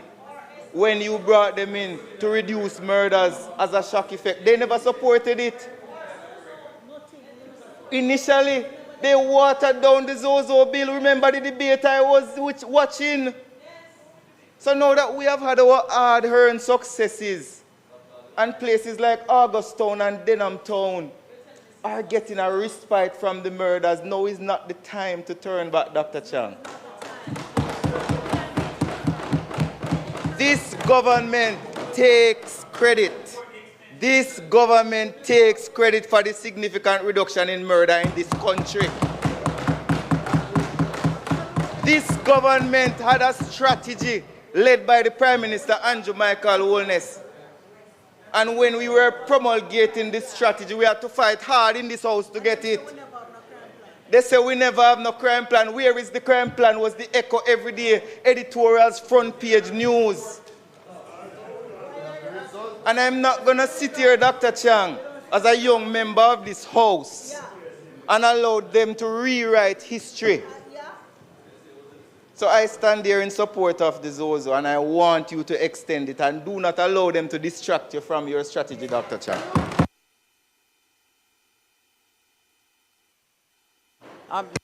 Minister Chang, the member from St. Andrew Southwest, is just asking for a moment.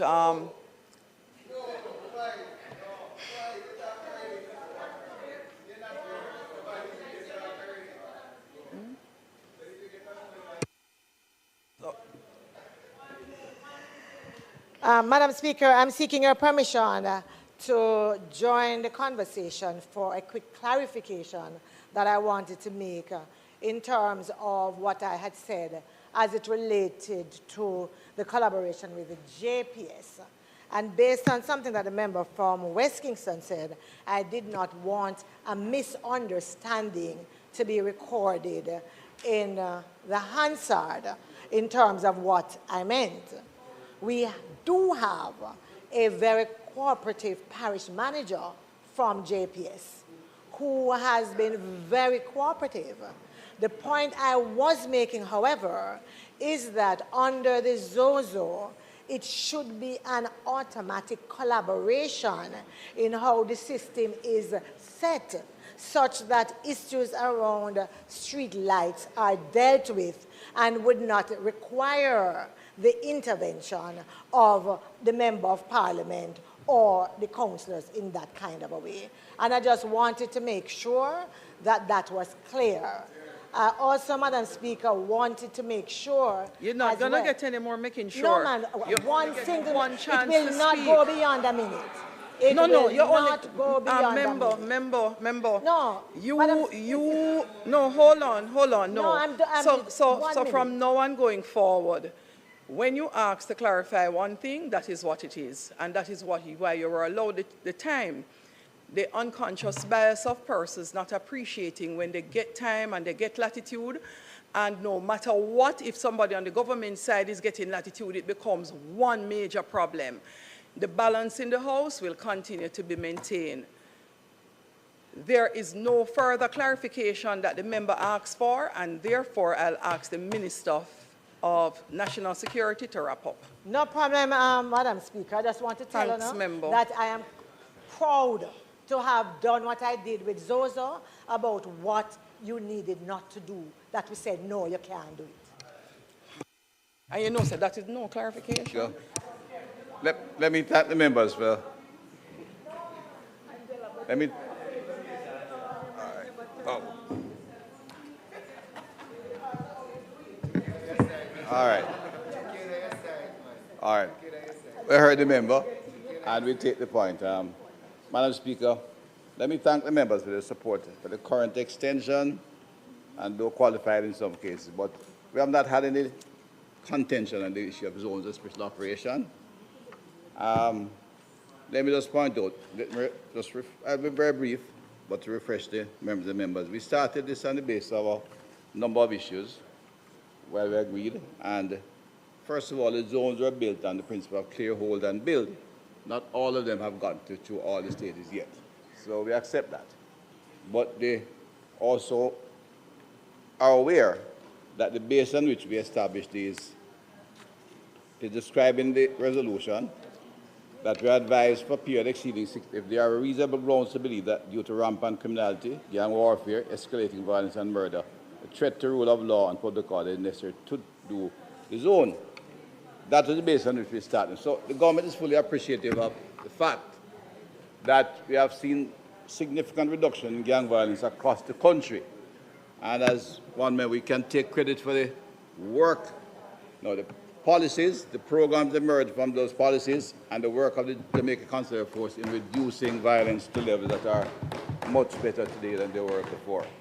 So we have to do some changes. Timing will always depend on each one assessment and how we move forward with the zone, what is considered zones of special operation, hence my introduction of the concept of zones of peace and opportunity.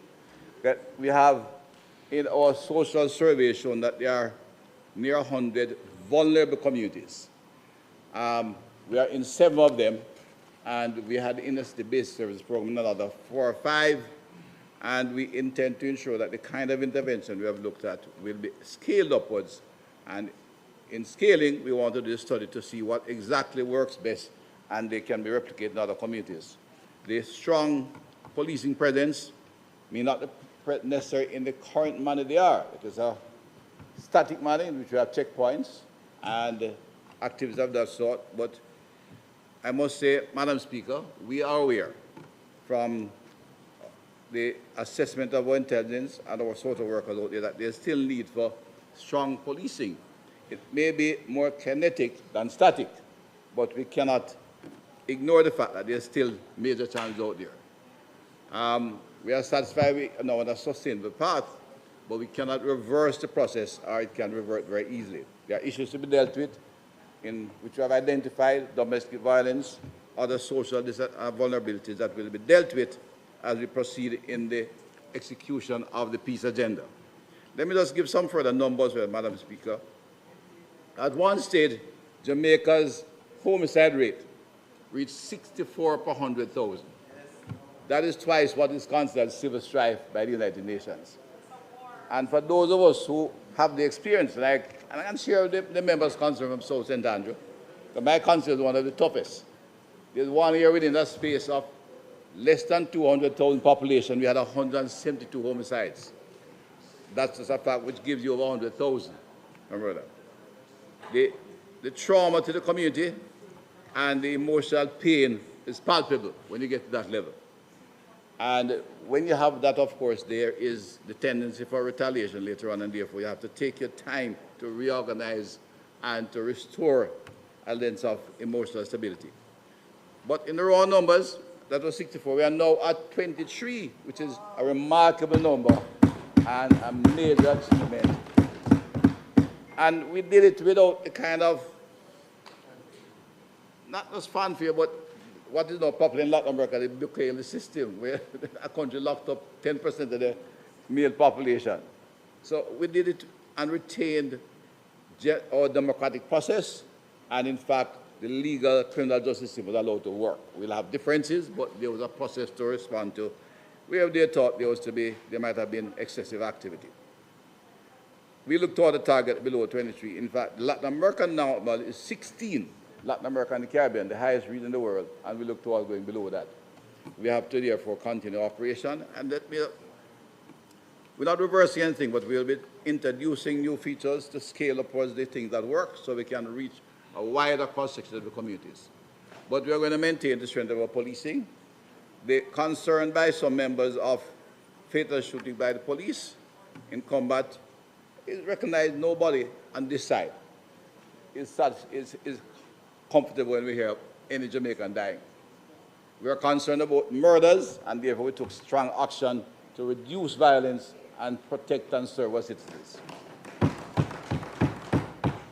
We are also concerned when law enforcement agencies have to, in fact, implement with fatal shooting. But the answer to that is not to diminish the strength of the police. Because what happened this weekend, which is referred to, is a reflection of the need to continue to have strong policing in this case. I'm not saying they're perfect and they will not make errors, but we have a process. INDECOM is still free to investigate. We have just given them significant additional budget, and we'll continue to do so. And there are other bodies, and we have strengthened the iProbe. And if I may say it again, extrajudicial killing is not solved just by technology. It is a culture. The original concept of the Jamaica Police Force, when it was formed in 1838 by then Governor, much of it was based on coercive activities to protect the crown and preserve the privileges of the colonial authority. What we have to do is remove that tendency for coercive force only, and that determines on training, leadership, and the kind of courses we train them in. And we have modified our course significantly. Today, the National Police College is now one of the few recognized globally as a police college, ISO 9000. They have courses on human rights, they have psychological course for psychological training, as well as strong policing. I won't comment on activities that are established out there that are in the process of investigated and for courts, but I can assure the House and the public, while it is quite dramatic here, 11 incidents of fatal shooting, they were done in this case, I say, based on strong intelligence and activity we are aware of. And the police intervened. In one case, there were criminals were returning from the operation that they set out to do, and the police engaged. They were heavily armed, and it reflects the fact that we still have to maintain strong policing because there are still heavily armed, heavily resourced criminals out there. So the National Police, the Jamaica Constable Force, has a challenge of maintaining a strong trust link with the community, literally doing social work to assure the community and build trust, but at the same time they have to deal with hardened criminals who kill. And that's just the reality we have to do, and we have to give them the kind of support that they require to go out there. They are oftentimes police officers themselves, you know. The young police officers we're recruiting are not happy to go out there and shoot somebody. They have to get counseling when they come off these incidents. In fact, in the other incident that we had multiple shooting, there was great concern that the two gangs that were warring already had 2 murders, one last weekend, one this weekend. And they're at a site where we're providing service. Now, they were preventing the solid waste activity from operating, which you couldn't afford when they already have a serious problem out there.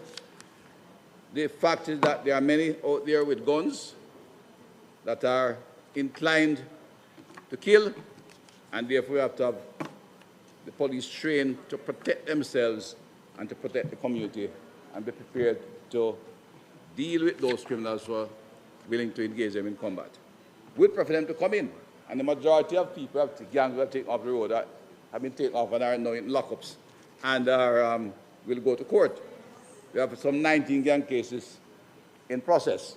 So our objective is to remove the hardened criminals, but also to ensure provide kind of protect and serve environment that we can offer young people other alternative opportunities for productive development.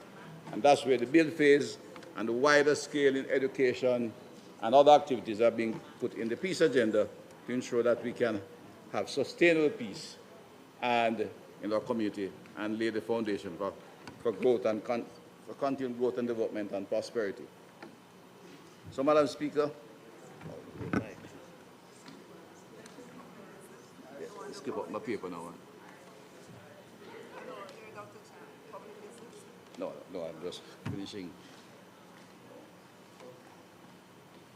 So, Madam Speaker, the government will continue to make solid investment in the area and peace in building resilient and peaceful communities within the zones, and as we advance sectoral and build strategy towards sustained peace, hope and opportunity, we will do so with even greater resolve, guided by the success we have had, but we'll also be doing the studies to see how we can modify, scale them up, and put them in new communities.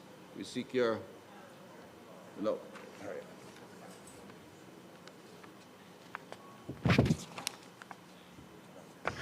We now seek that your motion be approved. The question is that the motion be approved. Those in favor? Aye. Those against? The ayes have it. House Leader. Madam Speaker, we're almost there. We have the pension. Never did pension. Oh, we have the pension. Hold on, House Leader. Several mics on. Turn on again. Right. The pension bill by the Minister of Finance and then Civil Aviation Act.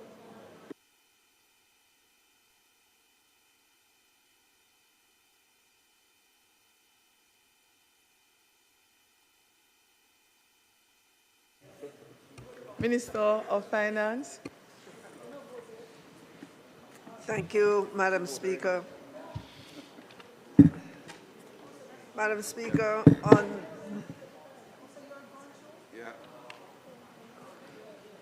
on the 24th day of March 2026, the Pension Superannuation Funds and Retirement Schemes Registration, Licensing and Reporting Amendment Regulation 2026 were laid on the table of the House and notice given for their affirmation.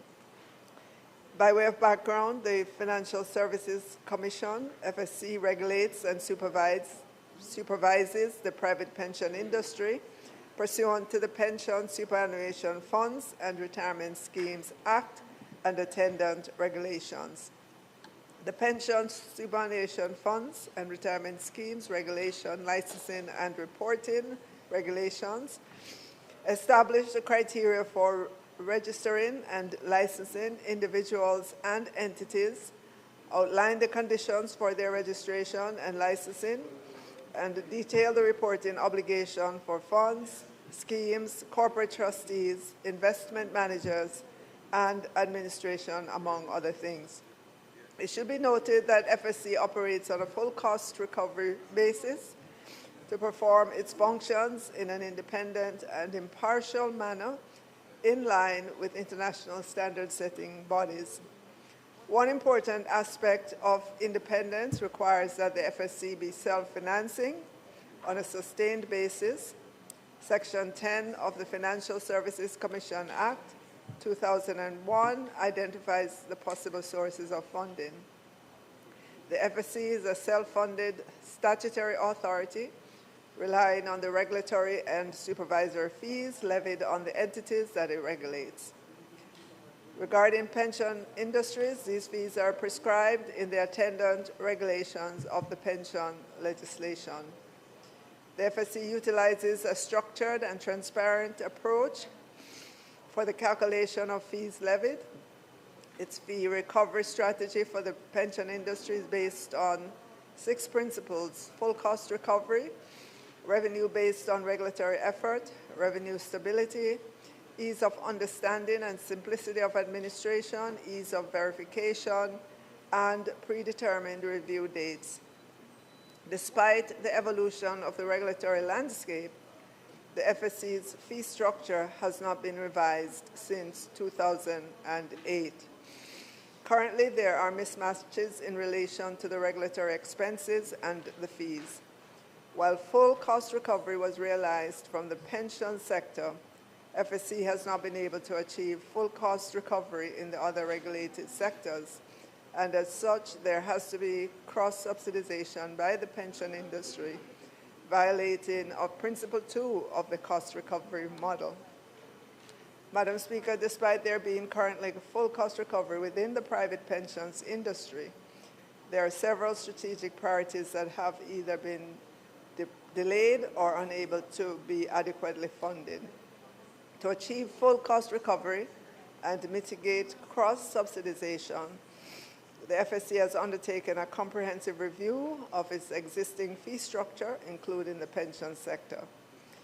The proposals, Madam Speaker, for the pension industry include the introduction of a renewal fee of Jamaican 5,000 for the periodic fit and proper assessments of trustees and responsible officers, as well as revisions to Forms 13 and 14. These forms will be updated to reflect certificate expiration, thereby facilitating the renewal process. The proposed revision, Madam Speaker, will ensure funds can be dedicated to the strategic priorities of the Pensions Division and ensure full cost recovery following the correction of cross-subsidization. Madam Speaker, the proposals contained in the amendment to the registration, licensing, and reporting regulations are as follows. Paragraph 2 amends the first schedule by deleting Form 13 and 14 and replacing them with revised versions that include an expiry date. These amendments are necessary as currently the certificates of registration and appointment for trustees and responsible officers do not have an expiration date, which raises concerns regarding the renewal fees. Specifically, there's uncertainty about the effective date for payment and the appropriate methodology for calculating those fees. The effective date for payment of the renewal fee should be the commencement date of the regulations, the date on which the regulations come into operation. All trustees and responsible officers will be required to renew their certificates every 5 years. Madam Speaker, in paragraph 3 deletes the existing fourth schedule and replacing it with a revised version that introduces a $5,000 renewal fee for the fit and proper assessment of trustees and responsible officers. The renewal fee will be set at the same amount as the initial assessment fee, as the review process for renewal is essentially equivalent to that of the initial assessment. In conclusion, Madam Speaker, the proposed amendments to the pension superannuation funds and retirement schemes registration, licensing and reporting regulations 2025 represent a critical step in ensuring the Financial Services Commission's ability to achieve full cost recovery. Introducing a renewal fee along with revising the relevant forms to include expiration dates will strengthen the oversight of trustees and responsible officers. This will safeguard pension plan beneficiaries and help maintain confidence in the pension sector. Furthermore, the revised fees will enable the FSC to better fund its strategic priorities, enhance the stability, integrity, and reputation of the pensions industry, and recover costs associated with its oversight responsibility.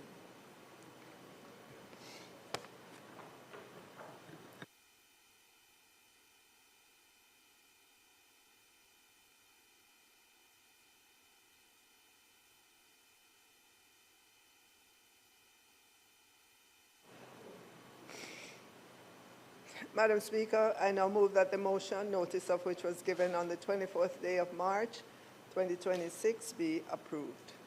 So, thank you, Minister. The question is that the motion be approved. Those in favor? Those against? The ayes have it. House Leader. Minister of Transport and Telecommunications and Energy.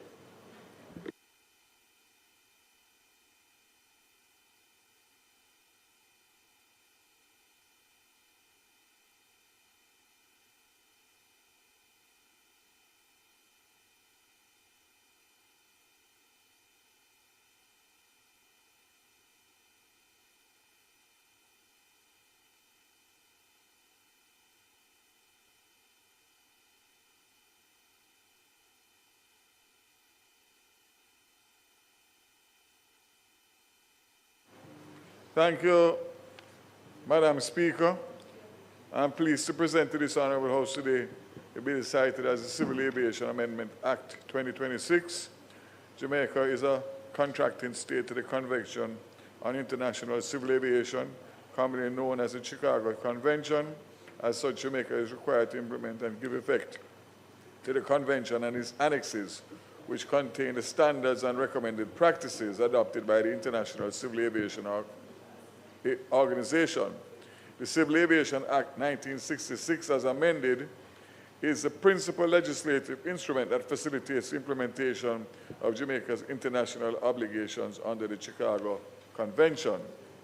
As part of the oversight function, ICAO periodically conducts audits of contracting states under its Universal Safety Oversight Audit Program to assess the extent to which contracting states have effectively established and implemented the SARPs relating to aviation safety oversight. A USOAP audit is scheduled for Jamaica in 2027, and in preparation, a review of Jamaica's civil aviation legislation was undertaken to determine the extent to which applicable provisions of the Chicago Convention and the SARPs are reflected in our domestic legal framework. The review identified several areas requiring legislative amendments to ensure that Jamaica's civil aviation laws effectively support the discharge of its international obligations and align with current international civil aviation standards and best practices. The bill developed proposes to amend the Civil Aviation Act, Civil Aviation Regulations 2012, Regulation 3, and various provisions in the Civil Aviation Air Transport Licensing Regulation 1966, the Civil Aviation Air Transport Licensing Board, Delegation of Functions, Order 1966, and the Civil Aviation Control of Airdromes and Airstrips, Regulation 1984. The proposed amendments are intended to enhance Jamaica's oversight of the aviation industry, support economic growth, and reduce the possibility for any adverse findings by ICAO for failing to apply updated standards in the civil aviation legislative framework. The bill therefore addresses identified legislative gaps and proposes amendments to the Act covering the following: strengthen Jamaica's legislative framework for aviation safety oversight, enhance the legal framework governing aircraft accident and incident investigations, facilitate the implementation of Article 83 of the Chicago Convention concerning the transfer of certain functions and duties related to interchange, leased and chartered aircrafts, support the implementation of contemporary aviation safety management principles, provide the necessary legislative authority for consequential amendments to the Civil Aviation Regulations 2012 and the Civil Aviation Air Transport Licensing Regulation 1966, and update the monetary penalties contained in the Act, which have remained unchanged for a considerable period, to ensure that they are proportionate to the seriousness of the offense and support stronger regulatory compliance and enforcement in the interest of aviation and the flying public. And lastly, to further align Jamaica's civil aviation legislation with the ICAO required and international best practices. So, Madam Speaker, that is in essence an overview. I have shared the amendments with my opposition counterpart, and at this point, before we go further, I will give him an opportunity to respond. Sorry, it's Mr. Speaker. So, Mr. Speaker, Madam Speaker, as I said before, I had shared my brief and also the proposed amendments, which are quite numerous, with my opposition counterpart. And based on my opening remarks, Madam Speaker, I would yield to allow him to give his response. Member from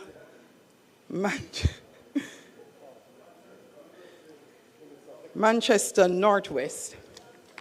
Member from Manchester Northwest. You shouldn't forget that, you know. Thank you, Madam Speaker. Madam Speaker, while on the face of it, we have no objections to the amendments, which are quite a lot of amendments. The only concern we have on this side, Madam Speaker, is that the last time we had any major amendments to the Civil Aviation Act was about 2012. And these amendments, as long as I have been the opposition spokesman on transport, these amendments ought to have come to the House. And so it is about 8 years. Yes, probably longer than that, because it started in 2013. It started in 2013. So it is long, long overdue.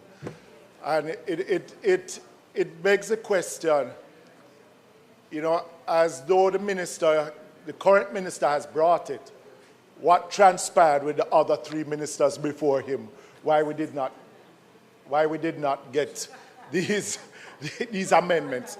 And why it is critical, no, but Madam Speaker, I crave your indulgence, because in the minister's opening remark, he speaks of Jamaica as a contracting state to the Convention of International Civil Aviation, the Chicago Convention.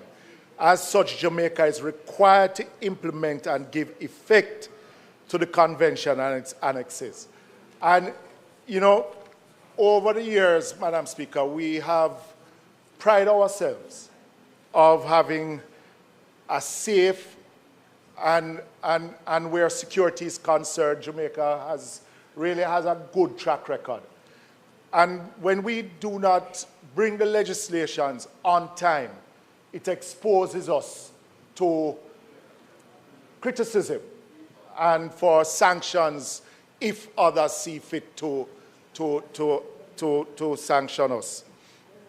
So, Madam Speaker, through you to the Minister, the only thing that I would ask that the Minister looks at is in the Principal Act, it doesn't speak of a time frame for review of the Act itself.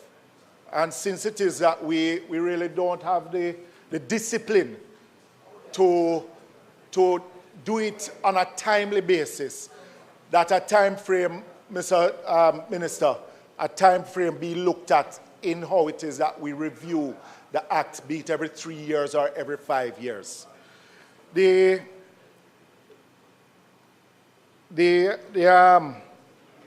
if these fulsome amendments are not done, then the regulations, what we have is a rolling system where the Civil Aviation, JCAA, makes amendments to their own regulations, but the Act itself is not in line and in keeping with those regulations that are being adjusted. Madam Speaker, to not belabor the point, just one other concern, Minister. The issue of the current makeup of the board of the JCAA. As it is now, you have the chairman of the Airports Authority, which is a regulated entity, while the JCAA is the regulator, is sitting as deputy chairman of the JCAA. I think it is an untidy makeup and situation, and I would urge the minister to look at it urgently, because it's just untidy, and I would urge the minister to look at it. But while we end by saying that we give full some support to the amendments, because they have about some 58 pages of amendments to show you how long it has been coming. And I would urge that we do not allow it to take so long if it is that we really want to preserve our record in civil aviation. Madam Speaker, may it please you.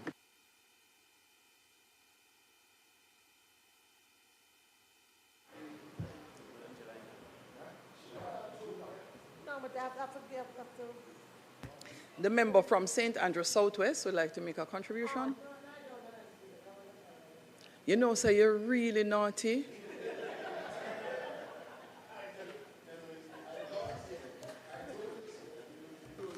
Madam Speaker, I have taken note of the members' comments, and I would have to say that, to be fair, they are genuine concerns. Madam Speaker, the Civil Aviation Authority is going through a complete reform, and part of the reason for that is what I'm doing here today. It should not be that we have an audit next year, and we are now in a rush to get the amount of amendments to be able to meet successfully that audit. So I have to say that I'm at the wheel now. Responsibility is mine. I don't know what happened before, but I'm here, and I'm thankful for the support. So, Madam Speaker, as I said, these amendments are intended to ensure Jamaica continues to maintain a robust and effective oversight system, fulfill its obligations as a responsible ICAO contracting state, and preserves confidence in the safety and regulatory framework governing civil aviation in Jamaica. The bill is therefore an important measure to support aviation safety, regulatory effectiveness, and Jamaica's continued compliance with international civil aviation standards. I therefore would seek the approval of the members of the House for this bill, based on no objection from the opposition, that I propose that we take it en bloc.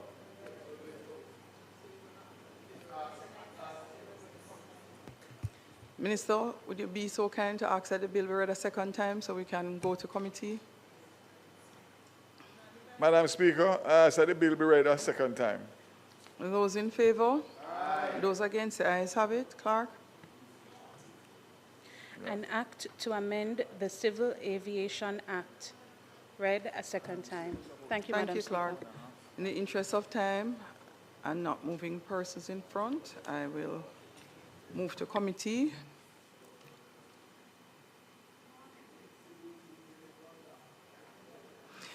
The House's mace is lowered. Minister.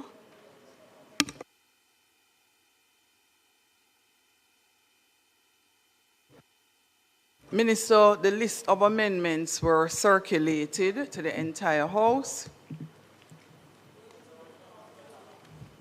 Madam Speaker, that's correct. I would ask that we put the amendments on block. No. Wait, in committee, Minister. Do you have any amendments, member? I do, Madam Speaker. So no, it's one. It would have been section 43. Just one section? Just one section, and the drafters are here. I think we should hear you out first. Minister, okay. Minister, I would be minded to hear Member Buchanan. He has one amendment that he would like to, so go ahead, Member Buchanan. So in section, well, it would be, I would say, clause 43, section 43. Clause 43, there was an insertion, 19C, so it's about the offense. So it says, where an aircraft is in use for air transport service, a person who willfully removes from an aircraft. It then has or, and then it has omits to place on board. I've read several other similar legislations, and they are a bit archaic. The question I'm putting here is that I think because one is showing an offense where knowledge is required, but then where the or is, it's showing a strict liability offense. No. This is for the drafters. They can accept or reject, but I'm foreseeing that it can be somewhat problematic, because we know due process is being used a lot lately, and it may form part of a way to circumvent the object and purpose of the legislation. So I'm just asking that after the or, that if the drafters would best know what they were hoping to achieve here, but I'm thinking either willfully or knowingly has to be there, because it is an omission offense.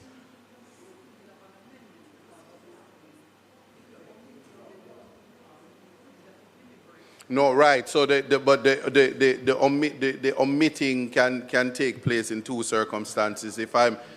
Just recently there was some famous Jamaican pilot that won, and he won because of the lack of knowledge. So I'm simply saying that here it can be intentionally or willfully. I don't know. Just asking the drafters that after the or, the omission. And I'll just say for the benefit of the record. Please read 19C under 43, which speaks to willfully. Yes, I have that. I have that. Mm-hmm. I do see the willfully. But the willfully in this situation, based on how it's drafted, and I did look at the other ones that face problems through statutory interpretation in other jurisdictions. And I'm saying for the due process aspect. So your recommendation is, because for the drafters, right, I would say you're putting forward an amendment. I would recommend that you make the amendment you're suggesting. No, but I did.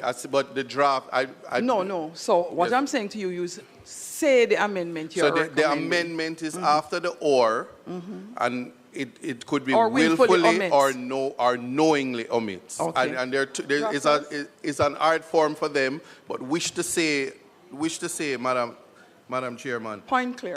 The crimes of omission is from there's no general duty to act.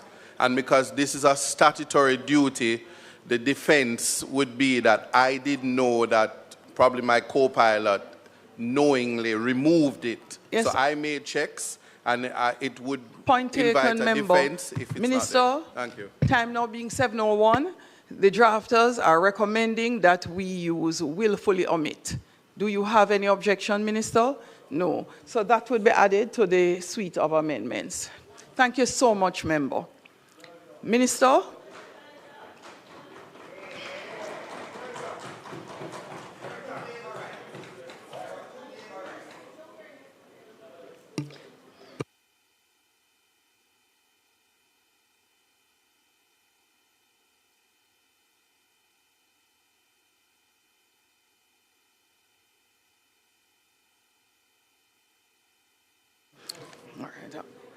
Members, Minister, if you will permit, I put clauses 1 through 10.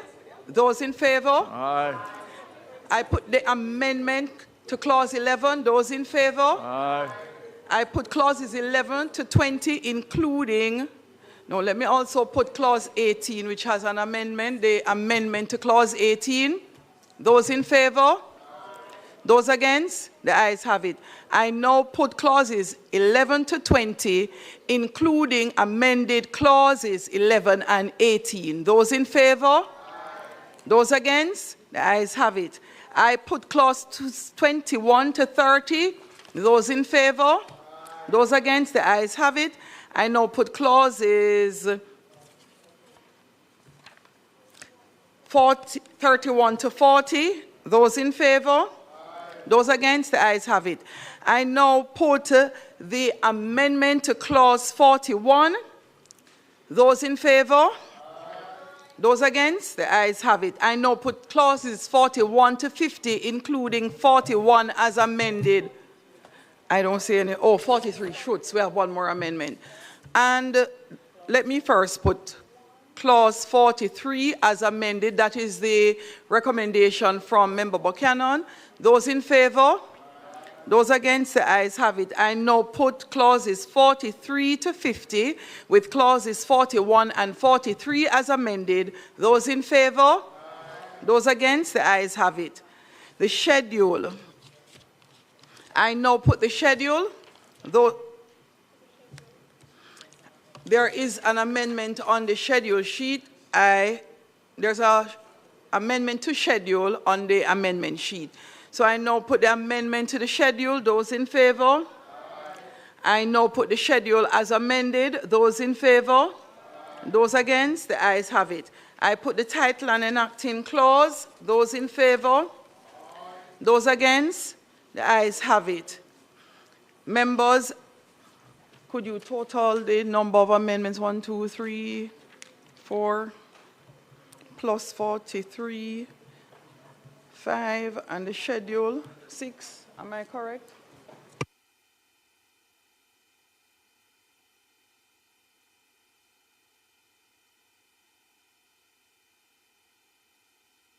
Amendments, is that in keeping? Amendments to clauses 11, 18, 41, and the schedule, that's 4 plus 43 that was added in the House, so 5 amendments in total. Are we on the same page, drafters?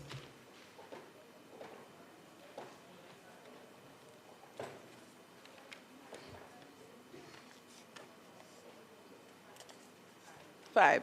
So we are of one accord. So the question is that I do report the bill as having passed committee stage with 5 amendments. Those in favor? Aye. Those against? The ayes have it. We are now back in the House, members. I do report the bill as having passed committee stage with 5 amendments. Minister? Third. Bill read third time. Madam Speaker, ask for reading a third time. The question is that the bill now be read a third time. Those in favor? Aye. Those against? The ayes have it. An act to amend the Civil Aviation Act, read for a third time and passed. Thank you, Madam Speaker. House Leader. Madam Speaker, let me thank the members. We will now move to adjourn. We will not meet next week Tuesday. We will instead meet next week Wednesday. I ask the members to make note of that because next week Tuesday, we're inviting the members to join us at the Diaspora Conference in Montego Bay. We are going to have a number of our diaspora members here, and I'm very sure they would want to engage with their members of parliament. A number of these persons are very active in communities, and we thought it only fitting to have the opportunity and to engage with them. So we will gather again on Wednesday when we will hear from the Minister of Works, and I don't have to tell you that you need to be here.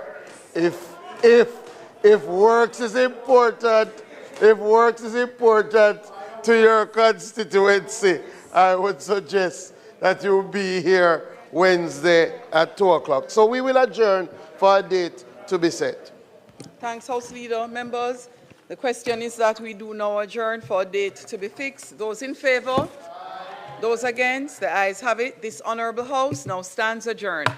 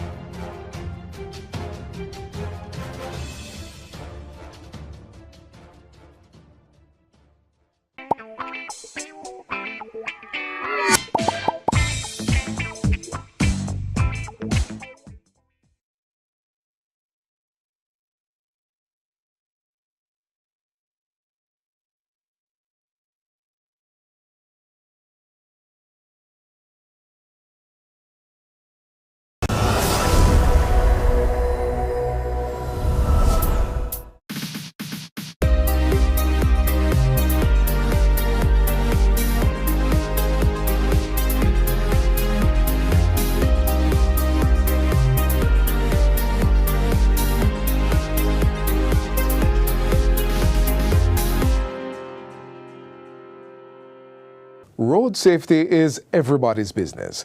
And with that said, be sure to not only look out for yourselves when using our roadways, but also for others around you. One responsible decision can save a life. Yearly, June is observed as Road Safety Month, a reminder to all road users to slow down, stay alert, and practice courtesy on the nation's roads. This is Jamaica Magazine, and I'm Theodore Henry. More to come, so stay with us. Are you confident that you are the legal owner of your property? Take action to secure your property ownership. Get a registered certificate of title and become the legal owner of your property. To register your property and obtain a certificate of title, you will need to provide a tax registration number (TRN), a valid government-issued identification, a survey diagram, documentation to prove ownership, up-to-date property tax certificate, the names, addresses, and occupations of 2 neighbors over the age of 50 who are not family members and can give a declaration on your behalf. Proof that you have been in open, undisturbed, and undisputed possession of the property for 12 years or more. For further information on registering your property and obtaining a certificate of title, contact the National Land Agency at 876-750-5263 or 876-946-5263. Email asknla@nla.gov.jm or message us at WhatsApp at 876-418-5089. The National Land Agency. One agency, one goal to serve you better.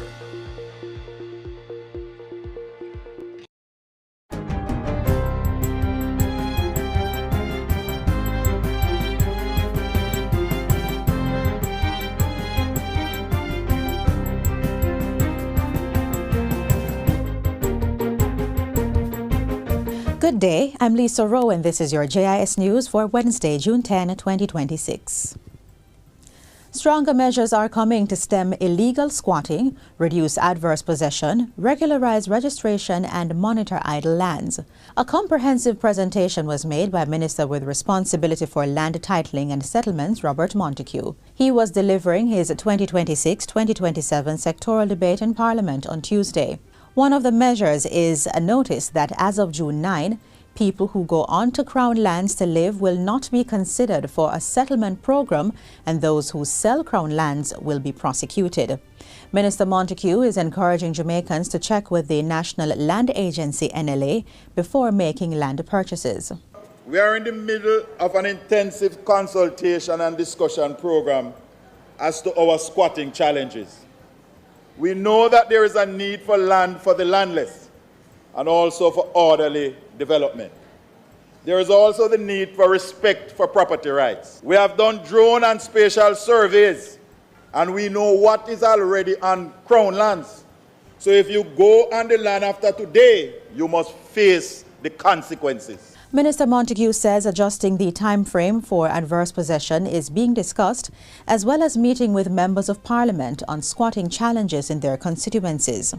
No member of Parliament, nor councillor, nor JP, nor big man, nor area leader can sell government land. So to those persons scamming people and says the MP send them, stop it, because the MP never send you